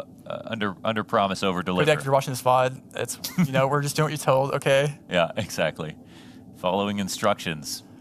But yeah, he has been IRL playing Geoguessr, which may be less, you know. That's pretty cool, though. Do you think? And like, do you think that? I mean, obviously, it's more efficient to just play on Google Maps because then you're getting all the, you know. But you get a different perspective when you actually travel around. Yeah, you can farm IRL repeats. Yeah. Yeah. Just go to cities.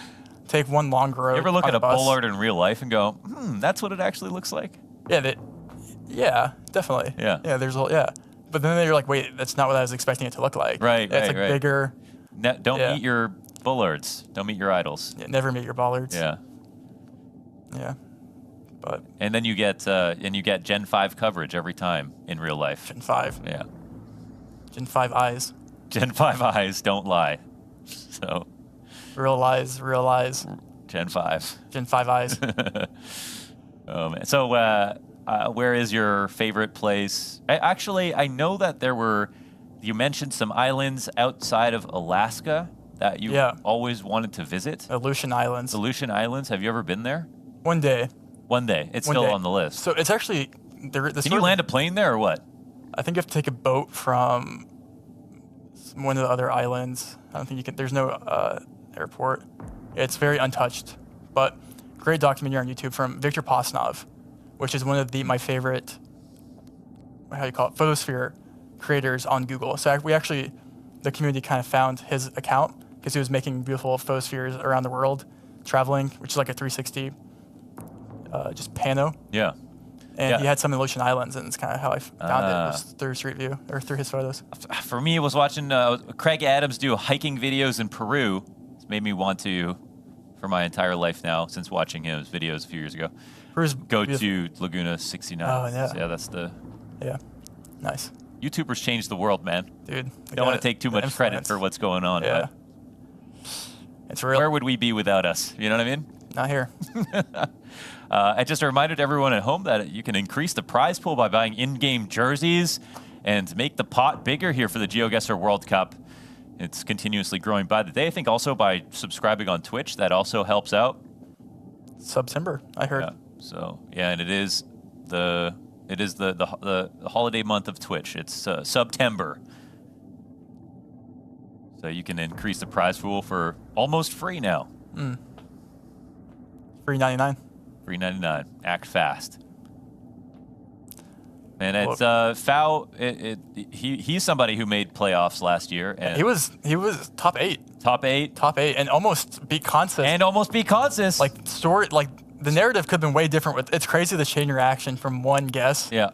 Like who would have thought what would have happened? Yeah. I mean, streets won't forget.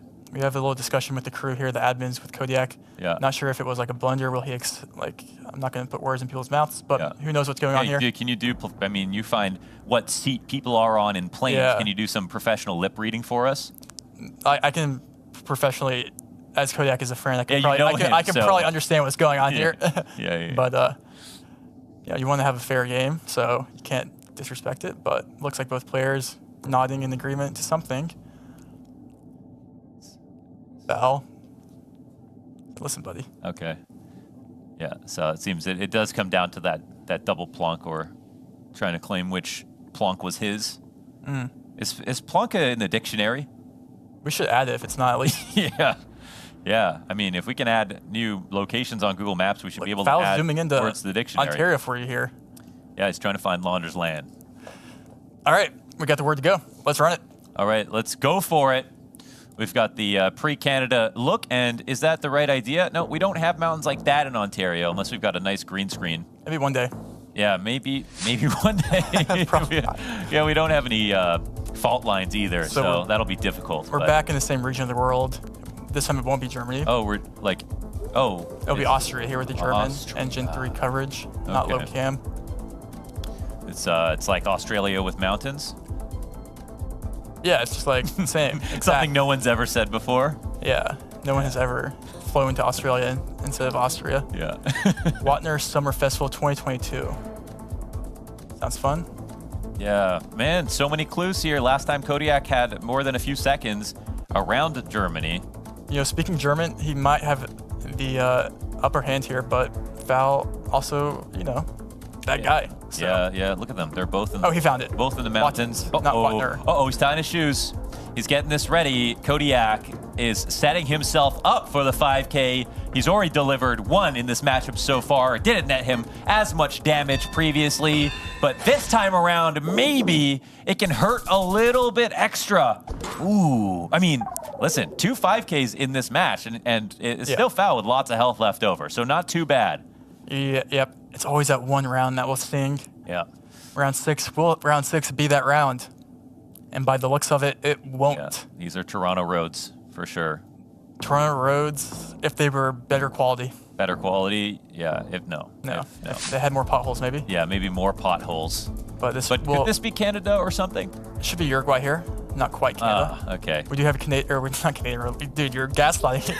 We have Uruguay road lines here with a solid yellow with a white dash in between. By the end of today, you'll be a worse Geoguessr player casting with me, Trevor.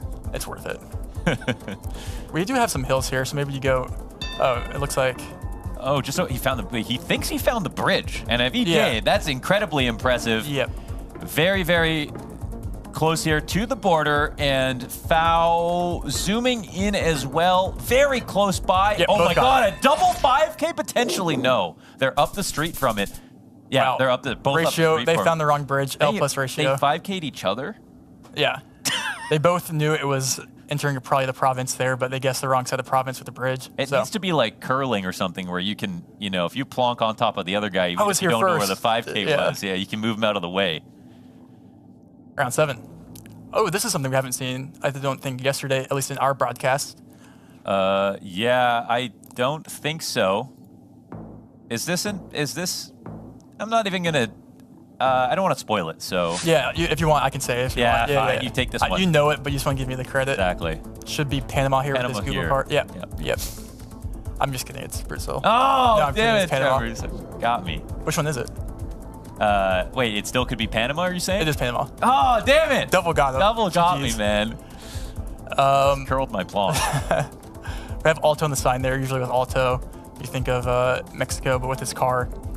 Now, Panama's not that big, right? Not that big, but you could still pick up a couple points on 4X, and if you get a really good guess here in a city.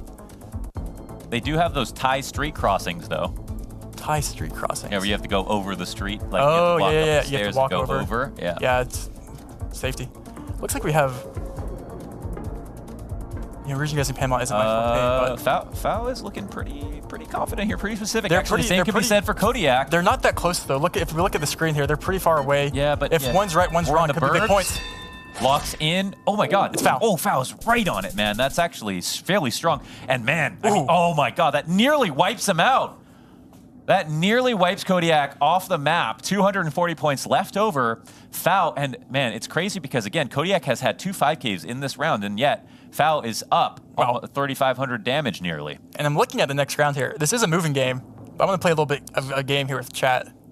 An NPZ here, where do you go? I'll give it like a second. Is that a boss fog? Like, is this Dark Souls? What is happening right now? I'll give it like 5 more seconds. But like, where do you go here in NPZ?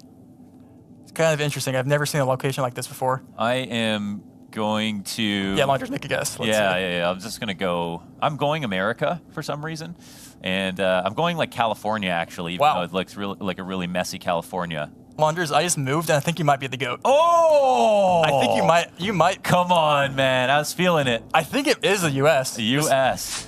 Could it be? Let's see. I think Foul will tell us. He loves this part of the world. This is the US. Oh, man. Dude, let's go. Yeah, but you know what? I'm actually changing up a bit. I think we're more like Arizona or something, right?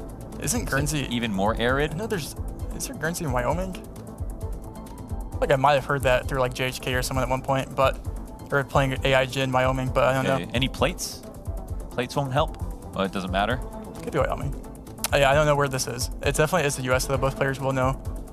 Would you recommend visiting Wyoming? Yeah, of course. Yeah, gotta see. Do not visit Idaho, though. Idaho? I would never go Hawaii on Idaho. I definitely wouldn't because I'm not a pro. 20 pros went Hawaii on Idaho is crazy if you think about it. Potato guesses. No maps open yet for either player. Kodiak going Idaho. Nope, he's going Utah. In the middle, man. Foul, plonking. Rado here. Rado close to Denver, actually towards the border. Wyoming. Oh, bit of a hit. Wyoming, man. That's Wyoming. But NMPZ, you had a good guess. Woo. NMPZ?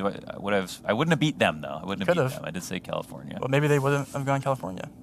Yeah, true. Okay, well, that actually, I mean, we're joking about it, but this keeps Kodiak alive. He had to win. He had to be a little bit closer. So the damage is one thing, but getting closer to round 10 is his goal because he is looking for that one-shot wipeout here on Foul. Round 9, 1-360 panorama. Not sure what this is off the rip. We can make a guess. Obviously, it's European. Obviously. The quick answer is Slovenia or Austria. I can't quite read what that says. That is an interesting sign. It has had a picture of a tree as if you didn't know they were around. I mean, you have to... Oh, he found the main road. Both players found Gen 4 here. That's nice. They do that. Rooms, apartment, wellness. Okay, that's actually a Slovenian sign there with a yellow box on that. So both players will get Slovenia here. Whoa, Slovenian yellow box. I mean, I'll tell you right now, if this was just a pub game, I would have lost some points. Kodiak needs to pick up pretty big points here because... Can Slovenia offer that? It can. It can if he's scanning for the road here. It's round 9, 5x damage. Kodiak's the one more zoomed in. Kodiak has the street right here in front of him. He just has to scan and find it. If he finds it last second here, okay, this would be justice for Kodiak, who has gotten all these 5Ks and sitting here on his last limbs at 240 HP. They're kind of close, so I don't think they're moving closer. They're moving even closer. If he puts this together, we'll see. It's actually Foul who's closer, and that's going to be enough to take out Kodiak. No! Oh, no! 175 points of damage there. That close? That close. 65 points and a dream. Oh, my God. I thought, no way that's like less than, 400 damage with the 5x multiplier, but 65 points of health. We are still living, Kodiak. It comes down to round 10. Kodiak is looking for a multi-merchant opportunity here. A multi-merchant opportunity. 65 points. Let's see what's in the bazaar. Let's take a look together here. Round 10. Let's go thrifting. Botswana. Botswana. Is it doable? Yes. Is it what Kodiak wants? No. What is this? Rubik's Cubes? Rubik's Cubes? Yeah, this building. Oh, yeah, interesting. I don't know. Does anybody know the Rubik's Cubes from Botswana? So, I feel like... okay, so he has a sign, which is helpful for him, and he needs to instantly lock on the road here. Kodiak, if Foul doesn't find a sign, if Foul does not find a sign, he could blunder this. Oh man, it could come down to this. I mean, losing on Botswana would be devastating. 3,000 health, especially on round 10. Foul's got this locked up. If he's anywhere nearby, he needs to get close. Will this be enough if Kodiak's right? 3 seconds left, and he is not sure about it. Scratching his head before the plug. And Kodiak is sitting right on the money. How much damage are we talking? 7,200. Foul is out. The comeback is in for Kodiak, and justice for the 5Ks. Moving is all about finding the information. Woo! What a comeback with 65 points. Wow. Foul, you have to. A round to go, he was centimeters off of knocking out Kodiak, not even have to think about this round. If he didn't move his last second a little more west in Slovenia, would have been 1-0 Foul. He could have even afforded to be wrong as long as he was just a little bit closer. Exactly. And it wasn't the case. What a beautiful round of Geoguessr out of Kodiak. Wow, wow, wow. Wow. I don't know what to say to that. Yeah. That's the beauty of the game is it's always anyone's game. You can never give up quite yet. And Foul didn't give up. Not saying that, but yeah. You never know. No, he just found and that was also because Kodiak locked it fast enough, right? Yeah, he found a sign, knew where it was, locked it in before Foul could get a chance to find anything. Now we did say that Kodiak that's the game we expected him to win in the first place. The moving game. So do the odds shift at all? We'll see. We go to no move. Foul was playing, arguably, very, very well there. So it could have gone either way. So no move. Let's see. Game 2, best of 3. If Kodiak wins this, he does get the series win. man, that's it. And it's, again, it's an 0-1 matchup right here. So this could be death's doorstep for either of these players. This is a match they both expect to be able to win. Spin. Spin to win. Spin to win, 360, panorama, no move. Instant guesses here. Maybe with a white Gen 4 with the pavement, you probably go Philly. Philly streets, once again. I've actually gotten quite a few Philippines guesses and locations here in the past couple of days. And they always provide some interesting results. I would personally be so insecure about trying to click on the correct island. And even though they both are a little bit off, it's actually Kodiak who's closer, which gives him a lead to kick things off. Yep. Yep. That's solid for a first round. Solid. 500 points could be the deciding factor. Can't complain about that. This is beautiful. It reminds me of those longboarding videos where they go down and just like. Oh yeah, those are like you're like sweating while you're watching the YouTube video because you're worried that they're going to crash. This would be a great location. This is like a colder climate, right? Yeah, this will be Europe. Not quite sure exactly here. Chevrons or their guardrail. This has got to be a one-way street, right? I like Italy. Yeah, I think Italy makes sense. Northern Italy. But southern France is going Pyrenees. We have Pyrenees. I don't know which one it is. I'm being honest. Was He's moving back to Alps. Someone picks up big points here. Oh, you think so? Oh, wow. Oh my Foul. gosh. Talk about big points. It's actually foul to cash out on that. What a hit on round 2. Wow. Oh. I mean, maybe Kodiak powers up the less HP points he has. Maybe that's what he's doing. That could be the case early here. game damage. And as he looks into like the next couple rounds here, he's hoping for. Ooh, and Eamon, as an update, Eamon won 2-0 against Gingy. Eamon won 2-0 against Gingy? Against Gingy. The Gingy we just saw? Wait, what he eat for breakfast? Eamon is, dude, it's the rock climbing buff. Yeah, that's true. Oh, let's see if that transfers over to Kodiak, who has also joined us. Round 3. What? Oh, we've got one more. MK won 2-1 against Mata. 2-1 MK. Yeah, the MK, wow. but people had high expectations for MK, right? Yep. Yeah, so, okay. This is a crazy location. No move. I'm gonna take a look real quick. Make a guess with everyone else here.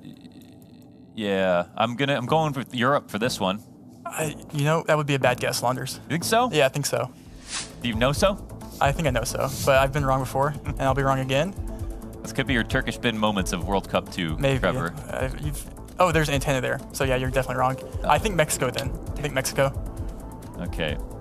Usually when you have the antenna, it's more Mexico, Colo, Brazil, and Ecuador, Colo, Brazil, Mexico. But this should just be Mexico, I think. Where else could you go that looks like this? Nothing really makes sense besides Mexico. I think both players get there in the end. This is tough. I don't know. 30 seconds, no lock-in just yet. They seem to be just as sort of dubious about the position as you are, Trevor, sort of deciding whether or not maybe they want to pick between one of those 3 countries. I'm way off, so I don't have any grounds to help them adjust at this point. But just what country is Kodiak in right now? He's in Mexico. He's in Campeche. We have a Colo guess. Kodiak could pick up big points here. I think it's Mexico. Oh, you think it's Mexico? Will this be big points? It could be foul. 5 seconds Will he left switch? over. Let's find out if foul is going to cash out huge. And instead, it's Kodiak. It's closer to Mexico City. That's going to hurt pretty bad. 3,800. Foul is still living, but right now he's in jeopardy of losing 2-0. Wow, and that would be devastating if Kodak just clicked capital. It's CDMX. Right, yeah. You always just click CDMX when in doubt. Wow. But foul, it's not over yet. But that was a tough round, wasn't it? Not an easy round. Yeah. Not an easy round. Definitely could have been Colo there. Not a bad guess there by foul. Will we get a good guess here They were at round stranded. 4? Oh my God, and now they're stranded in Scotland. Iceland. Greenland. Mongolia. Mongolia. I saw sheep and I thought Scotland. Hey, that's fair. They have those. Kodiak could win here. Both players probably going to iconic Mongolian grass. If you know, you know. How well do these players Not everyone knows. Not everyone. Yeah. It's hey, there's one road. There's a lot of distance before they see anything else. Wait. And, we talking about a 5K? Wait. Foul, is he sitting Foul? on it? He is damn near sitting on it. Wait. 1,700 damage. Ooh. And we have ourselves a ball game. Wow. Foul. Yeah. Knowing the road there is, Mongolia is a very learnable country if you spend the time on it. Yeah. because of all the meta with the Geoguessr, but I mean, we have ourselves a ball game, but we are still early on. We're in round 4, but it feels like it's the 9th inning. We are talking about very low HP on both these guys. A huge chance for Kodiak to end this game now, and equally big chance for Fao to take this to a 3rd round. And, you know, this Are we by Mount Kilimanjaro? Not even close, Launders. Not even close, Launders. This will be Argentina, western, north. You would have to guess like Salta, something like that, Catamarca. And we do see, this is a very region guessable road. A player here could potentially find this road by lining up the mountains and the ridges on each side. But, and that's what Kodiak tying his shoes. Yeah, he's tying his shoes right now. Kodiak, he's lacing up.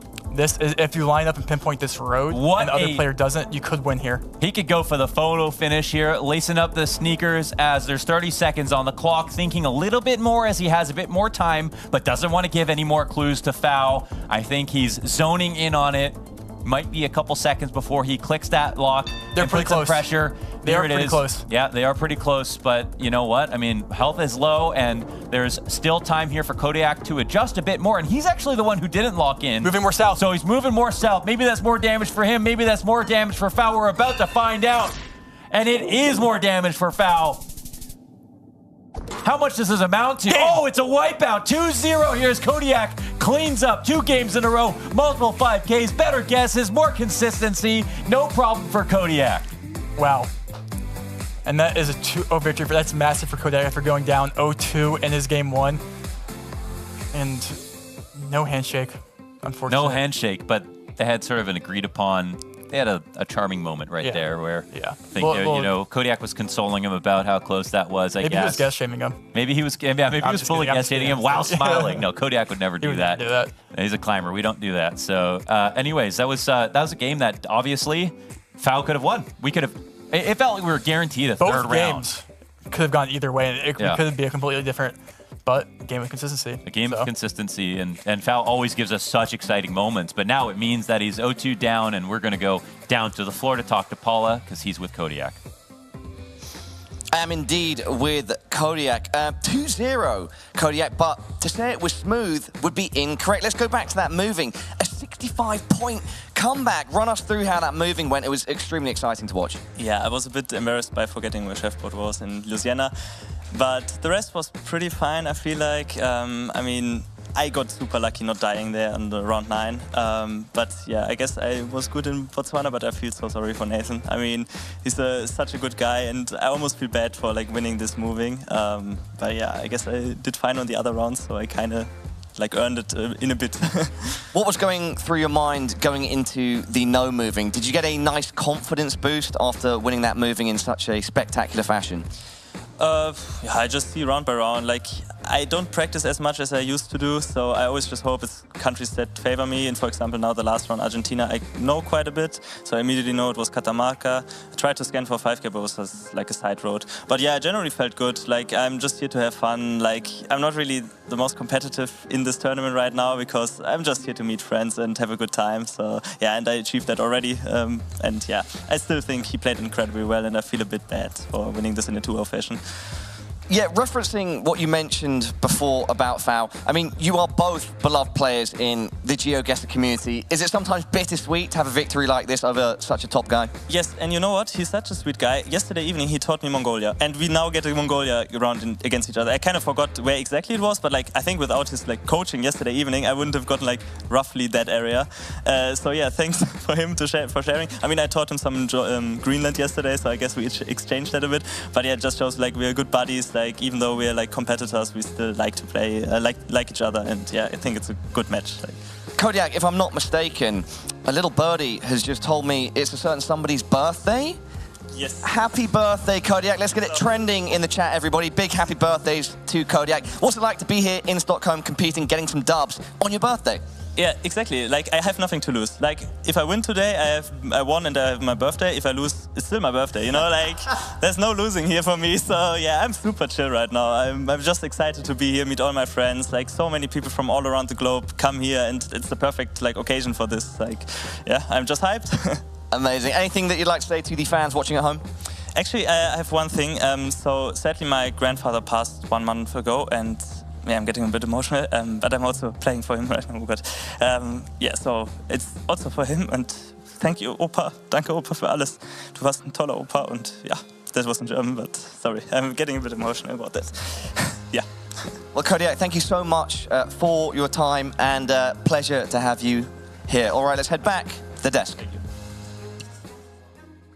A win for Kodiak and a roller coaster of emotion. Sad to take out a friend, honoring his grandfather, but celebrating his birthday. That just got a little bit happier with that win. Now, I don't know. My favorite guy now. I'm not supposed to pick favorites, but I had Gingy and now I have Kodiak. Everyone at this tournament is such a lovely person, and it is really hard to think about people not moving on to Saturday. But that's ultimately what our competition is here to decide. And of course, that did decide that Radusi would be moving on, unbreakable now in his hold on the top of the group. But Kodiak making a really nice play to keep himself in the groups for Saturday. What else did you see in that matchup besides some amazing comebacks? Yeah, amazing comebacks defines it very well, coming back from 65 health. On that game, in our competitive Geo lingo, we call it a multi-merchant.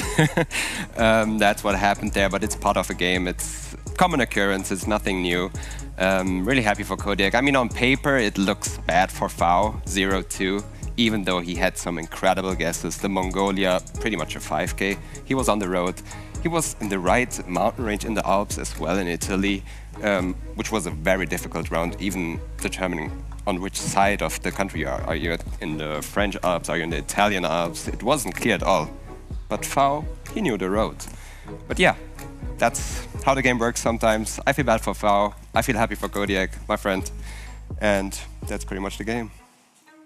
Yeah, the game does move onward, and fortunately the group does as well. Let's take a look at the schedule for today and see how this shakes things up. It is by no means over for Fao, and it is by no means guaranteed for Kodiak now. We've only finished our round 2. Gingy down 2-0 to Eamon, and MK up 2-1 over Mata. I see, your jaw has dropped. Bloom, tell me what you're feeling. I am happily surprised by Eamon's performance today. I didn't know exactly what to expect. I mean, Eamon, a longtime community member, been grinding for a long time, but to 2-0 the first games is crazy. And against Gingy and Fao, who initially when trying to think about some predictions in the past couple weeks, I definitely had Gingy and Fao like near the top of this group if I had to play it out in certain ways. So just seeing Eamon come in and 2-0 both of them right at the top of the day for his group, that's super exciting to see for me. Yeah, absolutely. Any other thoughts there, Jello? Yeah, we also had the other game with MK and Mada. I didn't get to see it, obviously, but I've heard it from left and right. There was also the classic strategy against moving players where MK put on some pressure on Mada. Mada wasn't happy about that. I think that's how the game went. Well, it's a pretty tough one for our players, but there's no easy rides here at the Geoguessr World Cup. We'll be right back where you get to watch MK and Eamon on stream. But first, you got to sit through this quick little break.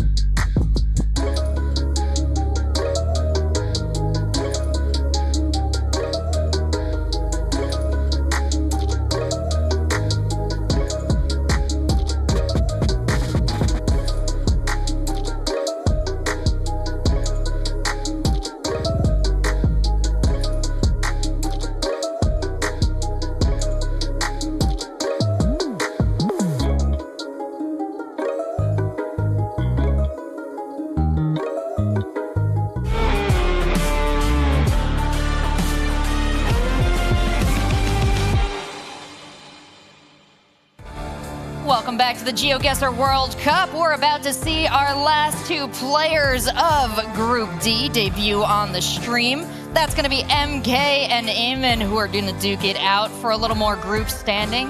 Then we get back to mixing it up. We've got a couple games to get through here. Fortunately, if you want to see all of them, they are broadcast across Stream 2 and Stream 3 as well. So let there be no mystery. Don't miss a moment of plonking if you're just sticking here on our stream. But if you are, hello, welcome. I'm your host, Rachel, aka Seltzer. I've got Bloom and I've got Gelotris on the desk. Thank goodness, because we have had some incredible games and your breakdowns have been so essential. Gelotris, thoughts on the quality of play we've seen today? Yeah, I would say it's the same level as yesterday, pretty much. I had lower expectations today. Looking at the players, I was like, okay, maybe it's stepping down a little bit in terms of quality of gameplay, but Savage I didn't get disappointed today. What are your thoughts? Yeah, that's fair. I mean, amongst community members, people were definitely like, okay, wow, B is everything. It's going to be insane. All the other groups don't matter, blah, blah, blah. Just, you know, for the hype and everything. But to some extent, that was like sort of a well-backed thing to say. But if we look at how this entire tournament has been going, I mean, every single group is really, really impressing, and it just shows why everyone made it here to the World Cup. Well said, and this next match we hope impresses you as well. We've had a lot of moving players in the mix on this one, but we've got a no-move Panzoom and a no-move preference coming up next. Let's bring out our first player for the group. It's MK.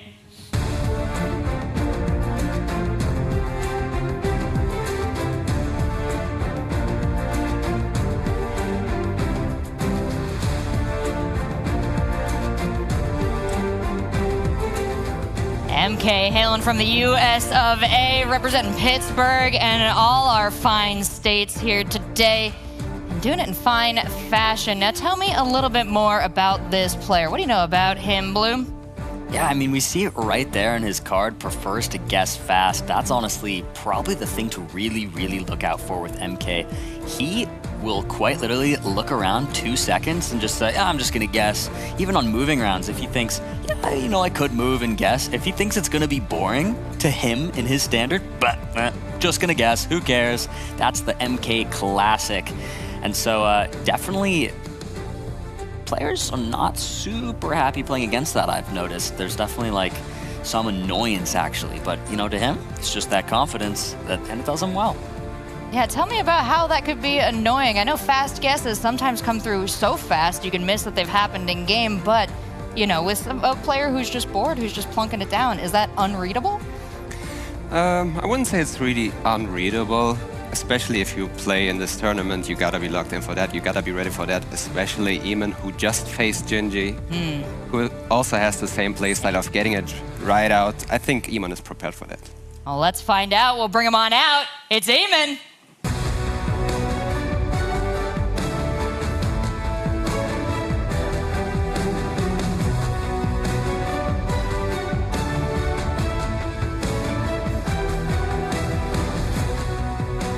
Coming out of our regional tournament, Eamon made a big name for himself there, but he's a player that has a reputation around the scene for skill, for knowledge, for talent. Tell me more about him, Jello.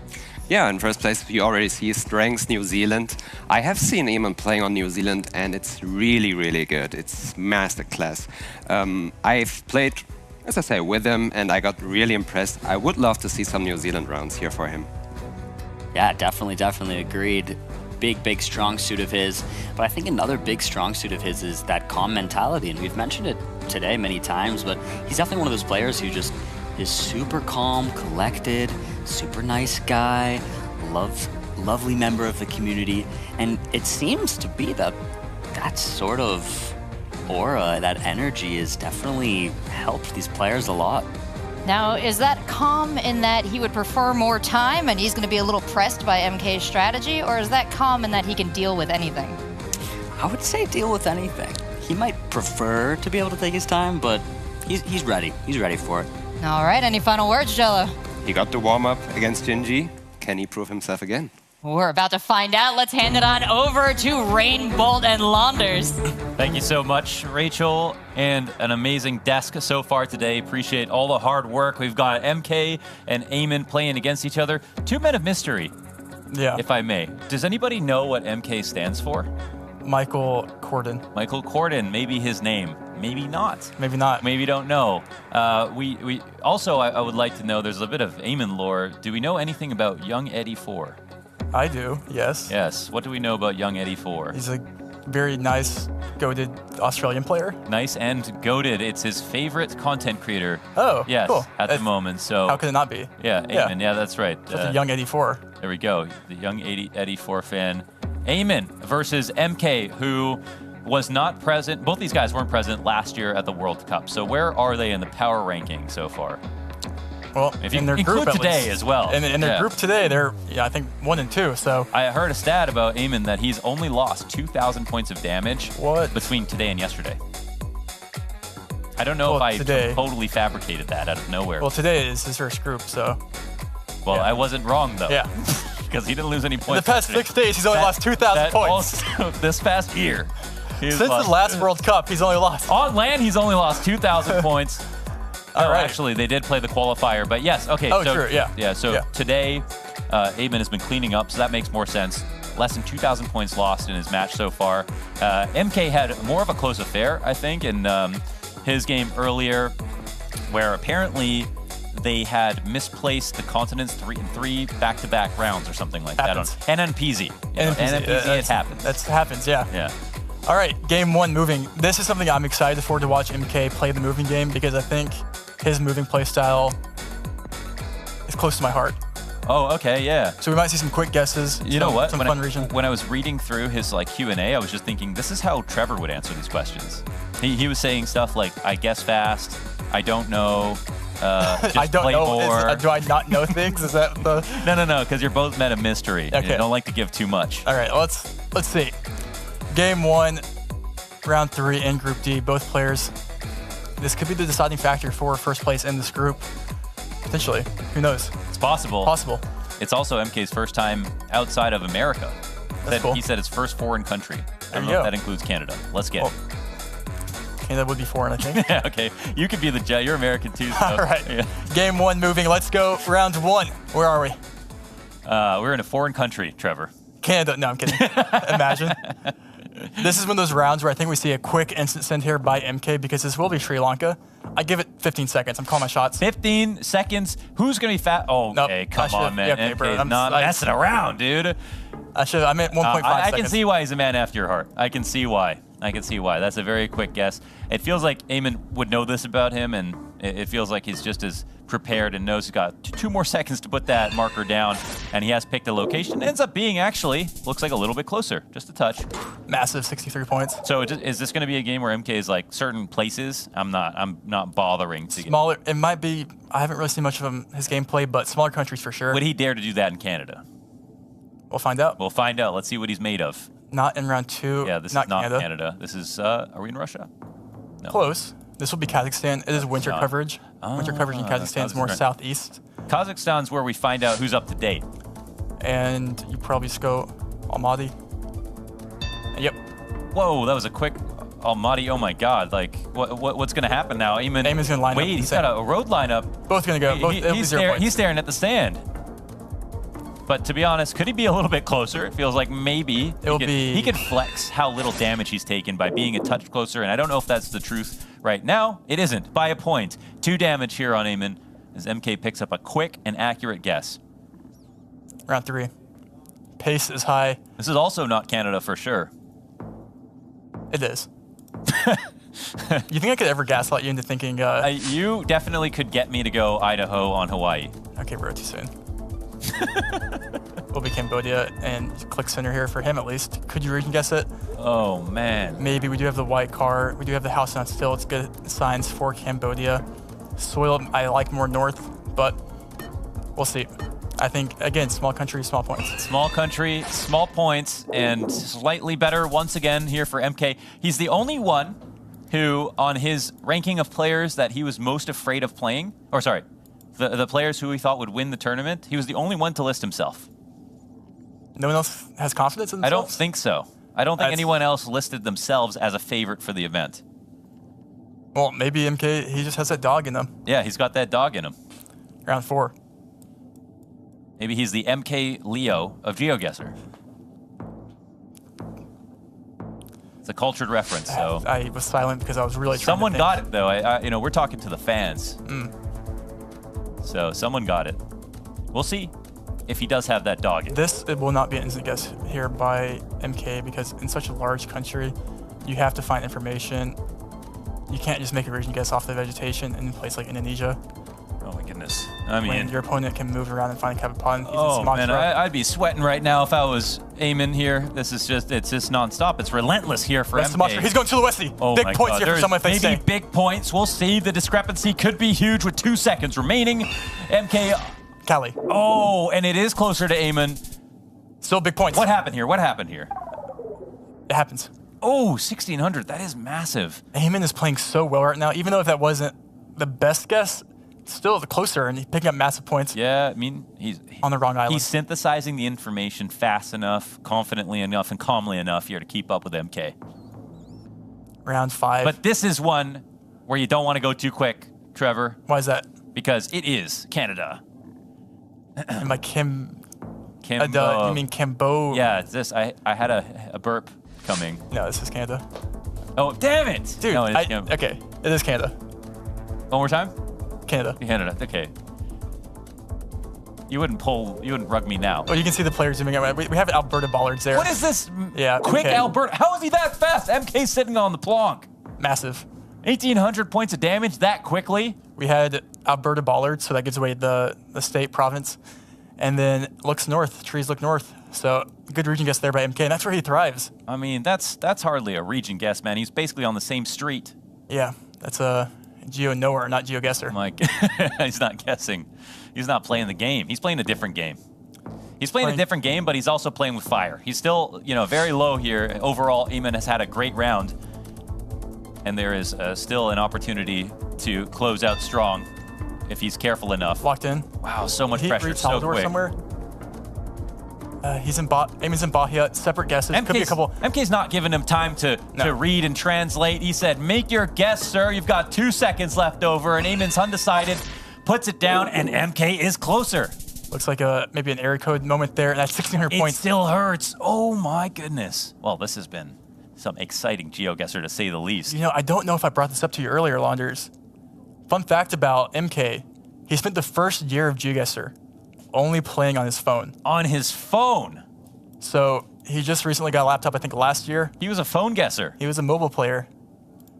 And so, hey, listen, if you're out there and you think I can't do this, you can use MK as your inspiration. If all you have is your phone. If you're watching this on your phone right now, you can do this. You can do it. MK is your inspiration. Ooh, RO. That gives very valuable information. My goodness, Western Brazil. Not Brazil, Roraima, but they're both Rondônia. zooming in to a very similar area. Man, it has been maximum pressure. I feel like MK has taken the least steps of any player so far in a moving round. The grass is covering the number there. I can't. Yeah, is it can he 4, figure it out?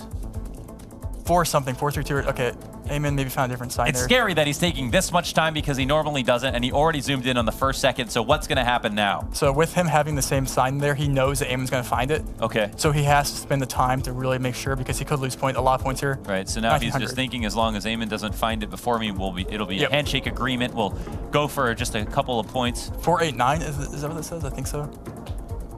But that does have the road number. We're playing number guesser, number finder. Scanning here, both players pretty close here. Yeah. Oh. And just south. Okay, and they obviously don't find it exactly. It's still going to be some damage, and actually, it's significant, man. 1,300 left over now for MK. It's anyone's game here. Just trying to breathe, man. Round 7. Every guess has been so quick. This one was the longest by far, and still, it wasn't one where MK was driving down the road. He basically looked around and spent the rest of the time searching the map. It's like they're already playing no move. Oh, and I think we just got word that Foul has won 2-0 against Gingy. What? No way. He actually picked a 2-0 against Gingy. Which is quite the turn of events. Because Gingy was... Was that an 0-2 game? Does that mean Gingy is 0-3? Gingy has won a game. He's won a game. Okay. He won the first game. Okay. Wow. Back to this. MK versus Eamon. Insane. Round 8. Eamon, where are you aiming? Hopefully Japan. Okay, let's aim Obviously, for Japan. they both will get Japan here, very, very obviously. But I think MK will zoom in on the light post or the telephone pole here and then instant guess within like 10 seconds. That's my... Yeah. So they have the digits. so we can use a plate here to region guess Japan, and he will, and he's clicking Osaka. Yeah, he didn't even zoom all the way in. He's once again seeming like he's waiting. Osaka, Hiroshima. Another situation where he just knows that Eamon is going to get really close, so he has to take his time. Let's see how he uses the next few precious seconds.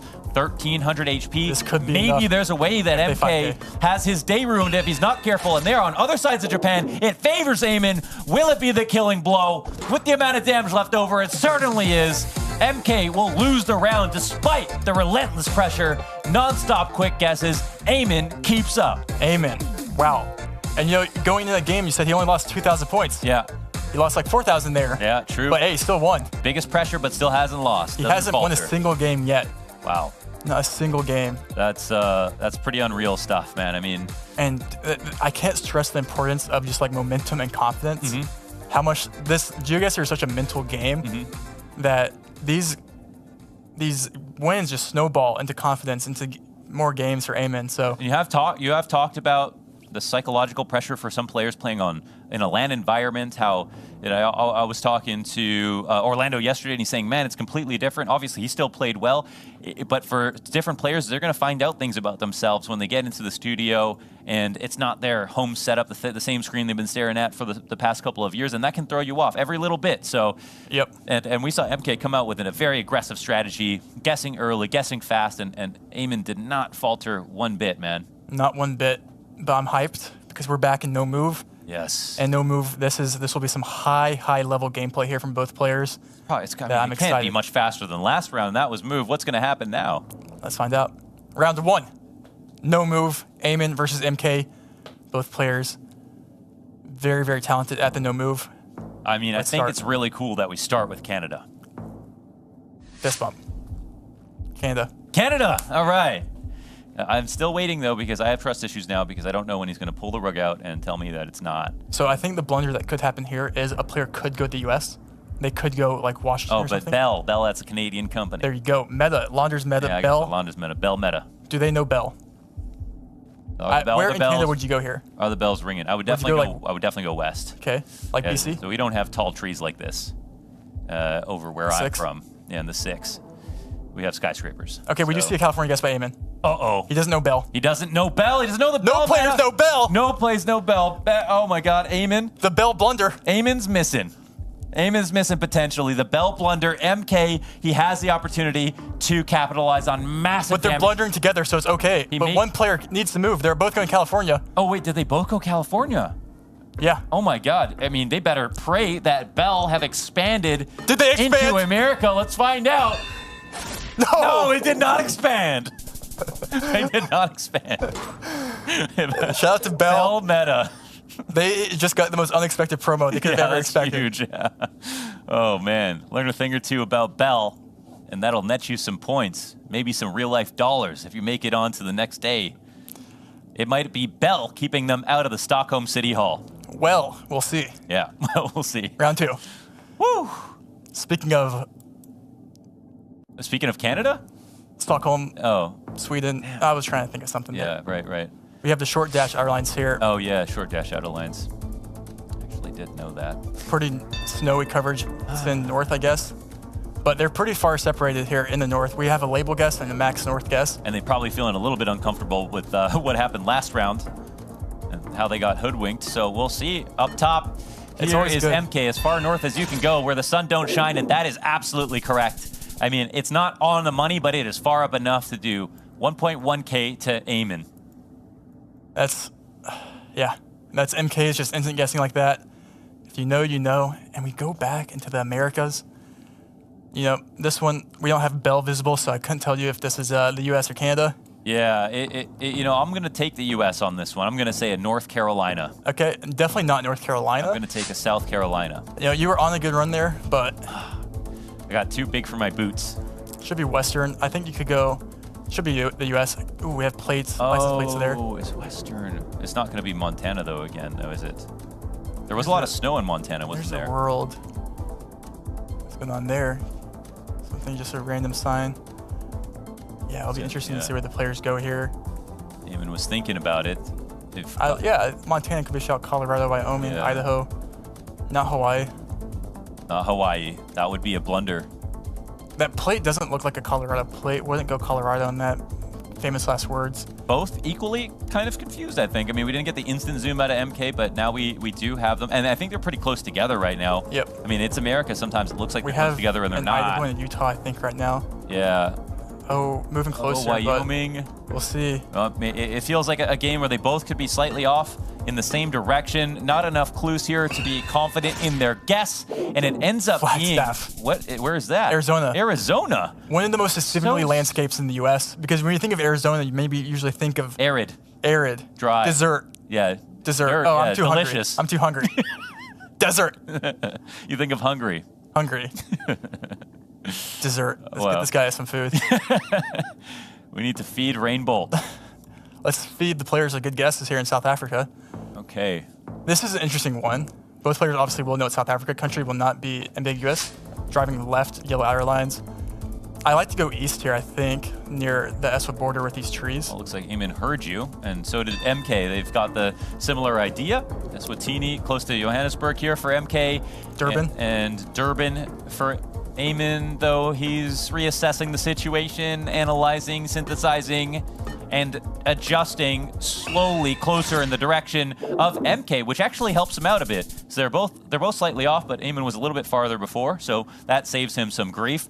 3,100 points of health remaining for him, as it is a much stronger start for MK. Round 5. The pace is in Wow, MK's we are really hands. spamming America. No, it's not America. We are really doing You don't know these trees? Estonia. The trees? They look Polish. Polish trees. We also have the Poland poles, those there. poles, The holy poles, usually they're holy A-frame, poles, but you do get them like that. Yeah. And but the Poland- A-frames, can't that also be Ukraine? Not the holes. You could get them in Hungary. Ah, okay. But I think it may be a gentleman's agreement to collect center here. Okay. Oh, wow. Yeah, that's, well, they do go, they handshake on the center. 100 or 200 or 300 points of damage nearly here on MK. And we continue to trek forward. And this round does feel a little bit different than the last. The guesses are actually a little bit slower on average. Even though it feels like MK is not really even moving around that much anyway. It feels like maybe MK is We're guessing looking quick in the moving to get his opponent to not get specific. information. He's like trying to get out of the round, sort of. Yeah, okay.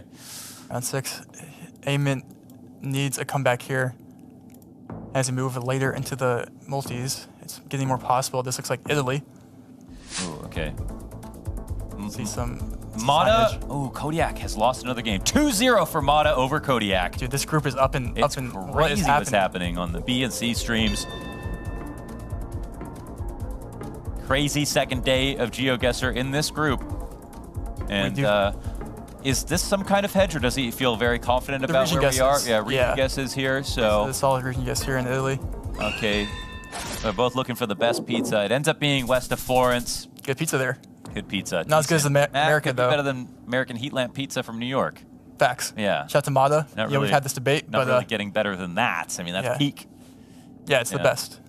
And if any Italians want to argue about that, well, they'll have to turn to broadcast talent and pick up a mic. Facts. Round 7. Okay, so is this? Did we see Ty? What did we see? We maybe in the distance far away. We might have seen Yeah, Ty. yes. We are in the bordering I country haven't here. updated my prescription in some time. We do have a Oh, black no, sticker on the yeah. pole here, which if you're just not playing, a black sticker on the pole does mean mainland Malaysia, which is a peninsula south of Thailand. And we do see some reading here going on. Reading Andes. Oh, it has the, yeah, so. Is that enough information on that sign? Scanning. What are they discerning from all this? Are they generally getting an idea of what's on the board, or are they straight Yeah, up they have spelling it out? some scanning here. Rank Perak.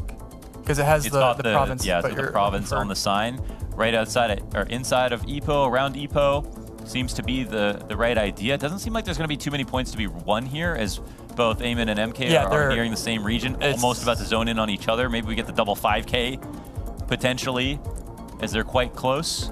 There's no lock just yet. 5 seconds remaining. Full use of the clock here for both of these players, treating each other with respect, and respect to Eamon for surviving this round.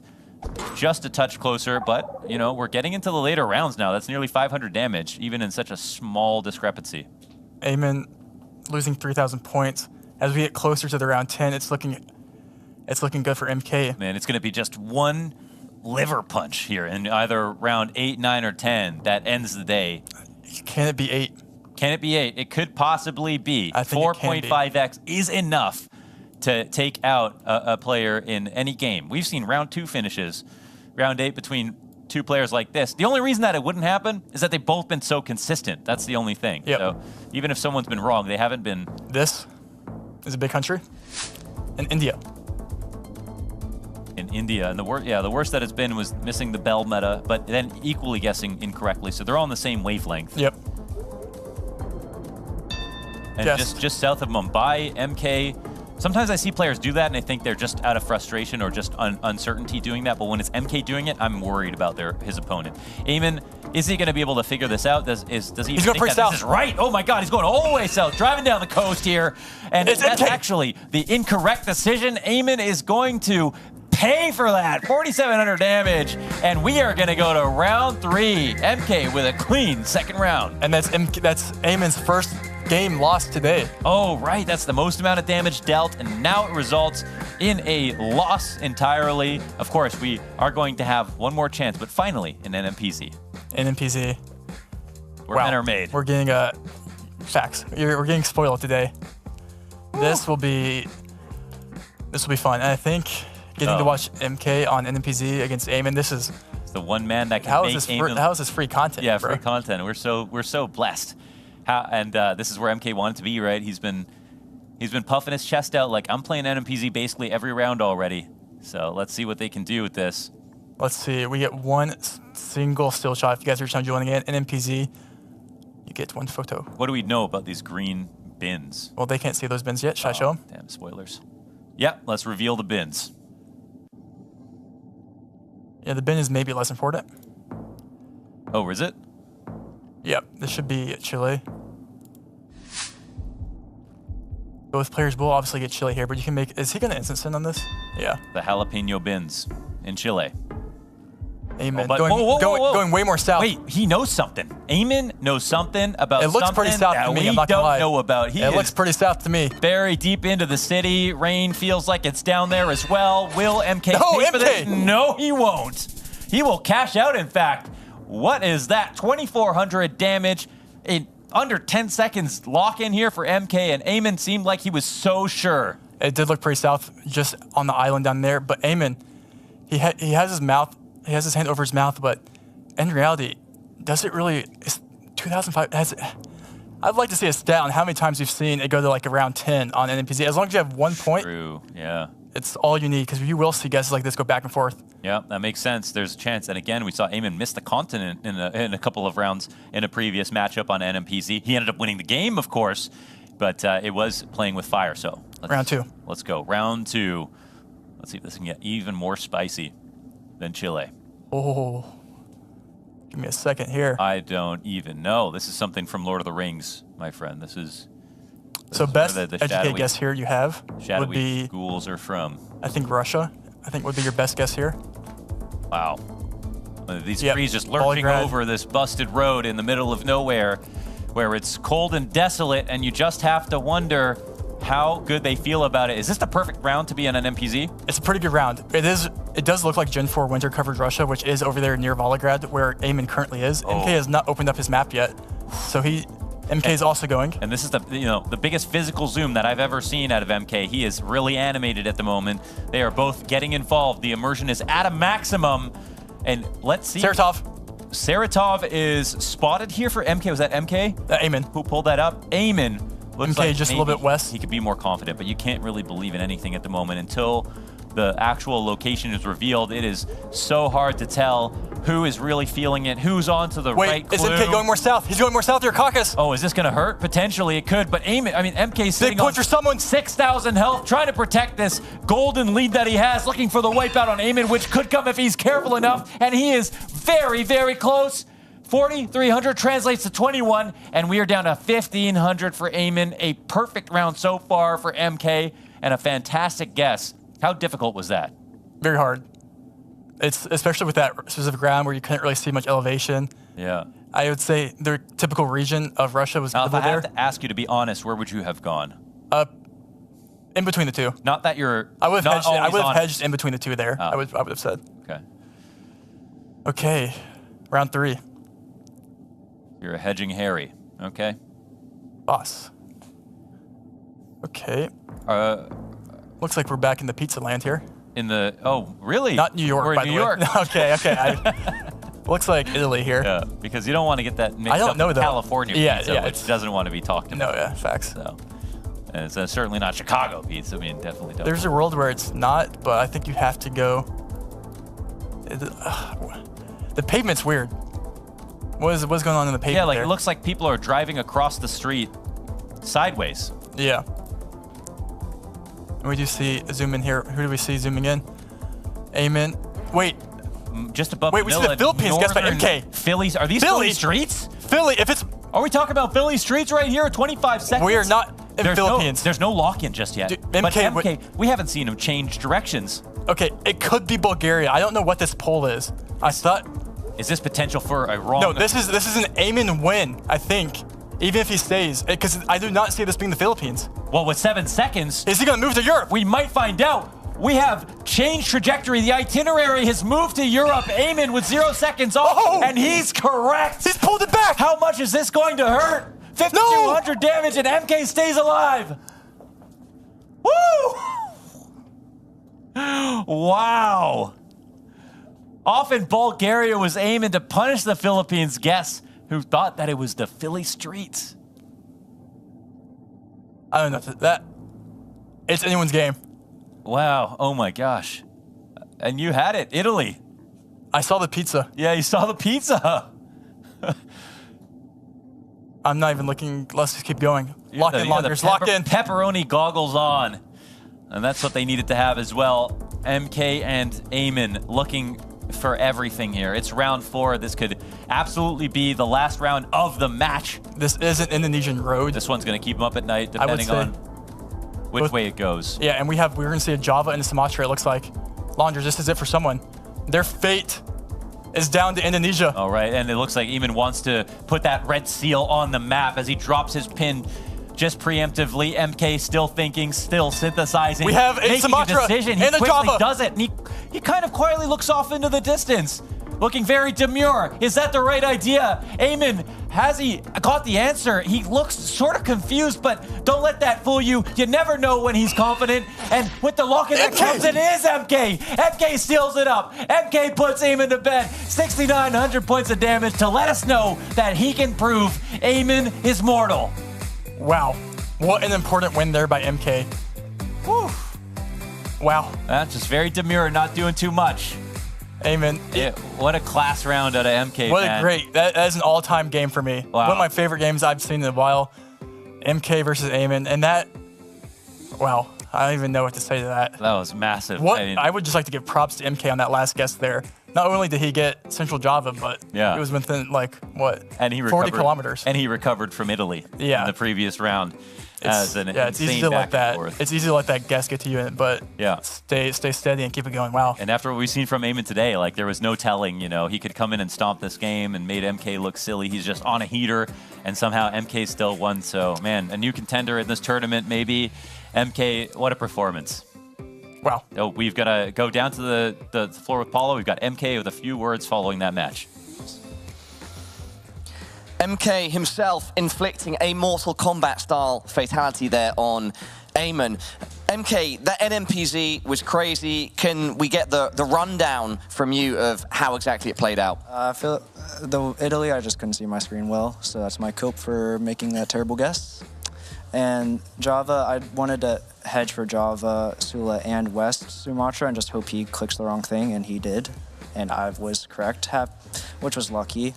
And the Russia, like I was just looking for copyright the whole time, and I failed, but I still got it, which is, yeah, it's good.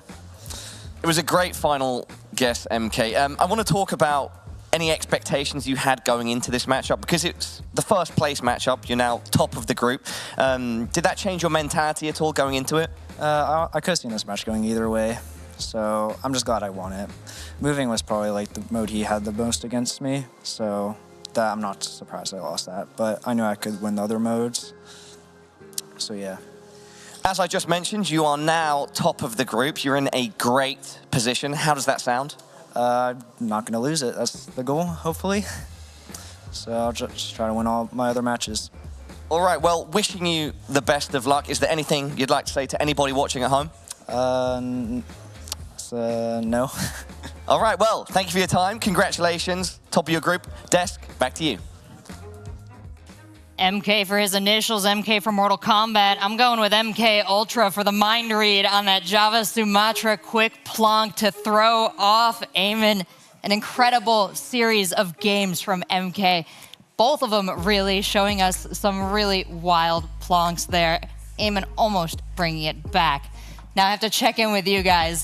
Some emotion, some temperature from the room upstairs. I can't imagine the reactions. Yeah, people were definitely going crazy during that NMPC game. I mean, when MK went and put his Blanc in the Philippines, the room all went from kind of like some people having some more side convos while still watching, and then everyone was just like, hold on. What is happening? And there were definitely some even mixed feelings on where it was amongst Europe. Most were thinking Europe, so it ended up working out there for Eamon, but not enough. So we got to that next round, and then seeing MK make with that insane plonk in Java to win it. Wow. Yeah, really wild stuff. Jello, any reactions from you? Yeah, I mean, we are gonna talk about this, yes, probably a lot. Philippines on Italy is something you don't see every day. Matter of fact, I don't think I've ever seen it, but it can happen. We had that round concrete pole, which you see a lot in both countries. I guess that's what he based his guess on. Besides that, it was really only 4 to 5 guesses that really decided the game over the course of all 3 game modes, I would say. It was really head-to-head, and in the end, it was MK who made it to the top of the group. Yeah, it definitely, as Trevor said, I think one of my favorite games I've seen in a long time. And really underscores how essential it is to be tuned in watching the Geoguessr World Cup. You don't want to miss these memes as we're pulling them fresh out the oven. So make sure you grab your friends and pull them in for the next couple games, because it's only going to get better from here. Also, don't forget Stream 2 and Stream 3, where you can see a lot more action. In fact, let's check in on that schedule, see how those other games are going. Mata finally picking up a 2-0 over Kodiak, and Fao 2-0 over Gingy. Unexpected there. I heard that was pretty quick too. Fao walked on out of here games ago. Yeah, I mean, it's pretty crazy now when you look at what just happened with this round. We have 3 people tied at the bottom of the group with only 1 win. So really things are still very much so up in the air as we go into round 4. Yeah, I see an upset here in the Kodiak-Mada matchup, because a lot of people had Kodiak also up on the list besides MK. MK, I think I've seen the most on top of predictions overall. But yeah, Kodiak was also up there. Got a bit unlucky probably. I didn't see the matches, so it's hard to judge. But based on the facts, it's not looking good for him. Yeah, this deep in the group, this is probably our most impactful matches that we still have remaining. Group D still mixed up, and our next match is going to be between Gingy and MK. And considering how fast both of them are, grab your snacks, hurry back, because you do not want to miss it. We'll see you in a minute.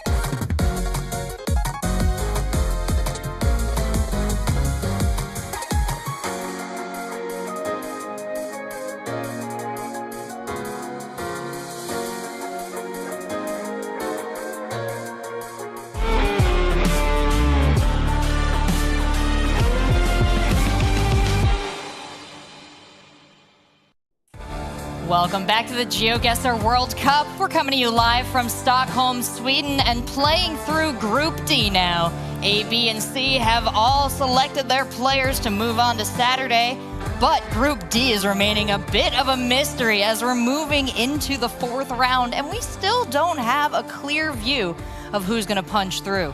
Well, except for one of our players who is making some very serious inroads through this group. Our next matchup is going to feature Gingy versus MK, one I'm a little bit excited for. We got a East versus West US match here, and gentlemen, both of these players very fast, very locked in, very unique in their styles here. What do you think is going to be the biggest thing to separate them, Gelotris? Yeah, that's what I was thinking about the most. What is really different between those two players? Both from the US, both very young, both like to quick guess. They are both pretty new to the game, so somewhat. Gingy is, I think, a bit longer in the community. But yeah, besides that, a lot of similarities in these two players. Yeah, I mean, I think honestly the only thing I could really think of is just the types of stuff they learn. Like MK is all for the niche, random little meta, and Gingy's very much not, but they take the game the same way. They load in. If they know the country, they're just like, I'm not going to look around. Plop it in, go next. That's their way. And so I think we might have possibly our fastest game of the tournament on our hands. That's my prediction. I'm pretty excited for this one, so I'm not going to make y'all wait any longer. Let's bring out our first player for the match, MK.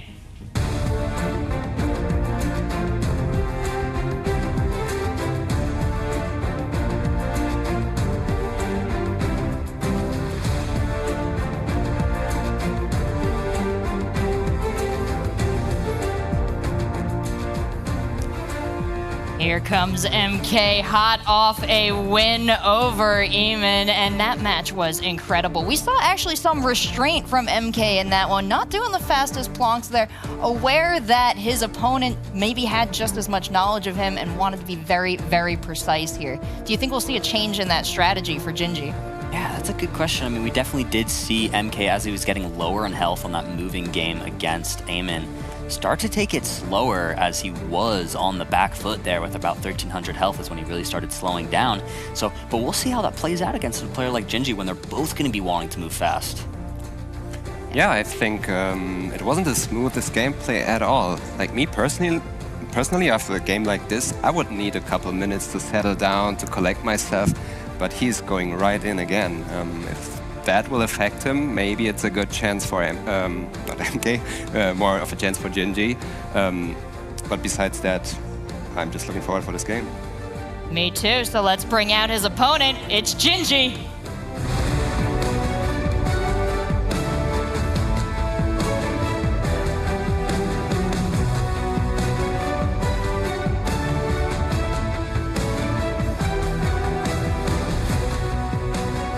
Love to watch him play, love to watch him put those quick plonks down. But he might have met his match here with MK. We're interested to see how these two styles are going to meet up and how their strengths and weaknesses will complement or conflict with each other. What jumps out to you most here? Yeah, I mean, at the APAC tournament, we talked a lot about Angelo being one of the best Mexico players in the world, but really when you look at Gingy too, he's right up there with him. And I know Gingy actually was mentioning, like, why did everybody say Angelo was the best Mexico player, like, doubting me? So, well, I hope we get to see some of that prowess.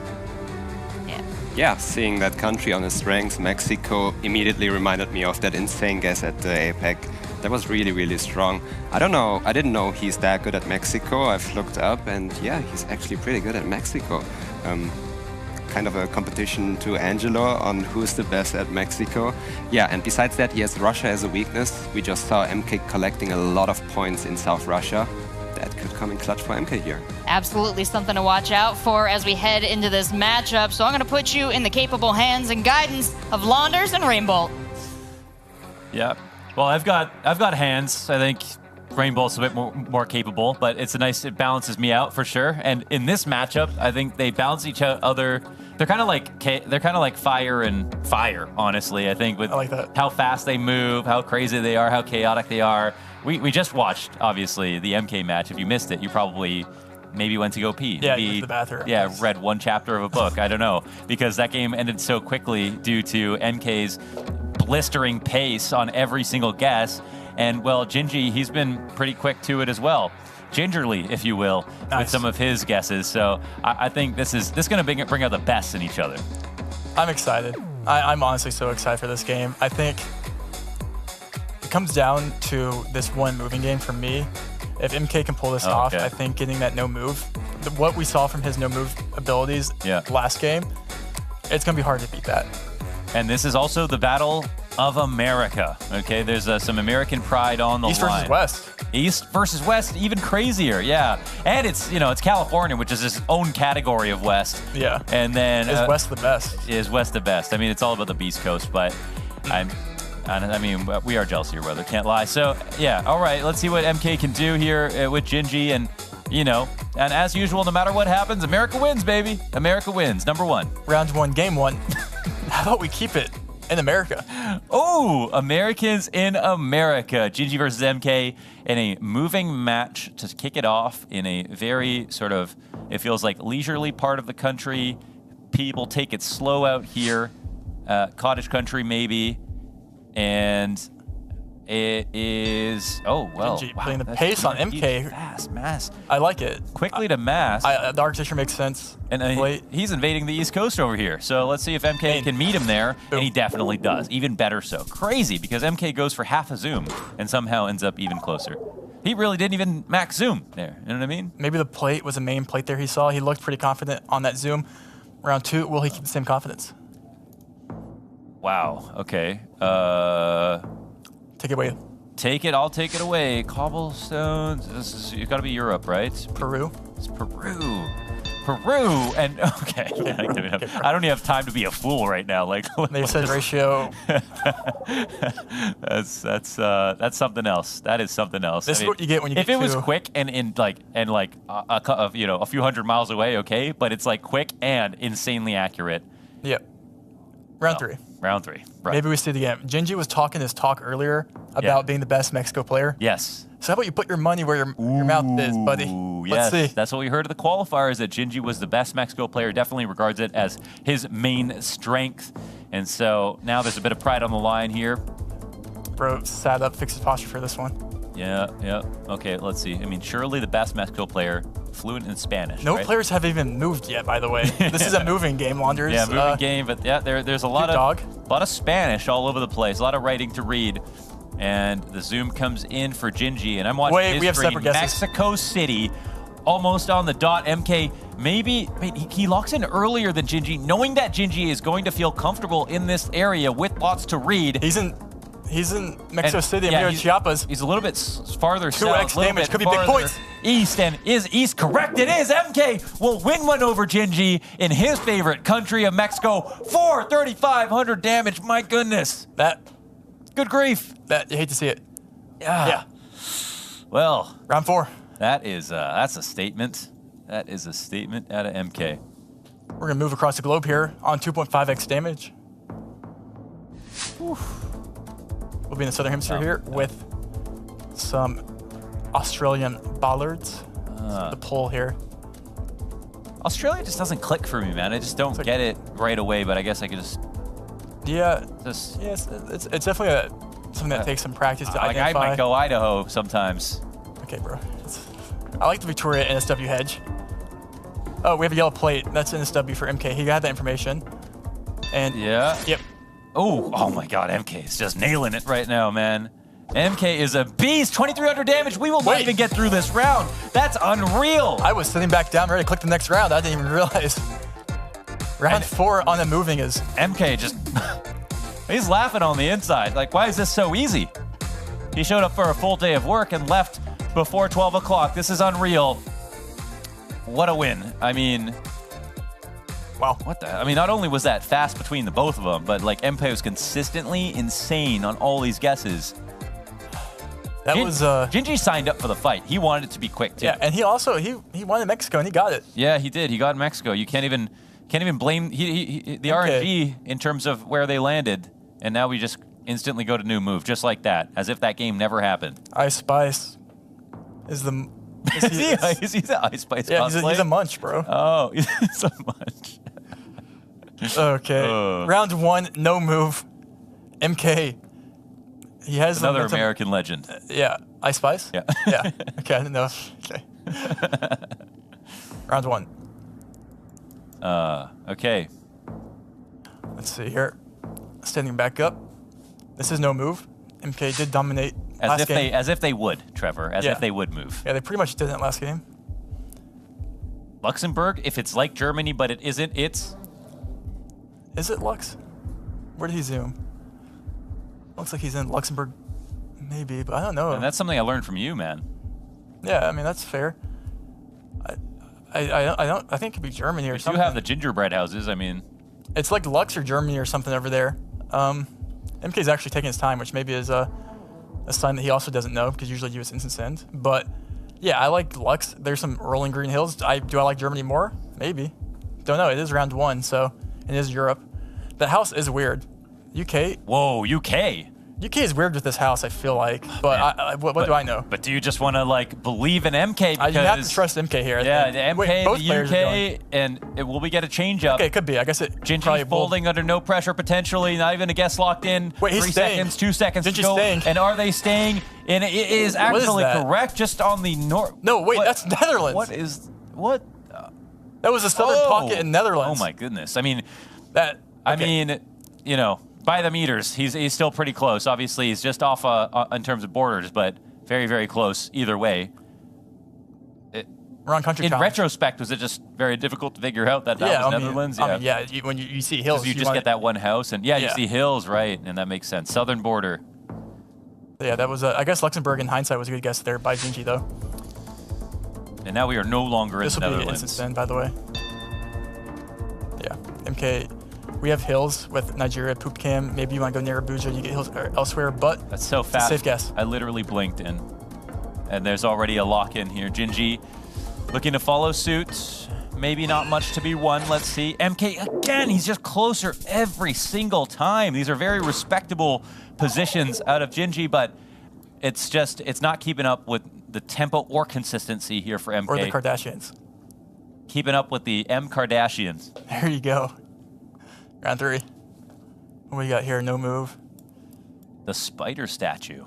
This is a cool location. It's at 2024. Wait, what the heck? 2024 coverage. Yeah. Let's see. Should be Argentina. We're guessing Argentina here will be interesting, though. You go west with how dry it is. Gingy thinks so. I can't really tell, though, if I'm being honest. Where are the Argentinian spiders? He wants to go Salta. Oh, we can see the Argentina plate there, by the way. So with a black dot in the distance, so that does confirm. Yeah, if you have your glasses on. Catamarca and San Juan. Separate guesses here. Cordoba. Man, yeah, there's always some parity between Cordoba. these two. Cordoba is looking like the final Even guess more south. at 2 seconds. Let's see if it's going more south or not. And it's actually up in the north, slightly closer once again to MK. More damage being dealt. Gingy gets cut down by half. 2,387 points of health remaining. Wow. I mean, he 4-rounded game 1. Can he 4-round game 2? Sitting right there by the airport. Might be sending him home soon. Not a very doable round to send him home on, in my opinion. But you never know. On 2.5x multi. Could happen. This isn't doable. It's Italy again. We've seen tragic things happen to MK in Italy. Especially when he's in the Philippines. True. He's thinking Sardinia here. Is that where they invented sardines? Yes. He has the answers. Northern guess here by MK. We see Gingy hedging or hovering more north. Will he commit? Will he stay near Rome? MK's looks like he's committing north. This will be big points. Launders. Yeah, they're jostling back and forth, that like shimmying around, looking at same parts of Italy and just trying to decide, narrowing down the region. We're talking about millimeters and centimeters here between these two players, inching back and forth, switching from imperial to metric, thinking where in Italy is it going to be, and it should have just been more north. It's once again MK up top, GG's. 3,400 damage and the win. Back-to-back 4 rounds. You said maybe it wasn't going to happen in 4 rounds, but when it's MK, anything's possible. Well, that was easy. My goodness. That's got to be one of the fastest games ever. Period. Yeah. Yeah, that was, I wasn't expecting to be on camera this soon here, but. Like, we paid for tickets to come and watch this match. Yeah. And it was over in literally 8 minutes, maybe. He hasn't lost a game yet, or a series. Yeah, and so, wow. And so that was Eamon that he knocked out, gave Eamon his first map loss, then made it a knockout. And now he does the same thing to Gingy, and now it's MK is the player of the day in terms of how confident, quick, and accurate that he's been so far. I don't even know if I wonder if he's got any more words prepared in his second winner interview. Hasn't had time to think about his last win yet. Give an answer repeat or something. I don't know what's going on here. Yeah, maybe we can find out what the acronym stands for, Paula, when we get him down on the floor to find out what MK stands for. It might be funnier, though, to keep that shrouded mystery and maybe just make up funny names for Mr. Kardashian. Paula, what does MK stand for? Mohan, I'm going to try and find out, but MK has given me a specific request to start the interview. I have to say, Trevor, that's game. Good enough, MK? Yeah, it's good enough. Maybe not as enthusiastic as I would have liked, but it works. All right, I'll try and get it going when I'm casting the knockout matches later. Bro, you're 4-0, absolutely destroying your group. What's going through your head right now? Not much. I had coffee this morning, so yeah. Coffee, the secret meta. Yep, stimulants. Stimulants, all right. Yeah, that was a very smooth 2-0. You made it look easy in a sense. Did it feel easy playing it out? No, it was a tough game. Like, it could have gone either way. All right, well, at this point, 4-0, what do you think your chances are of going 5-0 and being completely untouched? I mean, I think I can do it. I'll try. All right, well, wishing you the best of luck once again. Do you want to say anything to the people watching at home? No. All right, well, thank you for your time, and I'll leave you to it. Desk, back to you. Thank you so much. trying my best. I'm going to go find the coffee pot that he's been drinking out of. I have some things that I would like to achieve in my life. An unbelievable round from MK and exceptionally fast. I'm glad you guys made it down for the desk. I was filling so you could run down the stairs in time. But tell me about your impressions right off the bat. Yeah, I mean, you've already said it. I was talking to Bloom saying, do we even need to leave the desk for this game? It's gonna be a quick one, but yeah. I think it didn't go too well for Gingy. I mean, starting off in the US round, he immediately sent his guest down. MK, however, was calm and collected, moved around, saw the main plate, got it correct. Then we had the Mexico round, where we had Clue on the Google car, which is very common in Chiapas. Again, Gingy was instantly standing it out. However, MK was taking his time, looking at the car, saw, okay, it's a Chiapas car. I think that was really a fault on Gingy there. Yeah, I mean, it came down to what I mentioned earlier, you know, MK really loving to get into that nitty-gritty meta stuff that Gingy just does not like to learn. So Gingy didn't even think to look down at the car because that's not anywhere in his playstyle. Yeah, his speed has so much been an asset for Gingy in so many matches. Now he has met someone willing to go just as fast as he is and to bring a different set of information to bear. So it was a hell of a match there. And I have to say, I'm wondering, you know, did you have an opportunity to even hear from the other players upstairs? Did they expect this to go this way? Yeah, definitely. We got up there and I went to sit down and our lovely Lenley was like, oh, are you ready to get up in 2 minutes? I was like, yeah, I'm ready. Yeah, I guess everybody knew that this was going to be a quick one, regardless of who won, the way both players play here.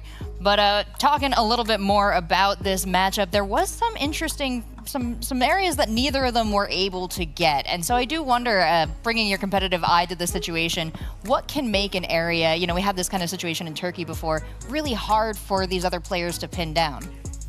Yeah, I think they took a good amount of time on the Italy round. I was surprised by that. I wasn't sure either if it's north or in the center of the country. That was also a guess where Gingy lost a lot of points going middle. I can totally understand that guess. It was a tricky one. Yeah, tough guesses out there. It's more impressive than when you see the players and what they are able to lock down. Now, you know, as they face the rest of the group here, MK sitting in a really nice position.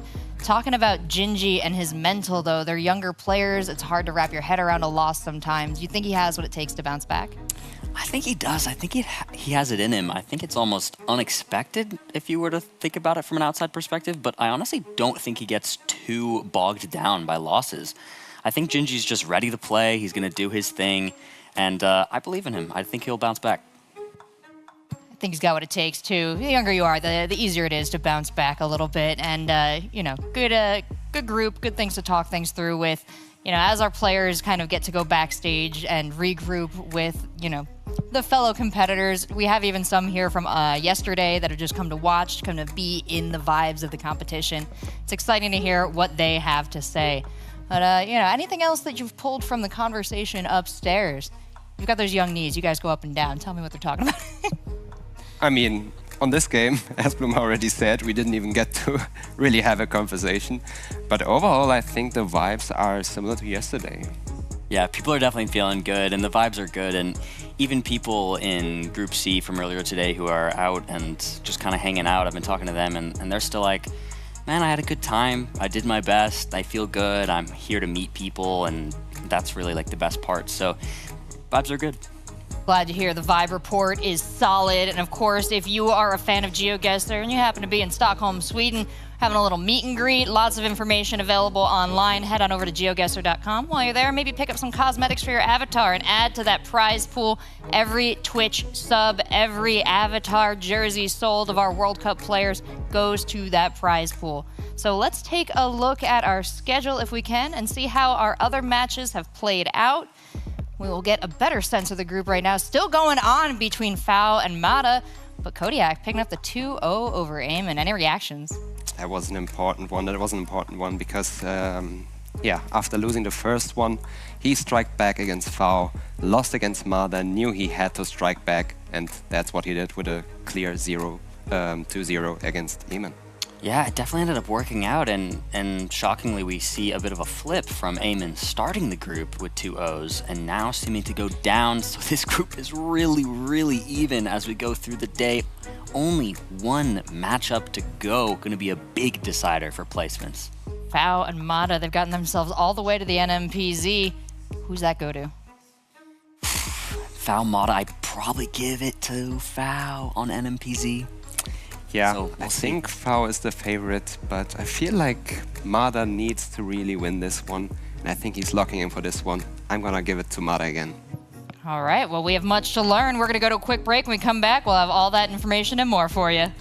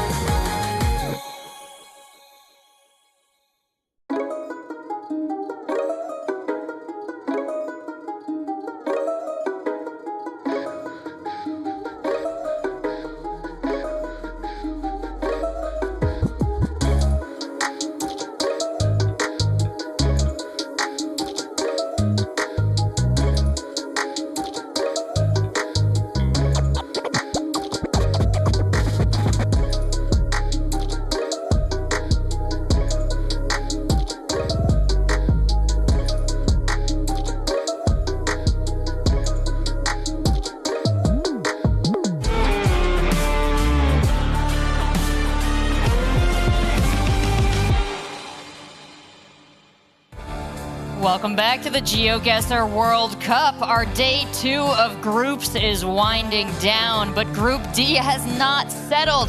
MK's floated to the top, but near the bottom, well, there's nobody because everyone's floating around the middle. You were looking at that group's graphic over break. You could see just how little separated each of our players here, but this match is going to go a long way to separating things a bit further. We've got Mata and Eamon coming up on stream. 2 big players, one very far ahead and one fighting for his tournament life here. So let's talk a little bit about Mata and Eamon as a matchup before we break them down as individuals. Any history here we can rely on? Any vibes that you're getting off the players? Yeah, I would say both not really people who a lot of people predicted to go far, but they both made an upset. Eamon won against Gingy. Then you had Mada beating Kodiak. So they are capable of it. Yeah, definitely. I mean, these players are surprising us. But also, if you do look at it, they all made it here. You know, this is the World Cup stage. They all deserve to be here. There's a reason they're in these seats. But this is that last chance if they do want to make it to one of those knockout slots for a chance to play at the Stockholm City Hall. Well, whoever you're rooting for, whether it be Mata or Eamon here on our stream or the other players on stream 2 or 3, get in a chat and send them your energy because they're going to need it in this final round of Group D. So let's bring out our first player for our match. It's Mata.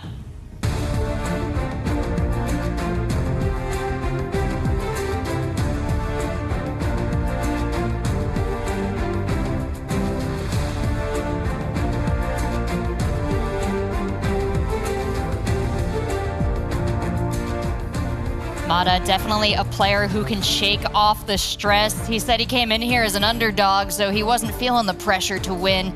Laughed off his match against Foul there. Unfortunately a loss, but seemed in good humor. Now he's smiling, thumbs up again, ready for this one. He's a new man every game, Jalotris. Yeah, and also a huge fan of Zlatan Ibrahimovic. I mean, who isn't? Yeah. How can you hate on Ibrahimovic? I don't know anyone. I want to say that's a soccer player? Yeah. Nailed it. Yes, yes. But yeah, Mada, a very emotional player. You see him smiling, shaking his head, saying no, saying yes. You don't really know what's going on. Yeah, he just lost the game against Foul, was smiling. I've seen a pretty big smile on his face, and I was like, oh, Mada won. Yeah. He didn't. So really hard to read. Yeah, definitely. And in between games, too, it's like, then there's nothing to read. Like, I'll see him upstairs, I'm trying to get a vibe of like, oh, how you feeling? It's hard. You know, I have to shout out to Geoguessr here. They've put on such a fun and positive tournament. The environment is great that even when players, you know, are coming out of a match that they lost, they're still psyched to be here. They're still having a good time. But he needs to pull it together in this matchup because his opponent is pulling ahead. Let's bring him out. It's Eamon.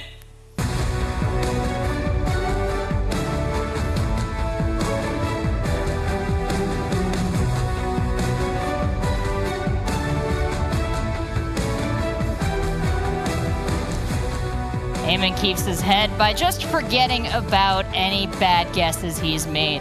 Fortunately, I haven't seen him really make too many bad guesses in the tournament, sitting pretty with a lot of wins and some losses to MK and Kodiak, but still in the running here if he can pull it together.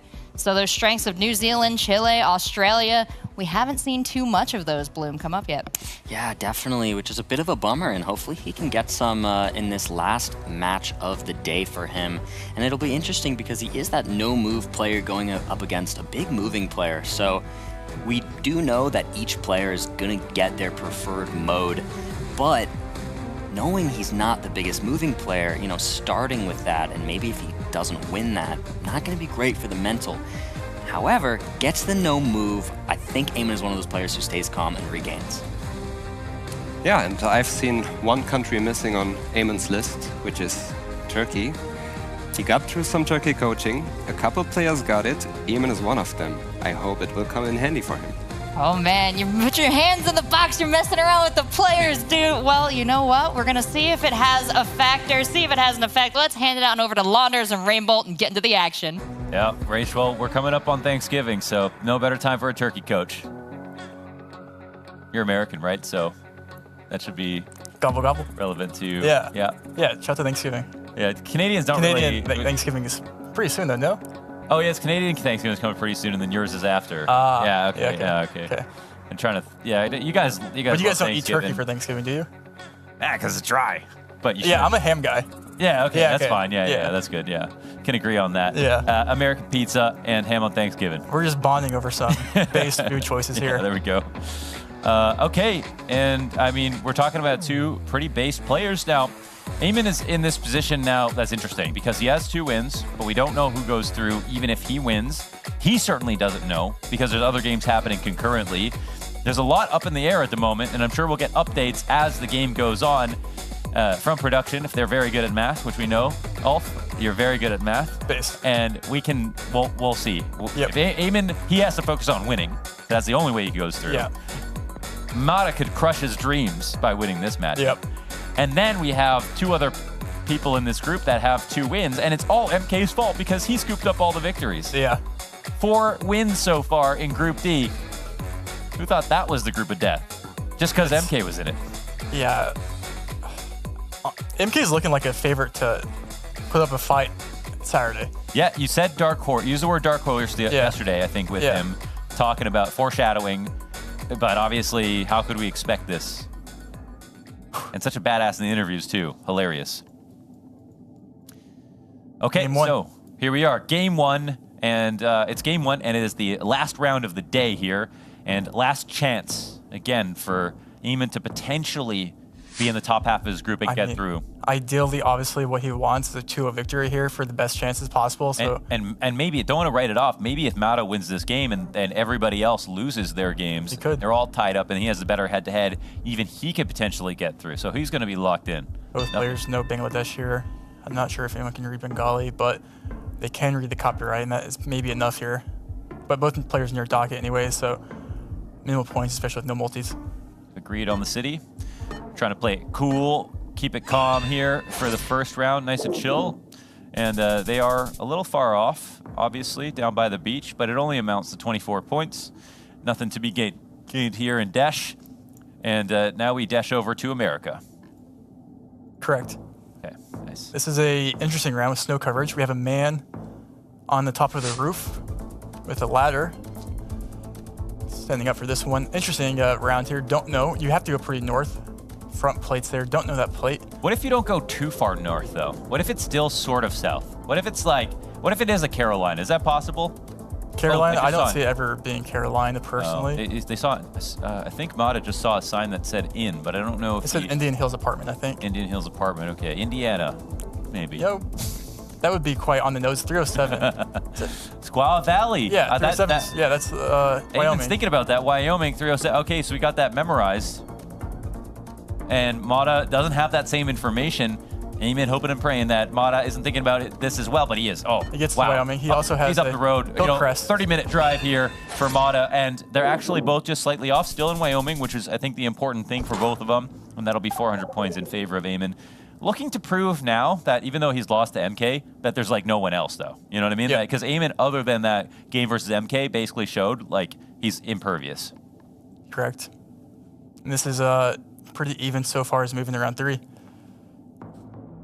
We're in Sweden here. We have we can look at the vegetation and everything, but... You guys call autumn coverage? Yeah, fall coverage. Fall coverage. We also have the Gen 4 red car, which is in Sweden. You also get in, like, Bulgaria in some areas, but... And Eamon's very confident about super north here in Sweden. He's locking it in. Quite the bus north. Bus stops are... We've seen more north, but this is quite north. Mata... Has he learned his bus stops? Maybe. He's a mover, and he even goes farther north. And, we've seen going north definitely pays off sometimes, but Eamon is actually slightly more correct on the way towards the east there. Tough one to guess, and Mata always very emotive when it comes to the wins and losses here, I think. Sort of disappointed in himself. I mean, you'll love to see that emotion out of players, though. They care, about how these guesses fall. Expression, emotion is good. Yeah. We're not here to... Well, he's Italian. He's probably talking with his hands, right? Yeah, exactly. So when he's not guessing. We have Mexico Poles here, Gen 4. Pretty dry. Short plates. Aeroplas. Wait, he has to be able to lock in, instant lock in. I'm not sure what he just read there. Whoa. That's rare sight here. Mata not taking his it's time. on that sign. They both saw the same. Yeah, they saw the same, and they are. Are they hugging right now? Where are they? They're holding hands. No, just go. Yeah, they're they're holding close. hands. Yeah. Okay, not bad here for Mata. Closer, and he put the pressure on to Eamon, which seemed like it was a pretty good idea. Eamon wasn't 100% sure exactly where, and tried to beat him to figuring out that sign, but maybe Mata even frustrated that he wasn't that much closer. And is this where big points can be taken? It can be. Canada. You know, it's a common 50-50, I think, for new players to go Canada on this. But we do have long antenna with black car here. Oh, man. Okay. And Canada would use yellow center lines here. Oh. So just to, you know, teach you Russia. I don't see color, so. Exactly. All right, that's. Kattenberg guess here by Eamon. Ooh, okay. Very quick. Mata, does he know? Does he know? And how much will driving help? You know, maybe it clears the mind a bit, but he knows. Not too many signs. Oh yeah, it does seem like he knows. And he kind of like drops it off. Okay, it felt like he was about to go for some type of lineup, but didn't have any time to do it. So maybe Eamon putting the appropriate amount of pressure. Round 6. Oh, that's a nice looking buggy just tucked in there. Yeah, usually when you see that, you want to go Mexico, but this will not be Mexico. This, we have a Brazilian ladder pole here. Super red Brazilian soil. Facts. Facts. And within Brazil, who would we favor, Eamon or Mata? Good question. I think we will answer that. We had our expectations subverted, yeah. So we area need to code. decide live. He has an area code.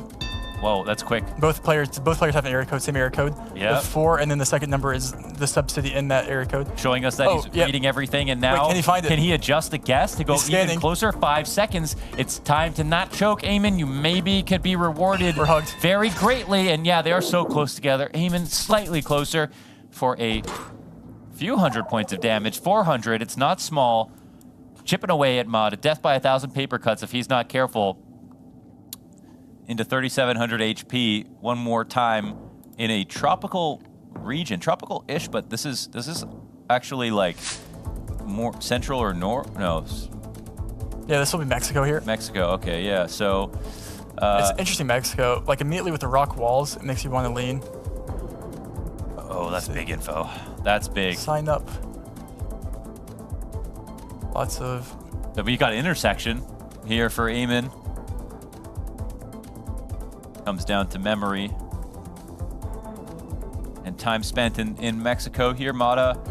I mean, we're on a main road. Hills. They've got all kinds of signs. Oh, it's Baja? It's Baja, I think. Ooh. Those hills. Yeah. How far north in Baja do you want to go there? He's going halfway up, We have a Tijuana, I guess, and we have a max South Baja. Wait, he's splitting. He can't We have separate line up. guesses He's tying here. his shoes. I think Eamon knows he might be onto something. 15 seconds, he locks it in. He looks He looks a confused. little confused, yeah. He just almost Wait, he's moving more frustrated a little south. bit. Oh no, Mata, maybe he capitalizes. Will it be the counter punish after Eamon landed in Baja Wait, is he gonna move more earlier? north? With 3 seconds remaining, does he change up? No Tijuana guess. It will be in the middle. Eamon, is he sitting on it? Damn near 5K for Eamon, and he crushes Mata, takes the game, and shows us that you cannot read this man. You don't know what he's thinking. Wow. What a moment from Eamon. And that is massive. Getting a 2-0 victory would be massive for Eamon's chances. Oh, like an update. Gingy won 2-0. Wait, that was against Kodiak. Wait. Pause, champ. Kodiak had 2 wins as well, right? So I don't that know means, what's gonna happen, does that bro. mean Kodiak potentially doesn't make it to tomorrow, or I should say Saturday? knockout? We have a break, Yeah. knockout. Oh yeah. Oh my man. God. Okay. Well, we'll have to see how this whole round plays out.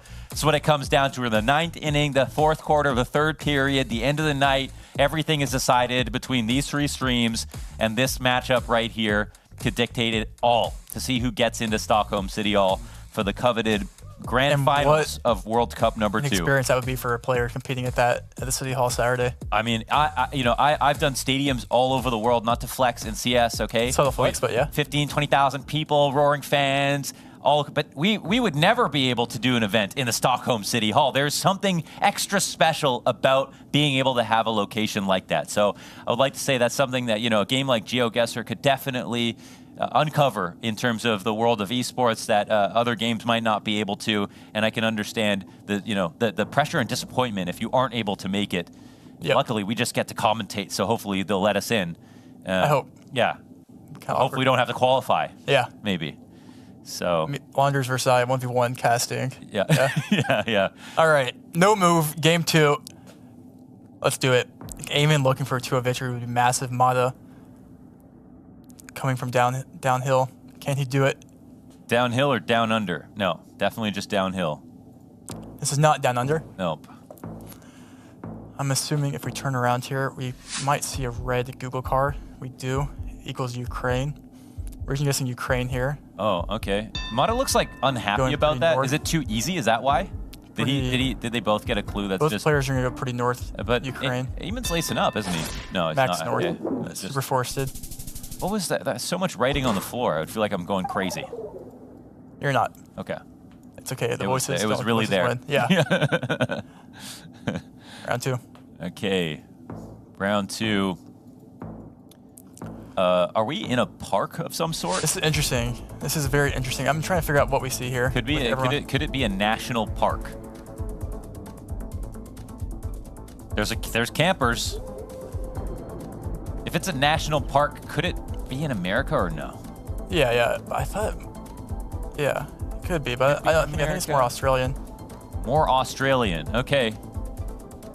Let's see if they can zigzag their way out of this one. It's quite ambiguous. Let me do see an Australia zoom in here. They're going in circles, trying to pick up on any other clues, maybe a word that they missed. Trademarks, blurs, copyrights. Melbourne is the guess, potentially for Mata. Never looks too happy with wherever he lands, no matter how close he is. Eamon as well, impossible to read his body language. Sometimes he's sitting on the marker, doesn't seem to care.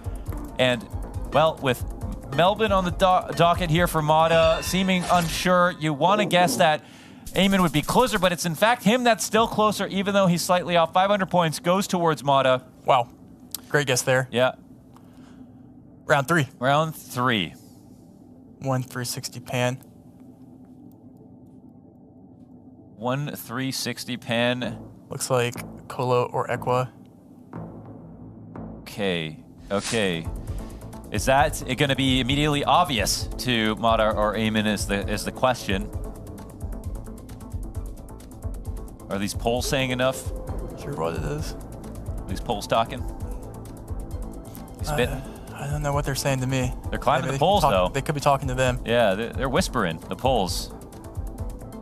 Foul wins against MK 2-1. Wait. What? Hold. Wait, what? Foul had the hardest last round matchup, and he won his game. He had 2 wins before. Is it that clutching them? No way that happened just now. What? Now it's more up in the air. Wait, that came down to NMPZ. That would have been a crazy game. Oh my god. Wait, now okay. It's more up in the air than ever. Oh my god. Well, it looks like Colo, Matalocks and Colo in this round. Wait, Mexico. Oh my god, Eamon to Mexico. Oh, it's Colo. It's Colo big time.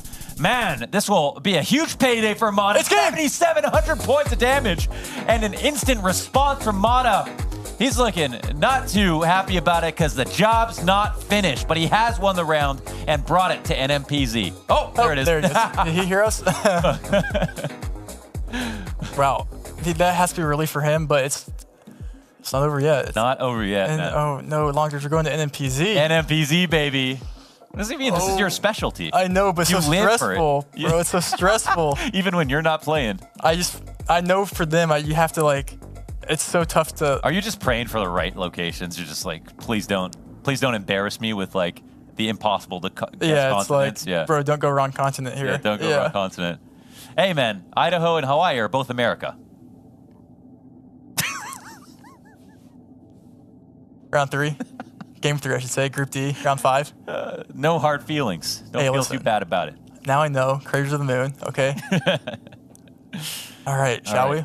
NMPZ, let's go. This is it. Eamon, with how this group is looking, it's anyone's game, it sounds like. It's definitely possible. I have no reservations about the performance we've seen from Mata or Eamon's ability to clutch it out or be extremely confident and not feign any kind of pressure coming in. I mean, even the game versus MK, he looked confident and calm. So we'll see. All right, US to start us off. U.S. to start us off, and this is also sort of like a looks like big it, right? park, right? Looks like it's the U.S. Let me see. Is it ever? Wait, it looks like, yeah, that's English. Is that sign legible for them? Golf. I can't. Obviously, I mean, no yeah. zooming. I mean, it looks like You can IRL zoom though. It looks like Eamon is. He like, I don't know, bro. I don't know. Yeah, Mata just opens his map now. Kind of trailing. He's just in the middle of the country somewhere, basically, between where the corn and the potatoes are grown. Eamon's thinking about near Breaking Bad episode 1 in Albuquerque. This is weird. It's like winter, but like flat, and but like golf, but like I don't know. I can't make a guess here. I mean, the guess, it seems Central America, the center of America, I should say here for both Eamon and Mata. We're in Arkansas. It's not Arkansas, I don't think. Texas. Whoa, Texas. Okay, Texas. That's a big place on its own.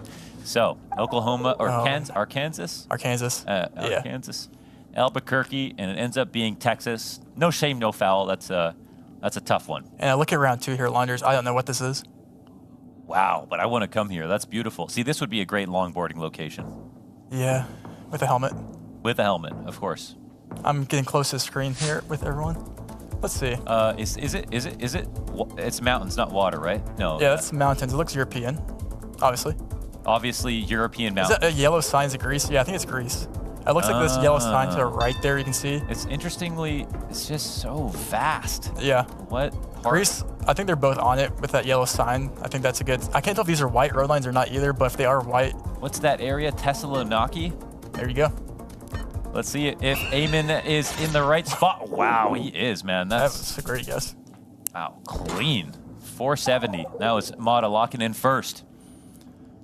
Whew. Oh my God. Round 3. I don't even know if there's another game going. There might be one other game still playing out. Well, it sounds like there's 2 games that we had finished. Two games. So this is it. This is it. This is all we have to decide. Everybody is staring at this. This is the match watched around the world to decide who's going to get into the Stockholm City Hall. I mean, there's going to be head-to-head on the line, points, calculations, and everything. Their fate. And these two competitors have no idea. All they're thinking about is winning. U.S. U.S. And it looks like we're in climbing territory, area like Azona-ish. Could be. Potentially. Moab, something like that is where they're looking, but. Okay, Utah, mid-Utah. Mata just maybe trying to put on the pressure right there. They're both just super pretty close. quick. Yeah, Eamon a little bit off to the right. He's done well, He's but in he's Moab. gotten a little bit more time to work with. And it looks like he's sort of centering in on a location. The scent is getting stronger, Wyoming. and it's only slightly better here for Eamon. But every little bit counts. NMPZ, you know what happens on rounds like these. 390, and Mata continues to slightly lose. 6,000 points still up for Eamon. He's in the driver's seat. Round 4. The story every single time on NMPZ is just one round. One round, man. We're just one round. It's like survive until round 7. But for round 4. But yeah, I mean, yeah, and then make sure you get the right continent in some of these early rounds, because absolutely you can lose all your health in one go. Yeah, it's Russia, I guess. But if you're gonna ask me where, Launders, I'd say Eamon just don't know. Eamon just flicked his hand in the air. He was in the middle of Russia there for a second. I'd love to help out. Well, go ahead. You know, but maybe they can hear me, so I won't. Yeah, I true. won't, yeah. W Kazan. The thing about this with Russia is you can't really zoom in on the antenna either to see, like, okay, we have a Chelyabinsk. Oh, outside of Moscow for Mata. Yeah, this is Launders where I don't know. Is that like a hedge to a place where there'd be more coverage just because you just aren't Eamon's, sure? Oh man, this could, Mata's honestly, guys, this could be it. We don't know. It's looking like a severe discrepancy here between Eamon and Mata. It comes down to this. Mid-Russia, Western Russia by Moscow for Mata, locked in, a slave to the moment, waiting to see what happens. It's in between the two. Damn near dead center, but it's favoring Mata for a little bit of damage, and that actually puts him slightly into the lead. Kazan, where they started, was where they should have ended. Wow. Take their average guess. It's a good guess. Yeah, it's true. I'll say we might have some bias, it looks like. They might be in this. Oh, Italy? We're back in. This is a very much easier Italy, I think, than the previous one we had earlier. On this episode of Italy or Philippines. But, I mean, look at Mata. This guy is maybe Italian, right? Yeah, maybe. I think he'll definitely let us know. Look at it. He's more animated than ever. Does he know the? Is he gonna label click? Smell or the does he know this like pepperoncini. city with like this distinct tower? Probably not. It's probably all over Italy. He's just clicking middle. He says so. What? Oh, just the middle. Just the middle, just like that. As we're standing in the middle of the road, staring at this single tower. Eamon with 5 seconds remaining, and he's damn near close to Mata. Is this just correct to be by Rome? Sardinia. No, it's not, but this actually favors Eamon. And you know what? It could be a lot of damage. 600, okay, not as much as I thought.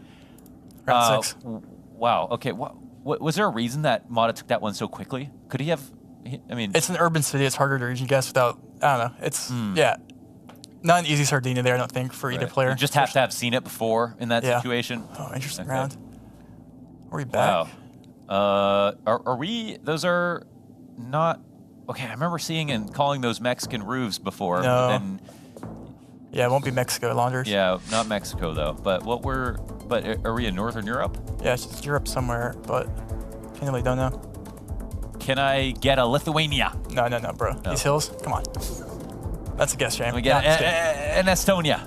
No, bro. I think it's back in Italy. Oh, it's Italy. Okay, well, I mean, Mata, last round didn't actually go so well in Italy. A second try here. Bro, this is too stressful. Yeah, the gods are smiling down upon Mata, giving him a chance here at another Italy, but he looks very disappointed about this giving him fact. the seed. Yeah, it's the seed that he's looking for. It's almost a guess in the exact same region. Wait, Spain? Is and it he's Spain? waving this off. Is it Spain? Is it Italy? Oh my Launders, God. I don't know if it's Spain. Is it Italy? If it's not Italy, it's gonna hurt. It's gonna hurt Well, real we're not bad. Italy. Maybe it's Spain for Eamon as he starts to zero in on his position. It's Italy. His hands, but it's Italy. And is it the finish here in this round? 10,000 points, and Eamon is out. Italy. Italy. The Back-to-back. back-to-back Italys. For the back-to-back. Wow, and a massive sigh of relief here for Mata. And now there's more parity than ever. That's 2 wins for Eamon, 2 wins for Mata. We have Fao, who just picked up his victory over MK. Who's second and third? Can we stick? Anybody can tell us maybe in production? Are you doing the math right now, Ulf? He's just making math noises right now to figure out where the standings are going to be. I can't. I need to know. I need to know. Fao second. Fao got second? Fao got second. MK with 4 wins. Fao with 3. He clutched against MK like that last. Wow. Yeah. Fao with Fao with 3. MK with 4 wins. Who's gonna be in 3rd place? Quick math. Pause champ. More math. More math. No, Eamon. Eamon? Did you say that, bro? Eamon? You're pulling the. Eamon 1 more map win. To Steve Harvey. Eamon is 0. Wait, sorry. Who's in 3rd place on the leaderboard? Sorry for saying that. Eamon is 3rd place. Wait, actually? But 2 wins? Oh, better map score and 2 wins, and Eamon still goes through. He probably has no idea. And Mata, yeah, because he just lost that match, but Mata only had 1 win. He was. Wow. Because it was a 3-play tie for 2. Eamon was still in front. He was at the top before. Fao gets through because he picks up a win over the group leader in MK. And we've got MK, Fao, and Eamon who have made it through this group. Unreal. What a turn of events. We saw that. Look how. Do you see how distraught Eamon looked? He had no idea. Yeah. Because he wasn't looking at the other games. He's letting fate decide at that point. He was probably thinking, if I win, I still maybe don't have a chance. Yeah. I mean, that's what I thought coming into this. Wow. But that's why you got to try hard even on close games that aren't going your way. But now we're going down to the floor where Eamon probably has just found out that he's going through. Paula, is he excited? I'm actually stood by with Mata right now. What's going through your head currently? I don't know, I'm just shocked. It was a huge day, like it was so long, and this last game, when it went to an NPC, I just thought I'm gonna lose because today an NPC was terrible for me. And then finally Italy saved me with that last round. Yeah, that was a very hard-fought best of 3. It was finished in NMPZ. How was it playing out in that 3rd round of NMPZ? Yeah, that last round was crazy. I just got lucky, I think, because those houses, they looked Italian, but at the same time, I was fine with guessing Italy, because even if I die, even if I lose there, like, at least I lose in my country, so that was nice. Yeah, I mean, how would you say your tournament run has been? How would you rate how you've performed? I mean, I performed decently. I'd say that the first 2 games I was stressed and didn't play well, but then I stepped up my level. I feel like I was kind of unlucky against Fau. I could have definitely won that game, and also this one on the moving round. I should have done better, but just did not find info. Yeah, Moda, trying to get it confirmed. I think the guys were talking about it before in terms of placement. I mean, you were asking me before we went live. If I'm not mistaken, I think based on game differences, the Eamon still clinched it, I'm afraid. That is correct. I've had it confirmed from my producer. I'm very sorry about that. Commiserations. Yeah, obviously a tough thing to have to hear after you've taken a win, but yeah, I can confirm that for you now. Yeah, it was. I was here just asking everyone if I was through, but I kind of knew that losing the moving game was killing me. Just kind of, and then like that also helped me because in the next 2 games I was like more relaxed and I was not thinking about the result. And I think it shows that when you're relaxed, you just play better. Yeah, well, Moda, it's been a pleasure to have you here. Is there anything else that you'd like to say to our viewers at home? No, I just want to thank my parents, which are cheering for me. And it has been an unlucky day, but surely I will come back stronger. Love that, and looking forward to seeing you in the future. Desk, back to you. Thank you so much, Paula. Congratulations to Mata on the win, and I do love the sentiments expressed. It got to be in Italy for that last guess. Even if he was wrong, he'd rather die in his own country. And I think he performed well. He lived and is to be celebrated in his own country for picking up great wins there. Unfortunately, not enough to get him over that hump into our last chance qualifier matches. We've got Fau and Eamon now heading into those qualifiers. And 2 players that, as we said, this group has been such a mix, getting in by the skin of their teeth, that math coming in hot off the calculator.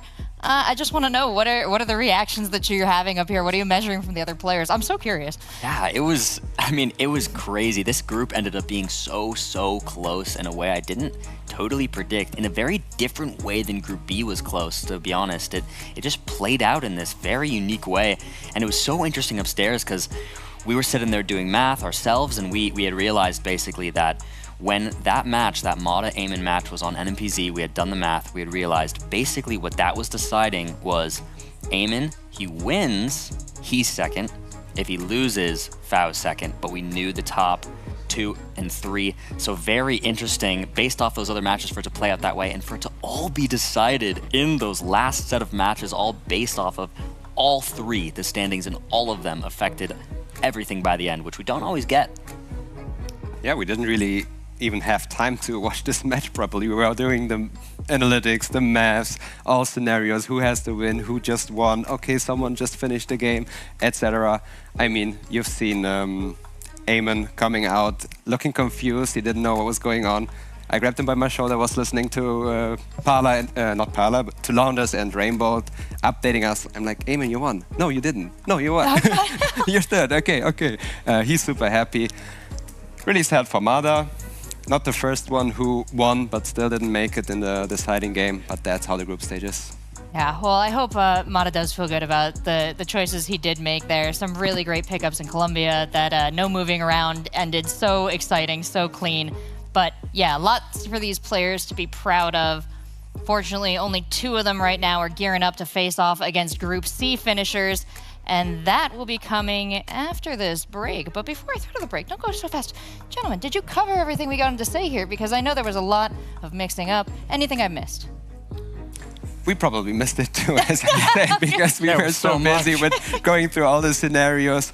Yeah, I mean, I just want to say, like, Fau being the only one to beat MK there at the end. And I just want to note that, personally, looking at Fau's gameplay, I think I expected him to come out the gate a little stronger, but then realized and remembered from some of his past performances that he kind of needs to rev his engine up a little bit, and I think we saw that by the end of the groups, and then he secured that 2nd place. Yeah, and he looked very relieved. Coming up, you could tell by his face that was an important one for him. That was it. Thank you, guys, because I was like, there was another match that happened. It was very exciting. Fau's victory. What a way to turn this group on its head, and it's pretty exciting. Let's take a look now at what that means for our last chance qualifiers. Fau and Kirania facing off, Kratzo and Eamon facing off. quality matchups? One better than the other, question mark? Ooh, that's hard to say. I mean, they're pretty different matchups if you look at them.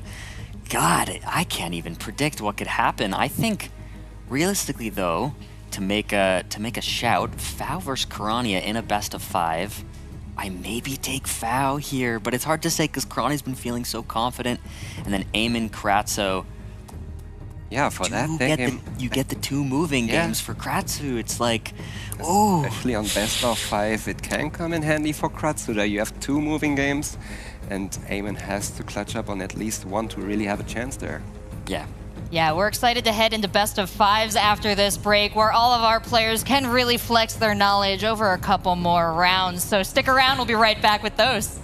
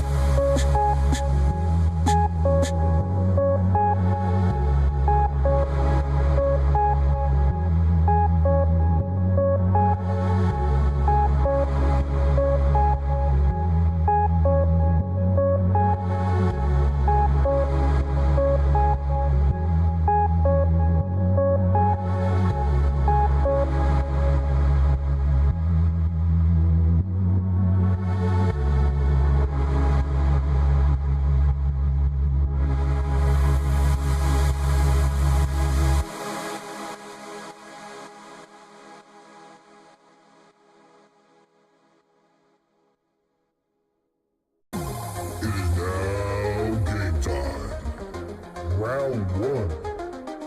DJ Debs versus the obstacles of life. Fight!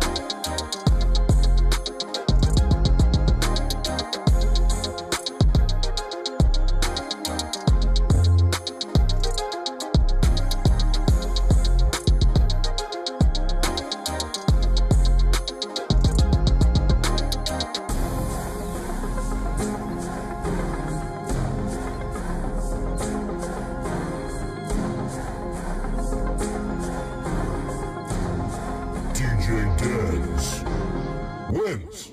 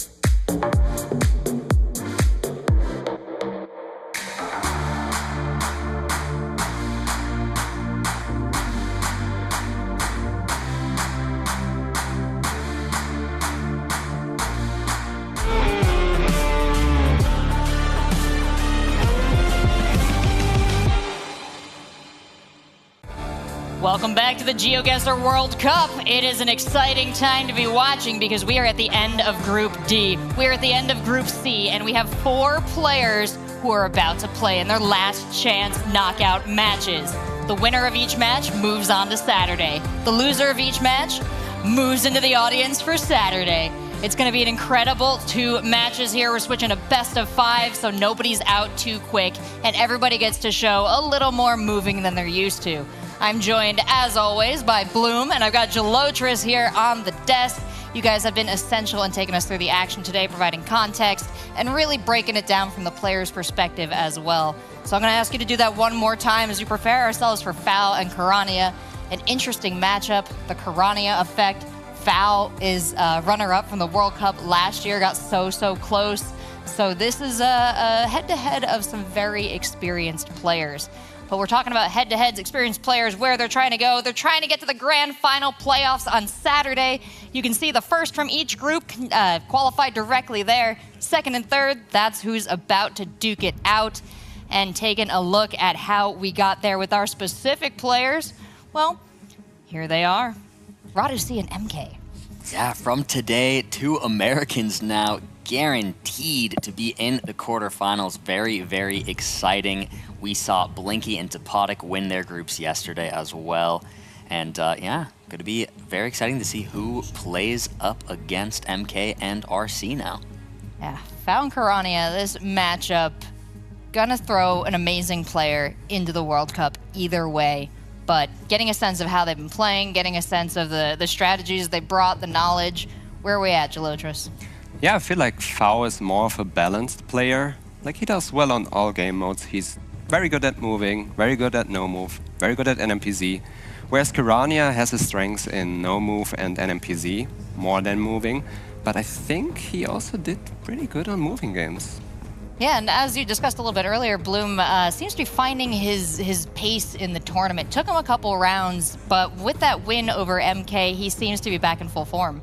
Yeah, I definitely think so. And I think the fact of his group being later in the day, meaning that he went straight from having that opportunity to rev the engine up, as I said, and then gets to go straight into this match being very warmed up. I mean, I'm not sure how much Kirania has been doing in the last couple hours in this off time, and if he'll still be on that same A game that he was showing earlier. Yeah, maybe he was recharging that aura. Maybe we'll see it come into play in this next matchup, but why don't we bring out our players? First up, it's Foul.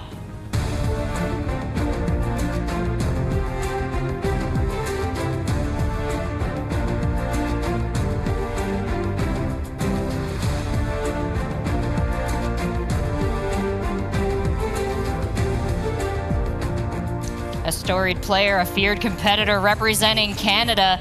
Foul is bringing a lot into this competition. He pulled it out of the doldrums of that Group D mix to put himself in the second place spot.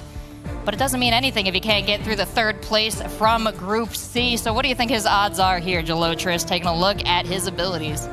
Yeah, I mean, besides the abilities, I've peeked a bit over his shoulder and was checking out who he has to face if he wins this game. That's a sign. I mean, to me, that speaks of confidence.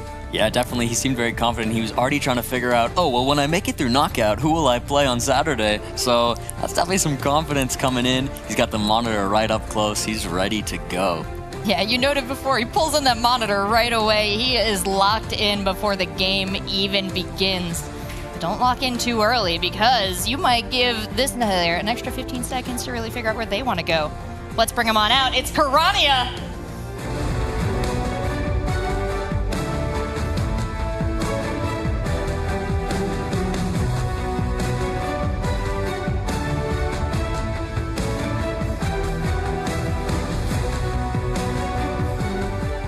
He's had a half day to settle himself after the results of Group C, charging up for this match, getting ready, watching how his opponent Foul has worked his way through Group D. So do you think he's coming in with a sense of what he's going up against, or is he just worried about what he's bringing to the table? I feel like he is really, really good at region guessing countries, but he had a couple toss-ups where he guessed the wrong country. So I feel like if he knows the country, he can do very well and be very precise. Yeah, I definitely agree. And even during this last group, I mean, I mentioned we don't know exactly how much he was practicing, but what I did see of him during that period is sometimes I was with him on the couch, we were watching the games, and, you know, he was sitting there being like, why are they guessing there? It must be here. And so, you know, he was doing pretty well, making some guesses just by watching. So he's ready to go.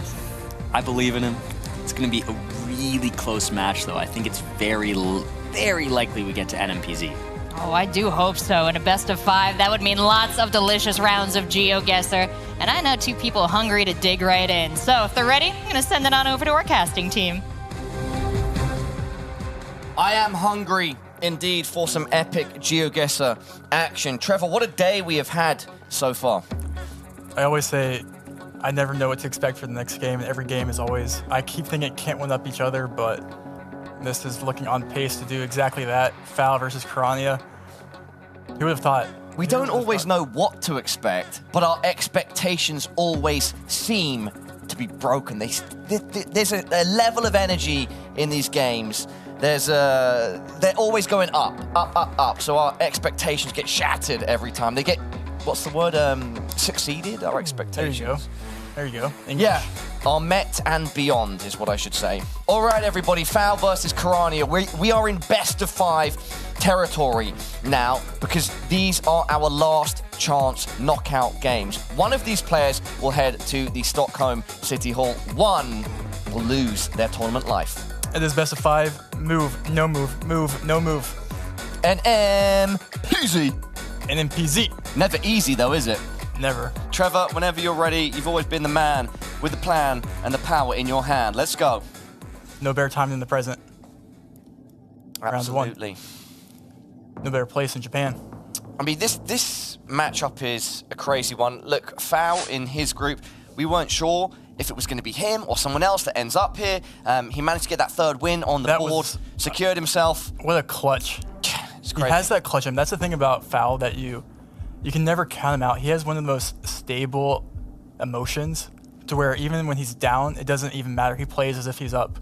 Absolutely. And that's how he got to top 4 last year in the World Cup. He was top 4. Semi-final, he lost to the world champ, Consus. Yeah, and he was so close to beating him. Yeah. Trevor, talking about being up, by the way, we ask our players a general fact about themselves when they come into the tournament. Kirania's general fact was, I was a baller in my younger days. Well, Kirania, I think he's still balling now, brother.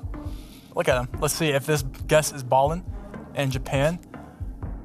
Both players guessing right on top of each other here. Mm-hmm. With the plates and everything, info, nope, ratio, more south. Yeah. In terms of favored game modes, Kirania has said to us he prefers that NMPZ, Foul preferring no move, so potentially some level of shared skill sets here. Trevor? We might see the NMPZ today. We might not, but we'll find out You here. got a favorite here, Trevor? No, it's impossible to... Okay, Foul getting to a main road here in Portland with a single yellow. Kirania not able to get there yet. We'll be Mexico here. Region guessing Mexico, you have to go north, probably these hills, how dry it is. How far north do you go is the next question. Yeah, these moving games can be very important in best of 5s. If you get off to a flying start, get that first moving game, it's a big advantage. That being said, yesterday we saw a player get a win in that first moving, then lose the subsequent 3 Nope, games. not helpful. Maybe a sign here for Kirania as he turns around. Oh, Foul found the first information. Will he use it? His sign zooming in. SLP. Kirania does not have the same advantage. There he goes. Last second there from both players, finding info. Both players very close to each other right now. Foul moving a bit further east, but then heading slightly back. It's round 2, lone multi, and it's Foul that ends up closer. Yep, they did have a sign there giving them the city. So 650 points. Well played by Foul to be able to find that as moving to round 3. We're keeping it in Latin America, but we're moving to Brazil. I think. Let's turn around here. Let's see. Gen 4. Long plates. Oh, we have an Acri. Oh, quick lock there by Foul. Karania taking a bit more time, but just 10 seconds now to react. It says. Great guesses by both players. Close to each other on the same road, just some distance apart, and it ends up being a bit further northwest in Tarauca? There you go. W. Pronunciation there by Paula. Debatable. I liked it. But I appreciate you giving me the dub, you know. I'll take that. Yeah, we'll take that. We're going to be back, though. Let's see if both players can make another good guess in Brazil here. We'll be probably a separate. Does not look like Acri, but we do have like rounded poles. Maybe that's a more southern Brazil thing. And we do see RGDS zoom in here by Foul, zooming in confidently. What do we like to call that? AZ, baby. Area code 53. I'm not sure if Foul also saw that, but that is very good information for Karania. The area code in Brazil are super helpful. And yeah, he moved last second. Karania, what a guess. Last second switch there, 1,300 points. Oof, lucky for Foul, just a 2.5x multi. Brilliant guess by Karania. And we're keeping the trend here with the big countries. The stakes in this series is so high. Staying in the Americas, this time in the US of A. I was learning. Foul looking at the trash. Breeze. Perhaps the car there in the driveway also. Does anyone here know where Breeze is? Looks like it says on that sign there. Not I, said the Fox. The Fox says a lot of things, Trevor. I don't know if we should trust the Fox. What does the Fox say? Depends what plate what is that? it's Is that an Illinois plate? No, Minnesota, okay. Karania first to drop a pin. What's the high school we got going on here? Welcome to Breeze. Oh, it has Illinois. It's locked in by Karania. Foul is quite a bit further Karania southeast. found an address that had Illinois on it. I don't think, Karania has an address. Oh. Foul does not, and he's in Minnesota. Maybe because of the plate was a Minnesota plate. I don't know. Oh, and he ends up being closer. Whoa, that's going to be a lot of damage, Trevor. 4,000. Wow. Or Foul found it. Okay, Illinois, yeah. Wow, okay. Round 6. That's a lot. 4,000 or Foul 1,000? Foul 1,000. Round 6. Yeah, now a sizable lead for Foul. Karania on the back foot, but 1,300 points of health. A reasonable amount to play with going into round 6. Urban Japan. I just really hope we get a... Is that game, Trevor? MK made you say that, so I had to as well, you know? Yeah, that's game, Trevor. That's game. Shout out to MK one time. No, actually 2 times, because I got to interview him twice. Wow. W. Maybe again. Probably again. We'll see. Urban Japan, we're looking at polls here. And it looks like it's just outside Tokyo here, according to Karania. Yep, quite centrally located on Japan, outside Tokyo. It looks like Foul is going to go a bit more north with the multi. Karani is going to come out on top, but just 319 points of damage. Anyone's game going into round 7. Closer we get to that round 10, the scarier it gets. Yep. And a fast pace so far in game number 1. Yep. In this best of 5. Like, yeah. Faster than maybe typical, maybe not in Group D, but we do have a Panama here. We might see similar pacing here with this Google car, Spanish. It's all Panama, new coverage, new country. We had this last year, I think right before the World Cup, potentially. Yeah, I think it was dropped last, like, October. Oh, both find the same sign at the same time, Trevor. Sorry to interrupt. That's just an outline of what looks like Panama there. Alto on the stop sign. Oh, that sign maybe tells us where we are. Hikora. And does Karania know that? We're looking at the map here. Scanning. Can he find it? Let's see. Bus. 34.8. Yeah, no, it doesn't look like he can scan to find it. Like Panama City here by Foul. Yeah. Oh, he has a sign. Foul has a sign there that's way better than what Karania had. And yeah, leads him to oh, there's Bakura. Foul turns the heat up, and with the multi, that's game, Trevor. Is that game? That's awesome. Yeah. That was losing on Panama wasn't always expected, but... Yeah, I mean, we don't usually see decisive rounds on Panama. Yeah. I don't think. On multis, though, anything can happen, especially if you guess west and it's east.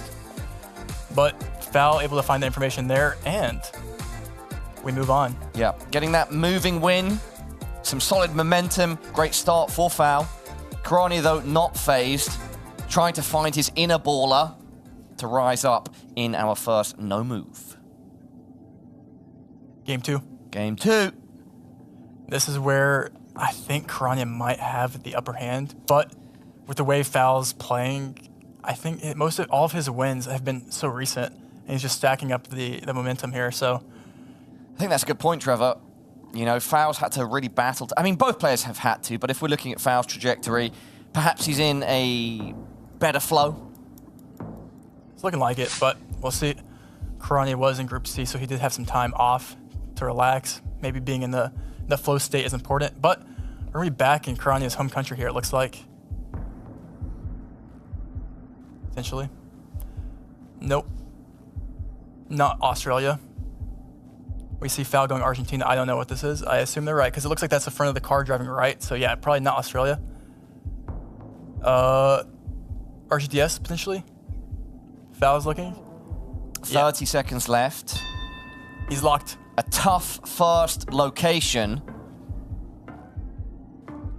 Karania, where are you going? He's going Northeast Brazil. This is big points for someone, Yeah, Paulo. big points. It can't end in round 1, but we're going to see some big points unless they're cut in the middle, which they sort of are. Yeah. But still, nonetheless, that's going to be some solid round 1 points. There you go. That could have been way worse for both players, but it wasn't. Round 2. This is no move. 360. Panorama is all we get.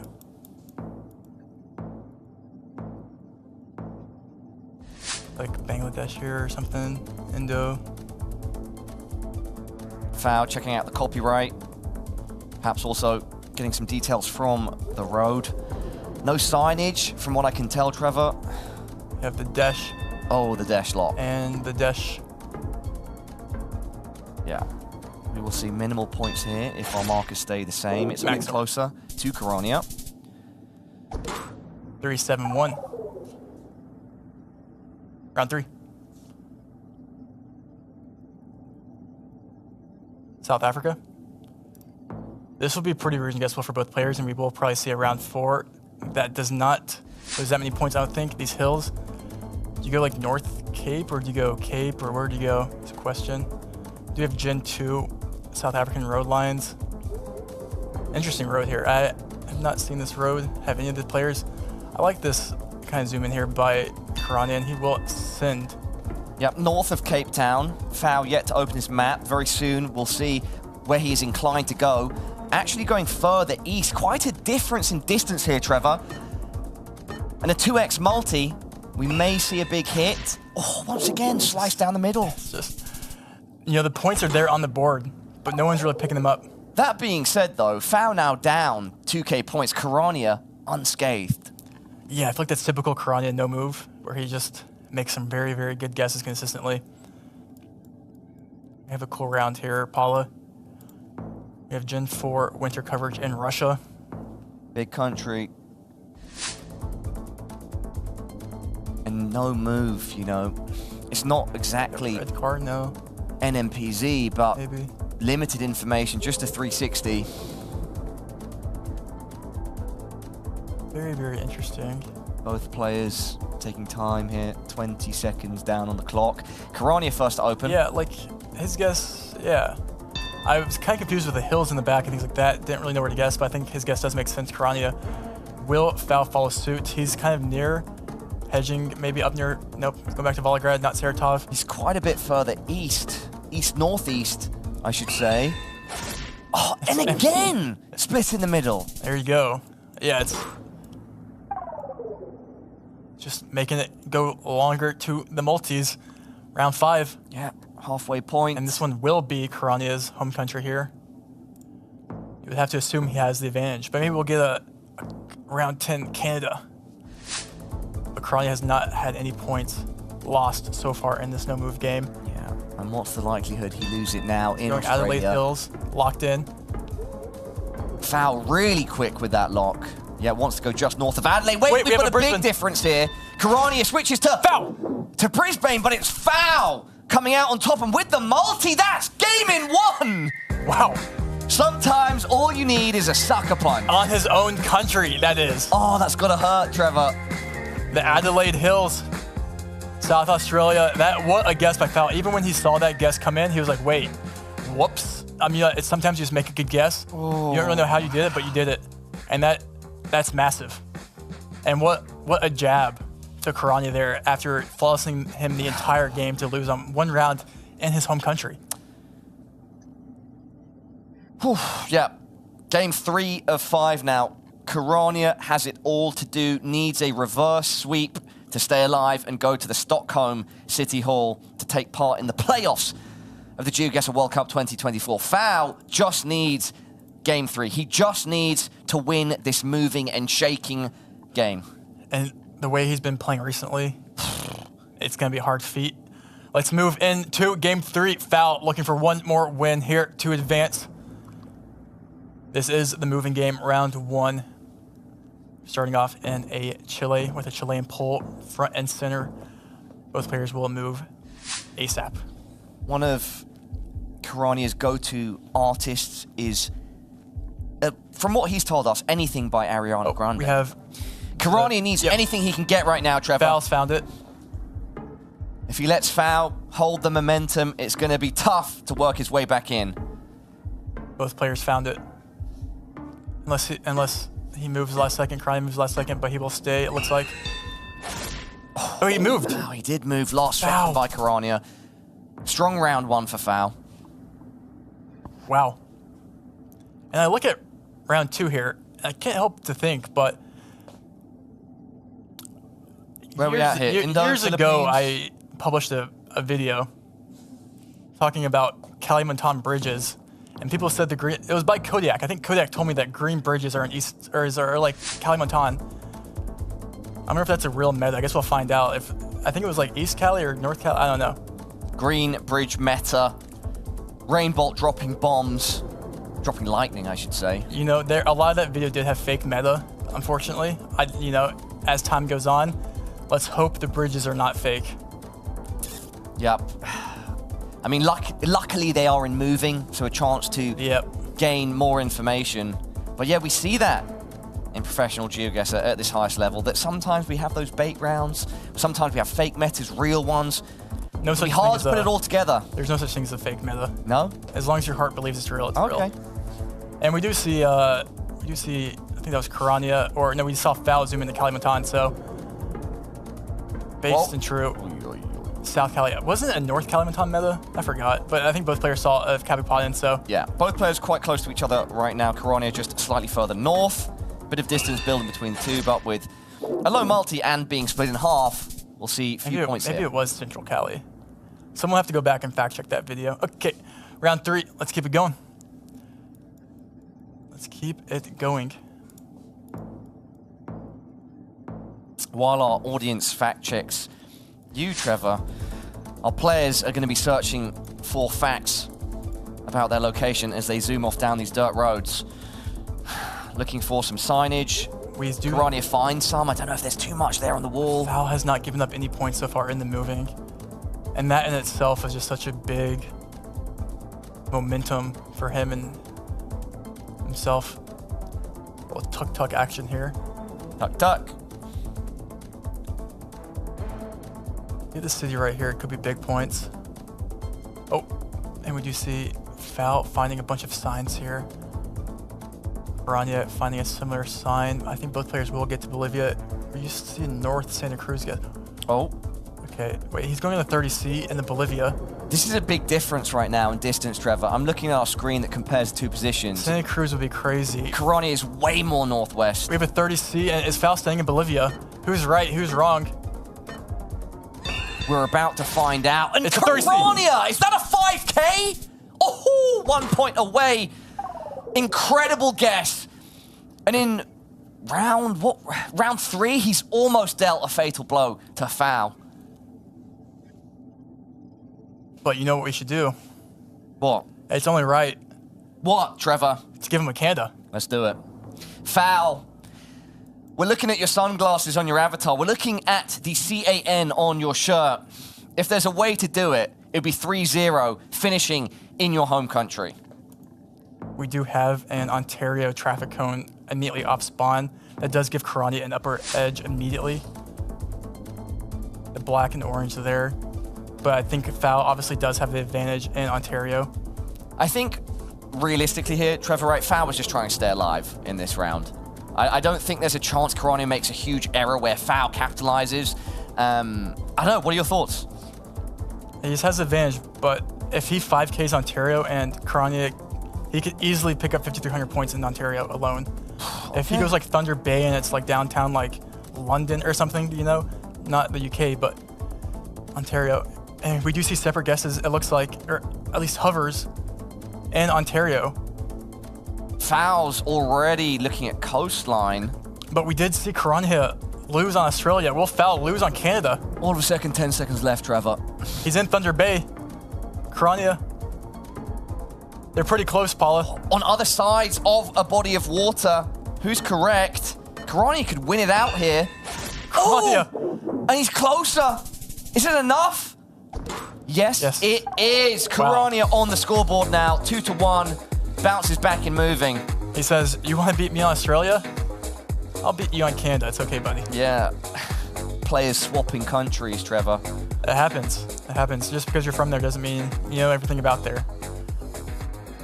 Well, and we're going back to no move. Kirania is still alive. Foul had the opportunity to put it away. But, man, if Kirania is able to get this win right here, you have to give him the... You have to favor him in the NMPZ. So this is such a massive game here for Kirania. Obviously, because if he doesn't win, he loses. But even more so because that last game would be NMPZ. For now, though, no move. Game 4 of 5. Kirania on that comeback right now. It would need to be a complete reverse sweep. But he's going in the right direction, at least for now. We're starting off in Russia, where you could pick up big points. It is just multis, or no multis. No move Russia, even in a round 1, can be a lot. You do have the antenna here. 55, 6, 55. Yeah, take your time here. Their entire past year of training relies on this next 2 games. Countless hours into this game. The grind cannot be underestimated. Grind's gonna lock it in. Locked. Yep, he's locked. Foul now, with just 10 seconds to respond. Now opens his mouth. He's going lake. Oh, there's a big difference here. Could be big points. Could be a couple thousand points if one person's right, unless it's in between the 2. Oh, Foul! You react under pressure and deliver. That is a huge round 1. Well, both players, I mean, we saw this before. Foul, he plays so consistently.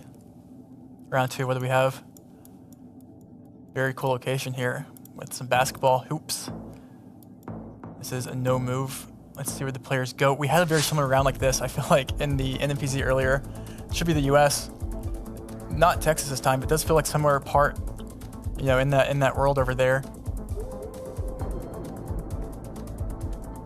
Very little information to go off here. I mean, Kirania's looked at some sort of road sign in the distance. I think both players tried to zoom in on the few cars that are around this area.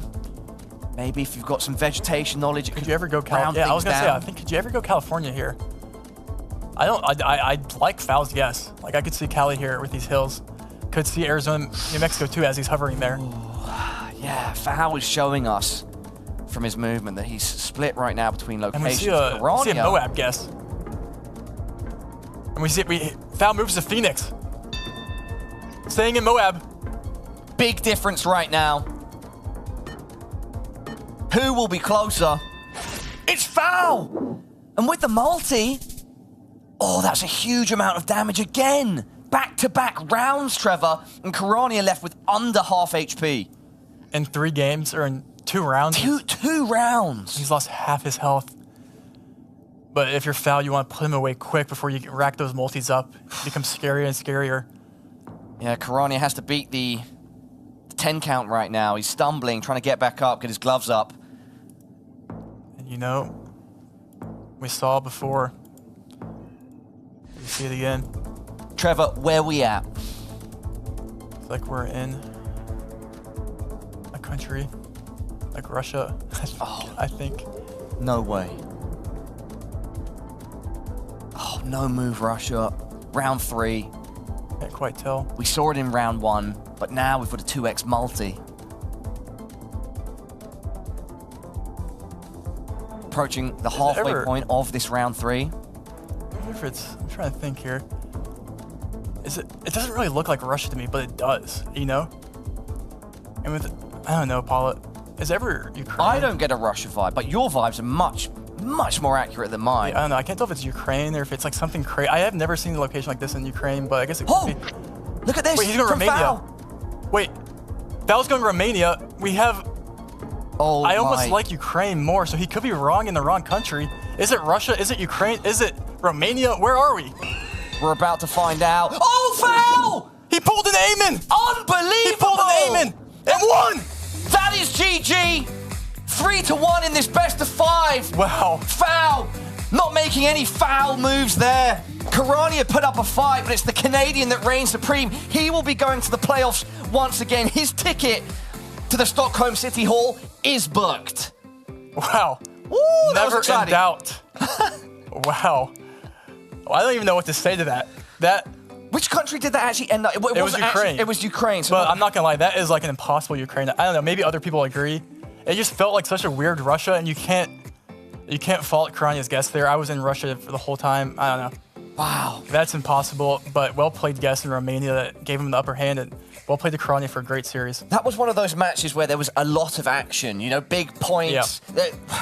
There was one of those where Kirania was ahead, and then like by quite a margin, then Foul got like completely decimated him in one go. Game of multis. Game of multis. What a game! And shout out to Foul. Will he run it back? Final 4 last year. He's making his way back. Crazy. Man of consistency. All right, Trevor. Enough from us for now. Let's head back to the desk. Thank you both so much. We're here with Foul after that incredible win. Foul, I'm gonna let you take a breath, and then I need you to tell me how you're feeling. Oh, I'm just so happy. Like, I started off 0-2 and I was getting just destroyed, and I managed to come back and somehow do this. Yeah, my parents are here in Stockholm, and I've got family here, and you know, I wanted to go and play in front of them on the stage, and yeah, it's just been crazy. Like, it's so fantastic. Congratulations, you did it, and you're gonna be heading there with them. Yeah, so exciting, man. I mean, I know you well. I've seen your confidence, and you know, I was ready for you to kind of come out dominant. I was saying at the desk that I thought you were one to possibly win, and as you were saying, a little bit of that slower start. But then, you know, I've been saying on the desk, you revved your engine up, and you just came into this knockout unstoppable, man. I'm very proud of you. It was very, very fun to see. Talk to me about that last Ukraine round. Crazy location. I thought it was Ukraine with just like the general feel, but I couldn't imagine anywhere where there was mountains south and it was just completely flat. So that was kind of weird to me. So, and plus the buildings, they looked a bit more Central European, like Hungary, Romania. We had like some tiled roofs.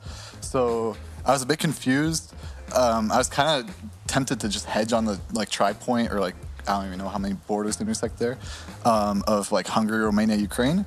So I think I ended up getting close to there. I don't even remember where I was, but yeah, I got pretty close, so that's what counts. Yeah, worked.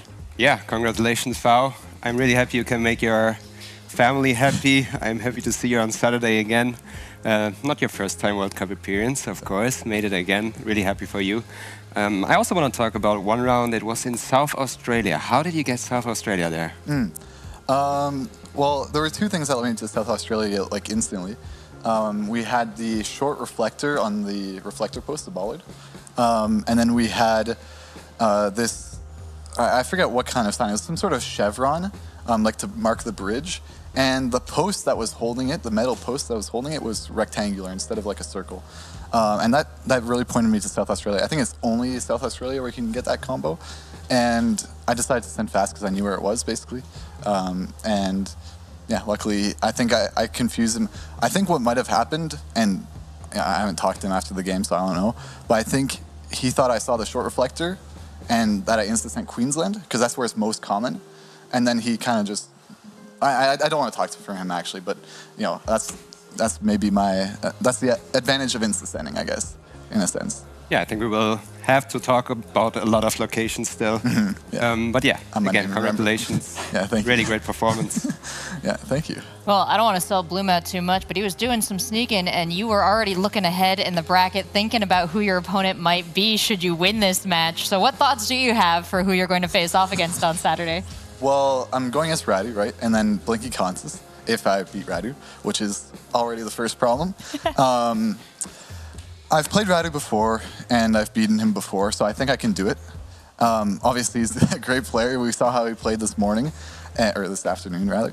And so, yeah, it's going to be tough, but none of the games are going to be easy in this top 8. So, you know, people thought I wasn't going to win against Debris last year. It might be the same with Radu this year. We'll see. Oh, you're going to shut down the haters again. We would love to see it. Well, congratulations once again on your victory and a hard-fought one. I'm so glad that you'll be heading there on Saturday to play in front of your family and friends who come all the way out to support you. If you got words of support for Foul, send them along now. In fact, for any of our players, they love to hear from you, and they love the cheers. So thank you, Foul. We'll take a look now at our groups and our knockout matches. All but one decided. That was a big win from Foul, though, and I'm sure that all his potential opponents are a little bit more concerned about their path to victory on Saturday. Yeah, definitely. I mean, we really saw that confident Foul that we know and love from last World Cup. It took him a second, as he said, didn't feel very good. Starting 0-2, you could see that the emotion behind how that went for him, because I think there were definitely a lot of expectations for him and expectations he had on himself to really perform well. And, you know, that slow start must have not been very good for the mental, but to really, like, pull it back, rev up the engine, get second in the group, then hit the knockout right away and win in pretty convincing fashion. I mean, that was an amazing game to watch, so very, very, very exciting. Yeah, I've been talking about how well balanced he is skill set wise. He knows all game modes very well. And that's being asked on the best of 5 games. And clearly you could see it here. Absolutely, and a big shout out to Karania too. 2 down in that matchup, still managed to claw one back. Never looked like he was giving up the fight, and looking forward to seeing more from Karania's competitive career. But for now, the story is about Foul moving forward, and it's about this quick break, after which we'll come back with our final match of the day, Kratsu versus Eamon. Don't go anywhere.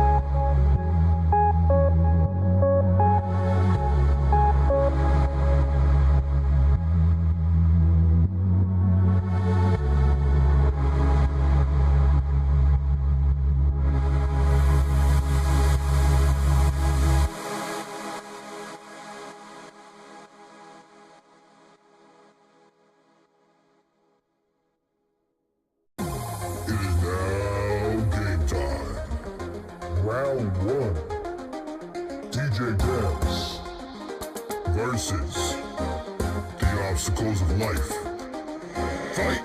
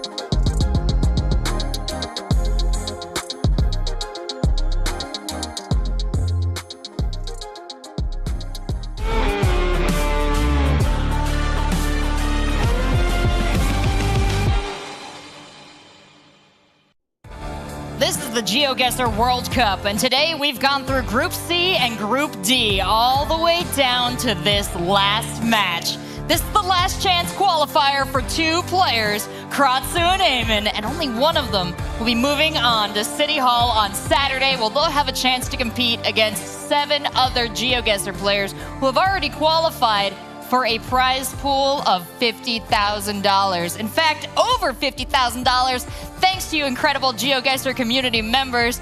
Every time you've subscribed to our Twitch channel, every time you've gone to geoguessr.com and picked up one of those player jerseys for your avatar, you have added to the prize pool. We're over $5,000 from our community contributions.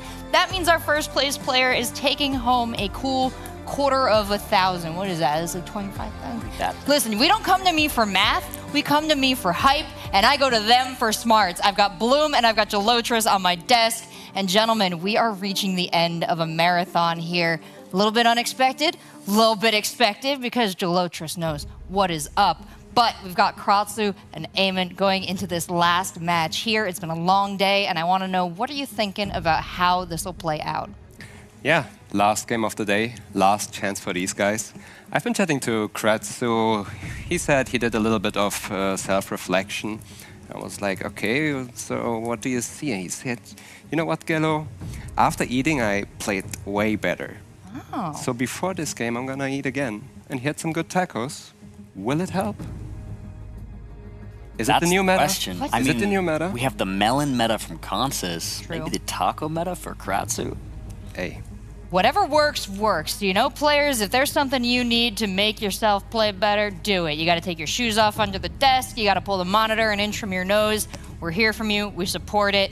Because with so much money on the line and with so much work already put down from all these players through our regionals, through our online qualifiers, through our wildcards to get here, whatever you need, guys. So I hope you had something to eat, and I hope you're ready to play. So let's bring out our first player.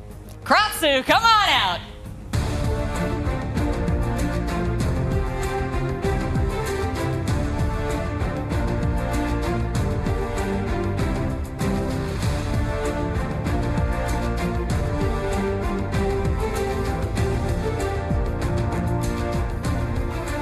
Representing France, Kratzu has had a hard road to hoe to get here, but he is ready for one more match to get him through it. Do we think he's still got the energy? Do we think that food is helping? Yeah, I mean, definitely. Again, as mentioned, having that break of a whole group to wait through is definitely tough, and it might have impacted Karania in this last one, so we'll see. But he did get those tacos in, and he does get to have, at the very least, 2 moving games, which is definitely his specialty. Yeah, and we still didn't have a North Macedonia route for its secret meta. Yeah, we need to learn that meta. The obituary stickers on the polls, I'm just curious. I want to see what that looks like. But our players are all guardians, hosts, treasure troves of so much knowledge, and going up against him, someone who also knows a whole lot about what's on Google Maps, we've got Eamon!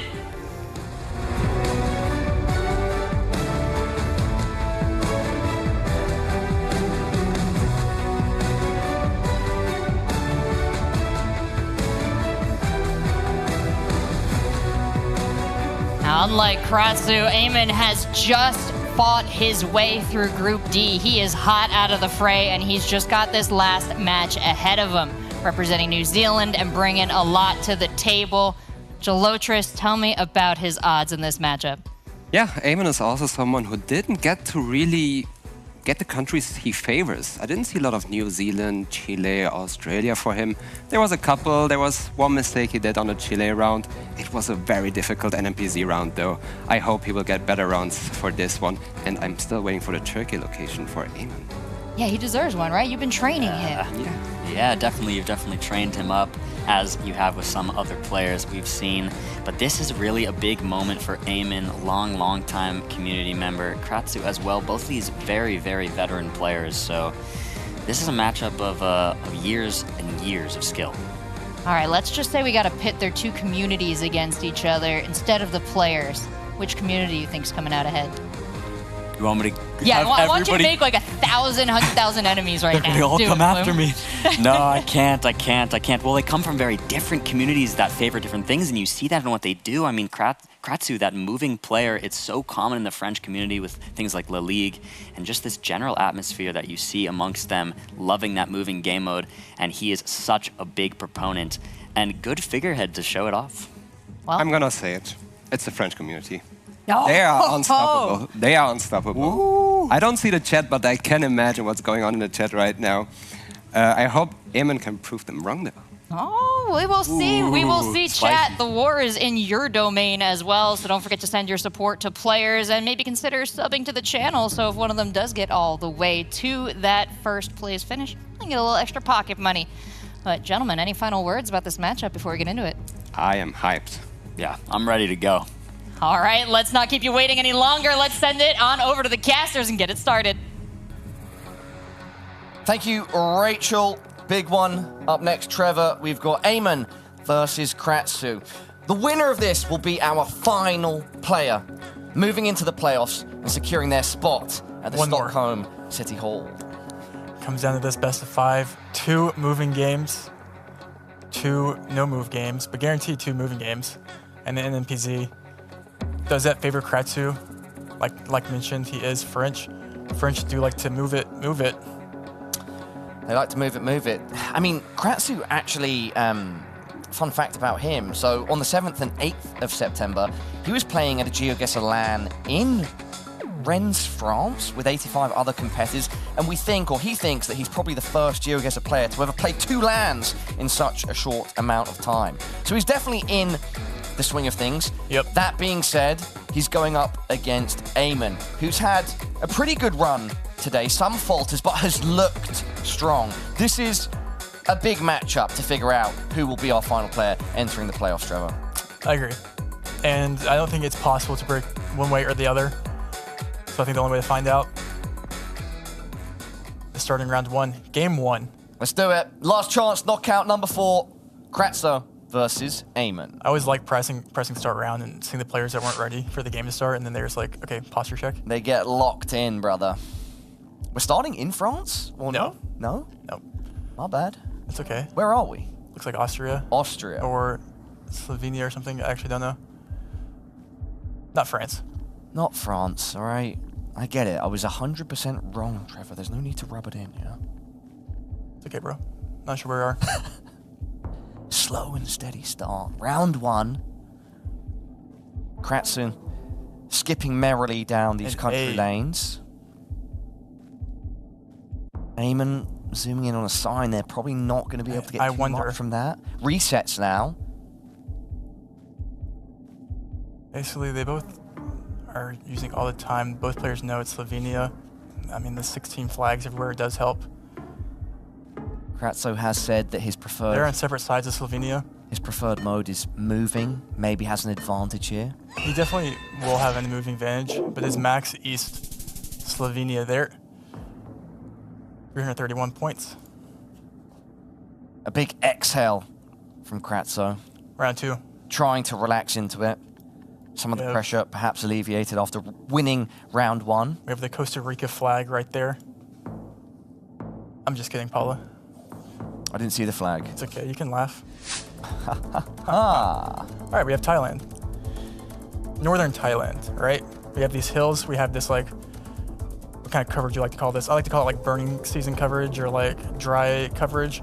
It usually makes you want to go north, but these hills look like the hills to me in northern like Chiang Mai or like the northern Mae Hong Son hills. That's my, oh, we have insulators, interesting. We do see a lampoon guess by Eamon. Eamon, I like it. very quickly there with an AZ and lock. Kratzu. Following on from Trevor's expert opinion, Kratzu just 3 seconds left to react, get that marker down.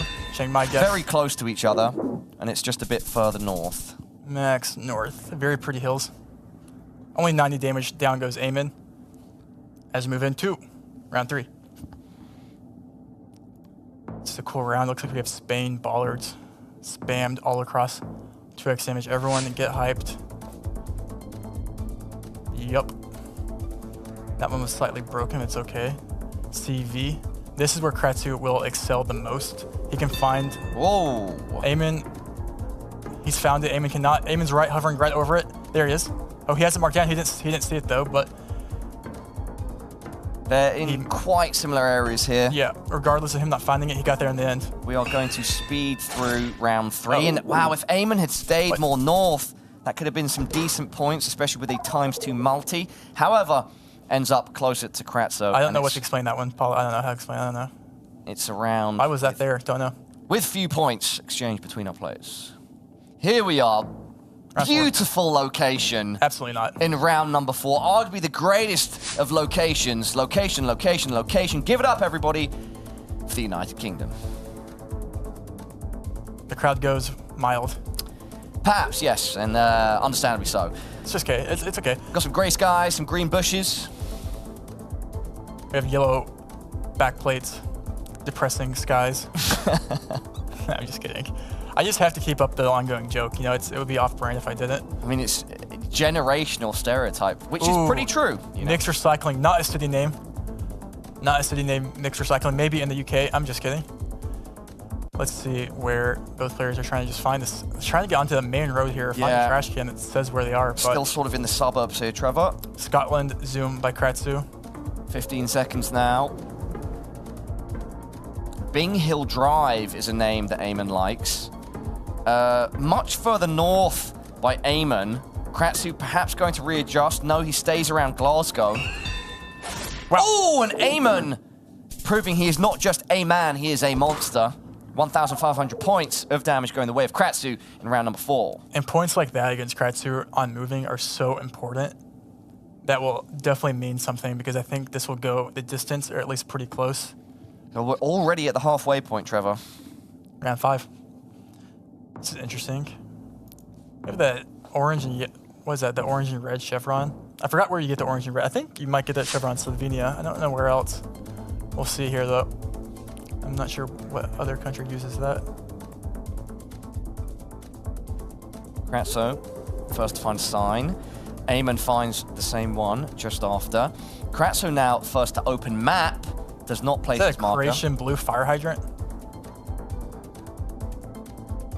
Have you spotted a fire hydrant, Trevor? I'm not sure if either our players did, but never doubt our players, everybody at home. The information that these guys can take on board and process quickly. Kratso blocks. Yep. Full East Croatia. And we have the yellow signs there. Eamon's quite a bit south, does track further north. He's coming up. Probably won't be able to find that on the map. Going close to Zagreb. And it's a brilliant guess by the Frenchman. And it's a 5K! I don't think he meant to do that. Okay. That's the first 5K I have seen over the course of today. But he didn't even line the road up. Yes, Did he read something that said... we'll have to ask him. But I know we have had a couple others or a handful of others, but that's the first one I've seen. What a pleasure it always is to see a Geoguessr guess perfectly. Always.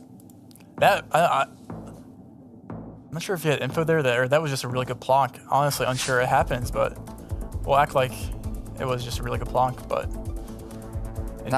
that's absolutely going to put more coal, more wood in the engine of Kratso. He's going to be on fire now. Yeah, I mean, he took the lead with that. 400 points. Eamon is in the deficit here. So deficit, but such a close matchup. Yeah. Round 6 now of game 1. Barely 400 points West separating Cali. the two. Eamon goes. And Eamon does, in fact, lock around West Cali. Kratso looking at a similar location. They're going to be very, very close to each other here. Learning Capapadden. Kratso a bit closer. 3.5x, actually doing about 10% damage to the remaining HP of Eamon. Round 7. Oof, this is a close matchup. There's a little lead now built by Kratso, but not a huge difference. So you could pick up more points this time around. How dry it is. I think you have to commit Nusas here. Maybe not. Let's see. Both players zoom in.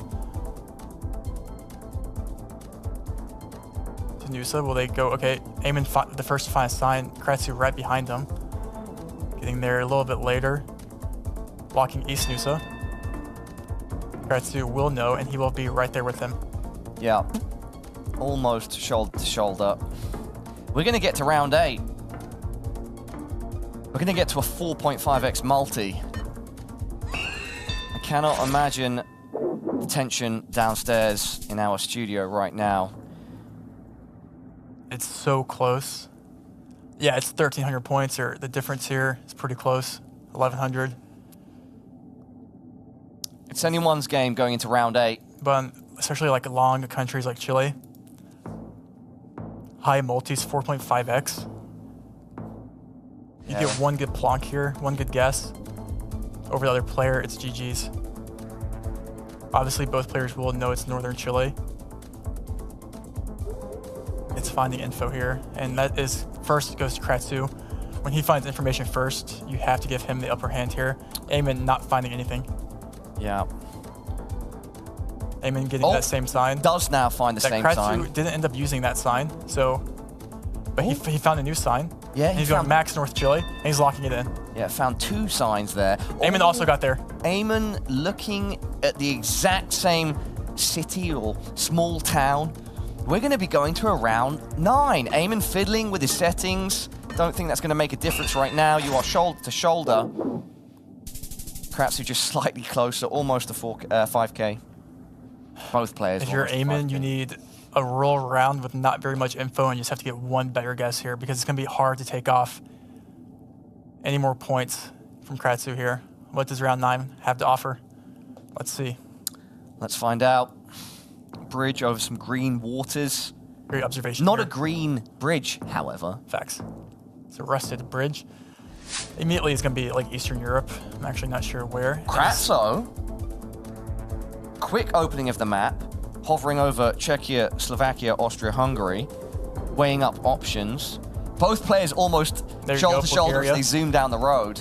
So it's going to come down to round 10 here, assuming this Cyrillic there with this camera, or Gen 4, and both players are obviously going to get Bulgaria here, but how close can Eamon get? And can any points matter here for Eamon? I think we're going to go to around 10, Trevor. can feel it in my bones. Eamon's locked. Does Kratzu have any sort of information that he can use here to get... He don't think Kratzu can... Oh, he found a sign last second. Oh, and they're split in the middle. So we will go into the 10th and final round of Game 1 moving with Eamon at about a 1,300 point deficit. For him to come back in a situation like this, you know, he's hoping anything from a mid to a large-sized country and looking for a discrepancy between his guess and Kratzu, and of course, being on the positive side of that. Trevor, where are we at? Let's take a look together. Round 10.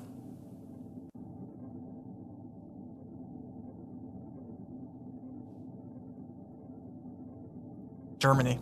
Germany, oof.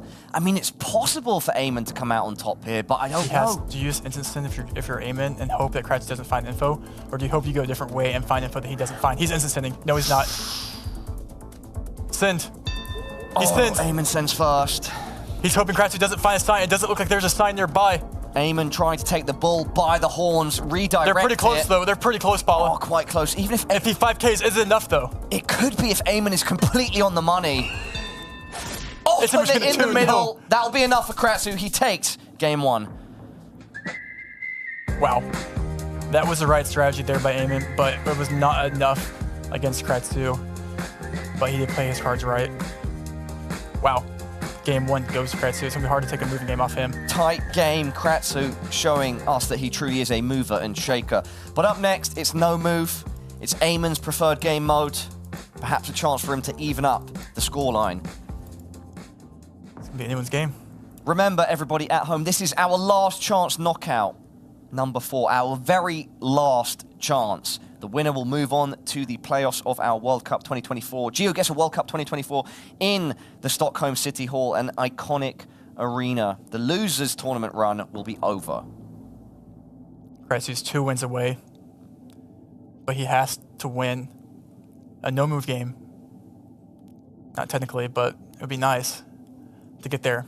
Round 1, Game 2, first no-move between the series.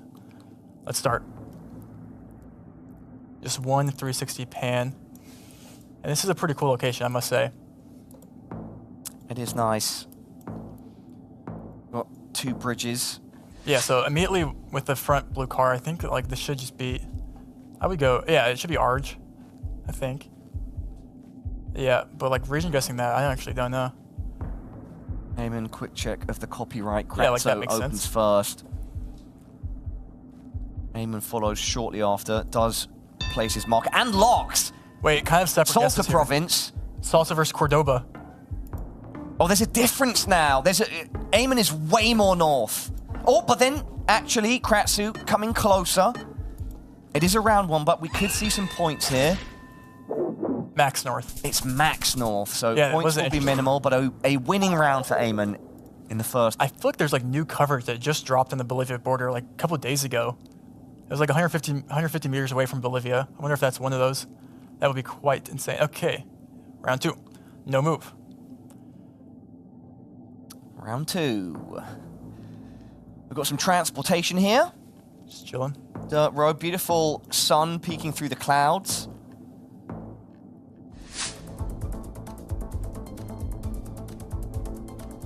The stunning location. Very cool location. I feel like every time you get to see the daily life. Yeah, when you get a slice of life, Yeah. you know, it's nice. Below zoom in by Kratzu.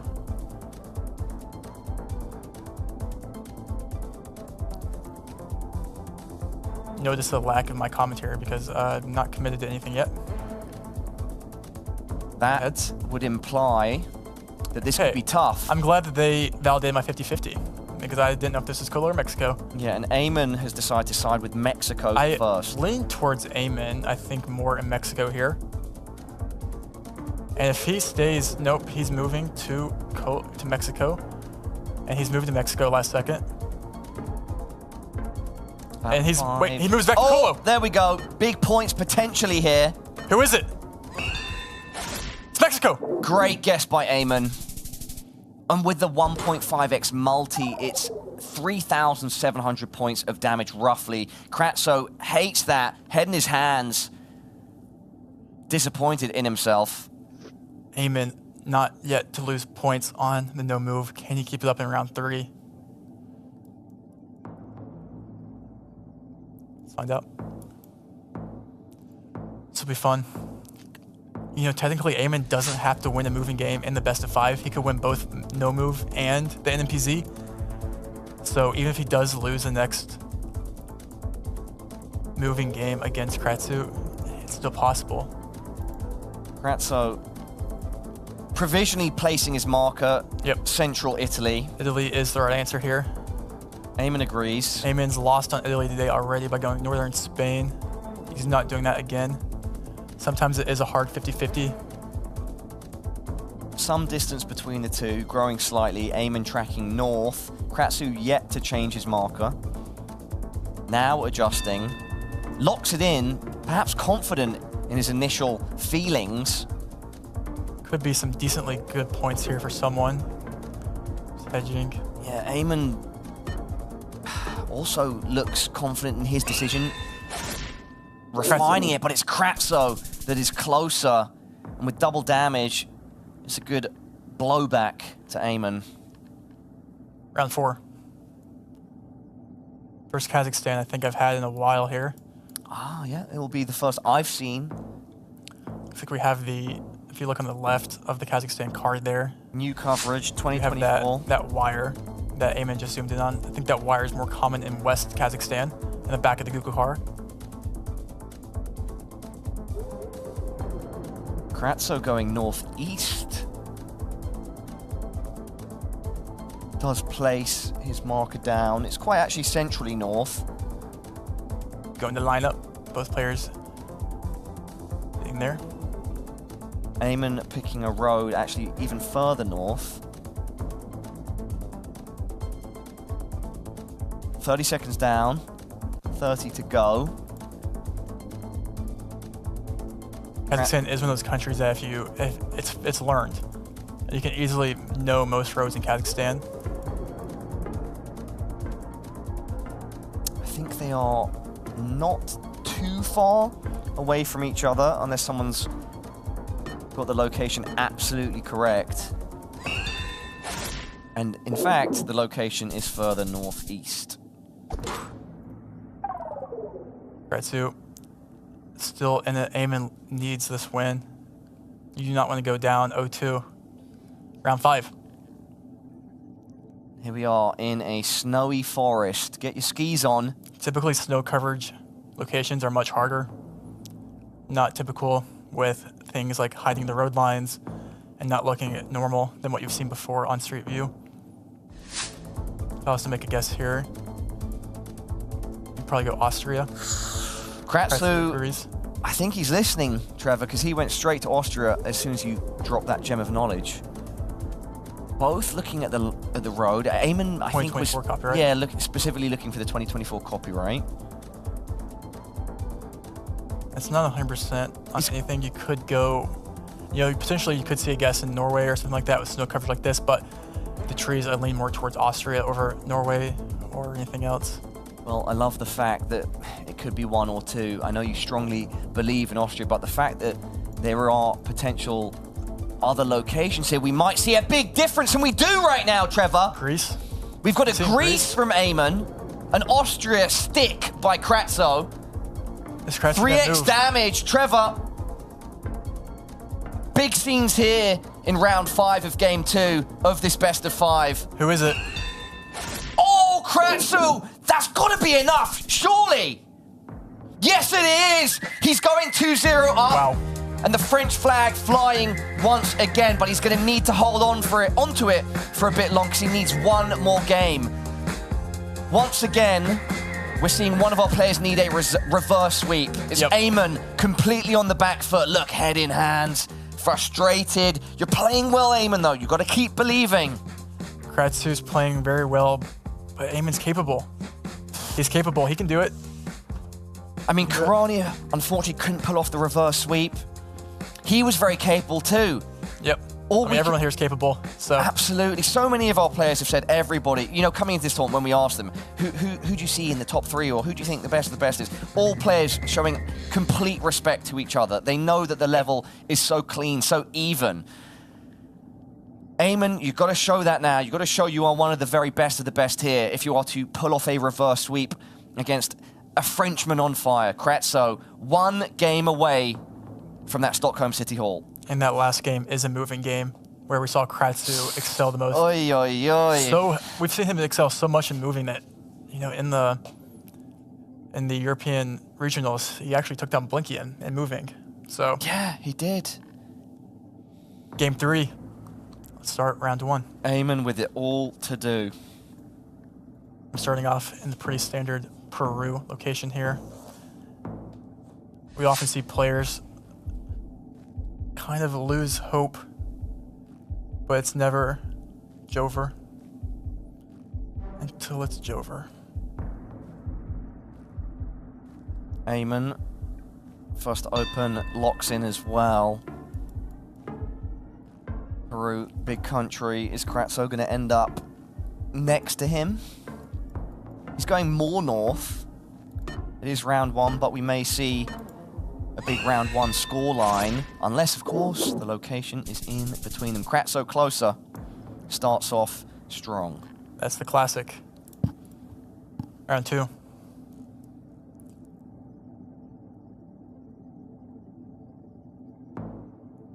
Very dry. Dry and arid. Very dry Indo.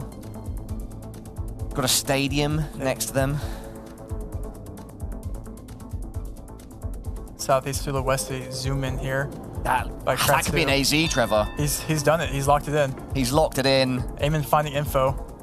Oh, but Eamon, you've only got 10 seconds to respond. 5 now. Kratsu's on it. Eamon's right there with them. Yeah. But still not on the exact 5K. Oh! And Eamon! Oh, it's a shame he doesn't get rewarded with a huge amount of points there, because that was a brilliant under the pressure guess. Cool, Calm, Collected is the name of the game. Woo! That was great. You had to assume with the amount of confidence that Kratsu showed there that he was on it. But Eamon was last second there. Changing continents now. Yep, we're gonna go back to Europe here.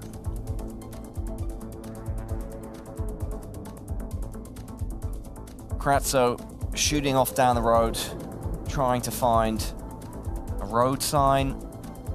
We have bollards there. Yeah, bollards. Anything particular about those bollards, Trevor? They looked Italian from the back. Italian. We've seen a lot of Italy, Trevor. Oh, and look, Kratso. Oh, both on the exact same sign at the exact same time. Kratso to lock first. Oh, they are close on the same road. Yeah, this will be not quite many points. Yeah, they're very close to each other now. Could have been points, but no, 16. Round number 4, Big T. You know where we can see big points? Big country. Like Brazil mentioned. Oh, yeah. Brazil mentioned officially in round number 4. Long plates. Again, circular bubbles. LA Motos. No, this is not Los Angeles. No, it is not. Kratso. GDS area code. Both players have MGDS. Yeah, Eamon locks first. Kratso is further south. 5 seconds. We'll see who comes out on top. I mean, both next to each other across the road. It's a bit further north. And that means we're going to build that multi, Trevor. It's building. Kratsu is the score is so close between It's the two. so close. Round 5, what do we have? We're back.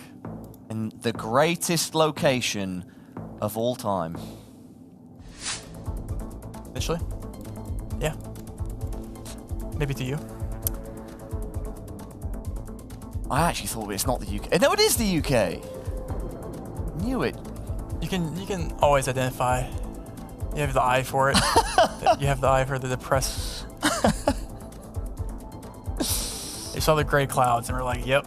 Generally speaking, it's hard to make or to get a lot of points in the UK. That being said, we have seen it before.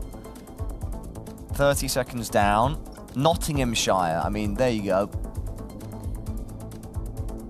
Eamon finds it first. I don't think Kratzo has the same information. That being said, he finds a road sign, but I mean, Eamon's got the town name.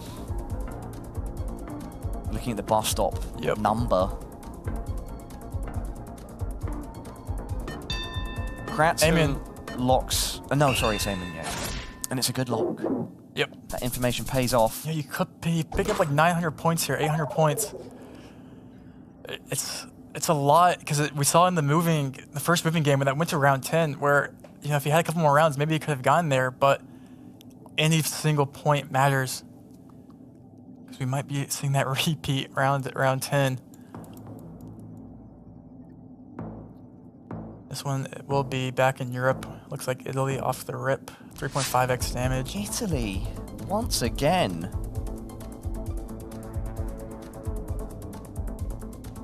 I mean, if both of our players have picked up on that, which we can... Is this Italy?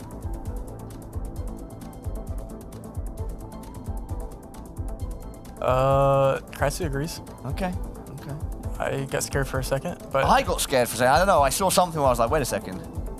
Yeah, everything leads to Italy here, I think. Yeah, all roads lead to Italy. Yeah, it says pizza on it. There we go. They're both on the same sign, enjoying the pizza. No one else is allowed to make pizza. Yeah. Naples, good pizza. Good guess. Good cake, maybe. Only Kratzo with the marker down right now. Eamon going more north. Not a huge, a reasonable amount of difference here. And it's Kratzo that's close. That might even things up, Trevor. Yes. Yep, in fact, Kratzo now taking the lead, but we are... I mean, our two players barely separated, 400 points. But yes, Kratzo just sneaking that lead back. Round 7. I'm standing up for this one. This is Kratzo, as he just needs 3 more rounds to decide his fate. Eamon looking to extend it to more. But for now, we're staying in Mexico. Rio Conchos. Short plates, Gen 4. Looks pretty north to me. Kratzo going Tijuana. Eamon going Tijuana. Eamon going more south. Kratzo, will he stay?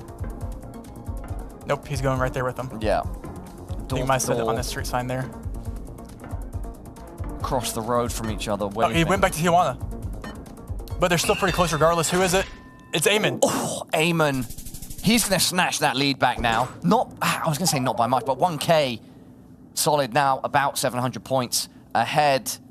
This is back and forth, but back and forth in small quantities. It's as tight as it can be, Trevor. Round 8. That was round 7. Round 8 now, and just 700 points separating the two. Why do I feel like I've seen this before? Deja vu. No, I feel like I've definitely gotten this wrong before, and then it was like, wait, I won't forget that, and then I forgot it.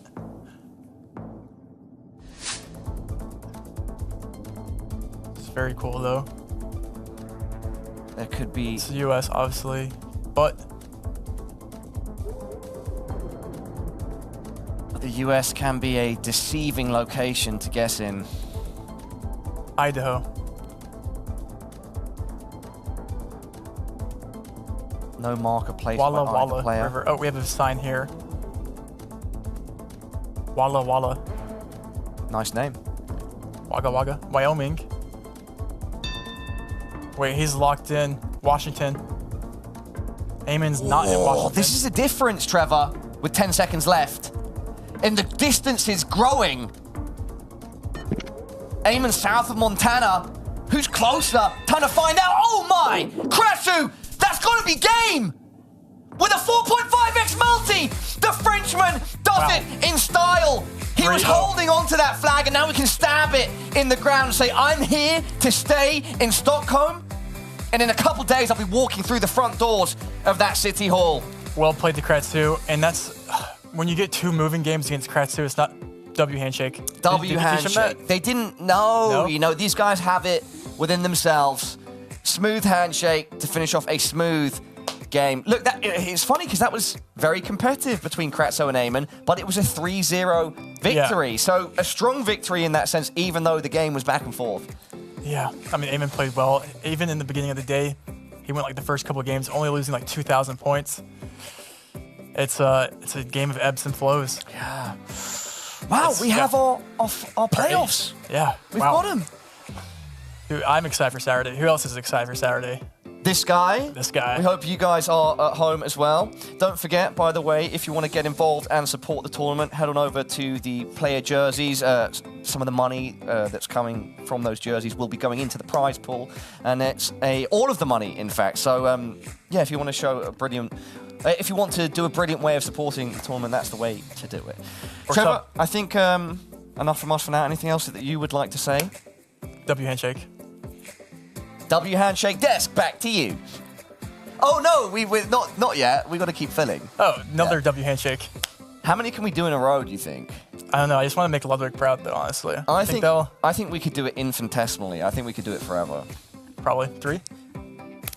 Beautiful. Wow. I like that, man. What about no look? Should we try that? I don't know. Not on camera. Not on camera. Not on camera. No. That would be aura leakage. That would be aura. Yeah, loss. we'll keep it. We'll keep it. Yeah, I can't believe it. Playoffs are decided. You know, venue is set. Yeah, we get to see another Blinky contest rematch. Yeah, and that's our World Cup final from last year happening in the quarterfinals. Fact check me, but I feel like is it Constance Blinky?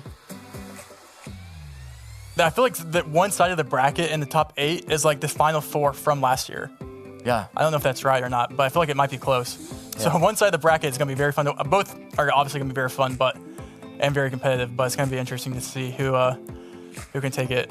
Yeah. But do we see the Constance 2-peat? Well, who knows? We'll find out. Trevor, I do have it officially confirmed. We can head on out, and so let's head back to the desk. Thank you all so much. Here with our winner, Kratzo. Way to pick it up, way to bring it home. How you feeling after that victory? I feel a lot of relief. I knew like it was the game that had to be won. Like it was now or never. So I gave everything I had. I put my mantle. And my mind was I was in such a mindset, like a winner mindset. I needed this so much, and I'm very proud I made it. Yeah. When you find yourself in that winner mindset, how do you feel like that differs from when you don't feel like you're in that mindset? I feel like, I don't know, I just say my opponent is so bad and I beat him, but like, it's not true. Like, Iman is such a great player, but like, I feel like, I just, he's bad, so if you find an info first, like, surely he doesn't get it and you just plonk and it wins. Yeah. A different mental state to get in. Whatever works for you, though, because you have found yourself here and you will find yourself at the Stockholm City Hall on Saturday. That's crazy. Yeah, some confidence. I just honestly want to ask you about the French community. There's so much love, and Gabriel upstairs was going crazy during your game. Imagine Gabriel, right? That you know why? He said he would shave his hair if I go to the quarterfinals, and he like there's a K here. He would like to put a K here for Kratzo. So that's kind of like this was also for me. That was also a source of motivation, since it's a close friend, and I would like to see this. So now it's done. Oh, amazing! and any shout outs to them you want to make? Yeah, shout out to everyone who plays with me every day at Geoguessr, who helped me getting better. There are lots of you, all of my friends, a lot of French players, especially like Salex, Le Retraité, Clément, Gabriel, and so much people, and also for my family, and like everyone who supported me, like the people watching at home, because now they can watch like at noon. It was a bit hard, but now they can. So yeah. Yeah, Kratzo, not too long ago, we both sat there, you qualified, you kicked me out. Now I'm happy I can say I lost to someone who qualified for the World Cup. Congratulations on that, really happy about that. Thank you. So, what are your thoughts? Do you have any favorite moment or least favorite moment of today? I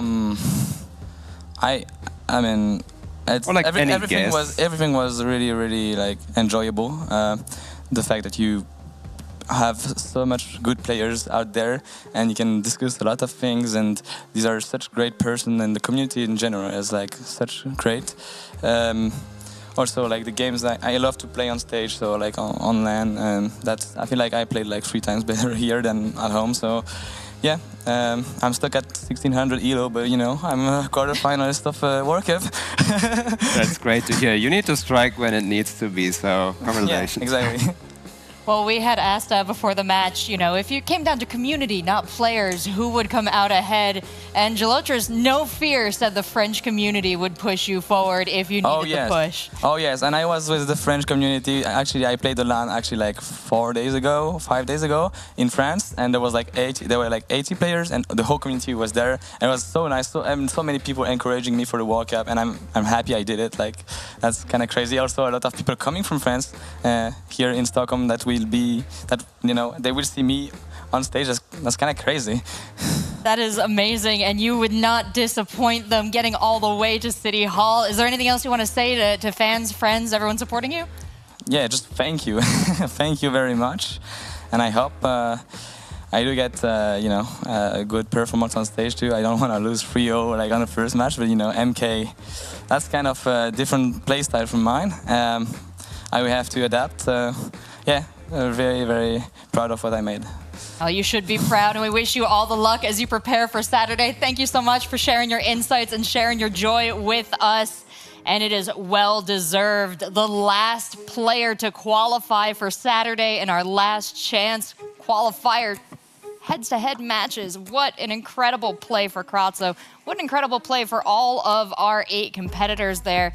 Taking a look at this bracket now, I know that Kratzo already has, and I know that Fao has already made some plans, but tell me, what do you see, Bloom, looking at this? I mean, Trevor mentioned it as a maybe. It is confirmed. We have an entire side of the bracket now that is our top 4 from the last World Cup, which means only 1 from the top 4 of last year can even make it to the finals. I think that's very, very exciting. And a whole new set of 4 faces on the other side of that bracket. What a lineup. What does that represent to you, Geoguessr? Yeah, I mean, what stands out is, again, the Blinky versus Consus face-up. We can be hyped about it, but at the same time, it ruins a lot of predictions, because those 2 names we saw in the grand final probably won't happen, but at least we get a first great game on Saturday. Well, gentlemen, we have witnessed so many great games today, so many yesterday, and I too am looking forward to Saturday with you. But for all your hard work, for all your insights, now I want to turn the floor over to you. Anything you feel like saying at the end of these last 2 days?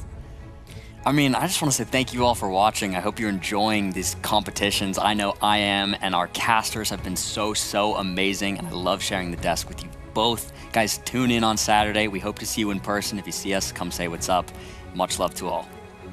Yeah, I also witnessed a lot of fan love. The chat was going crazy all the time, so shout out to you guys watching this, supporting us. It was 2 crazy days, I must say. A lot of good games, and also different in some ways. Today we had like really fast-paced games, and yesterday it was like very, very high-class games, so it was a bit different. I don't know what to expect on Saturday.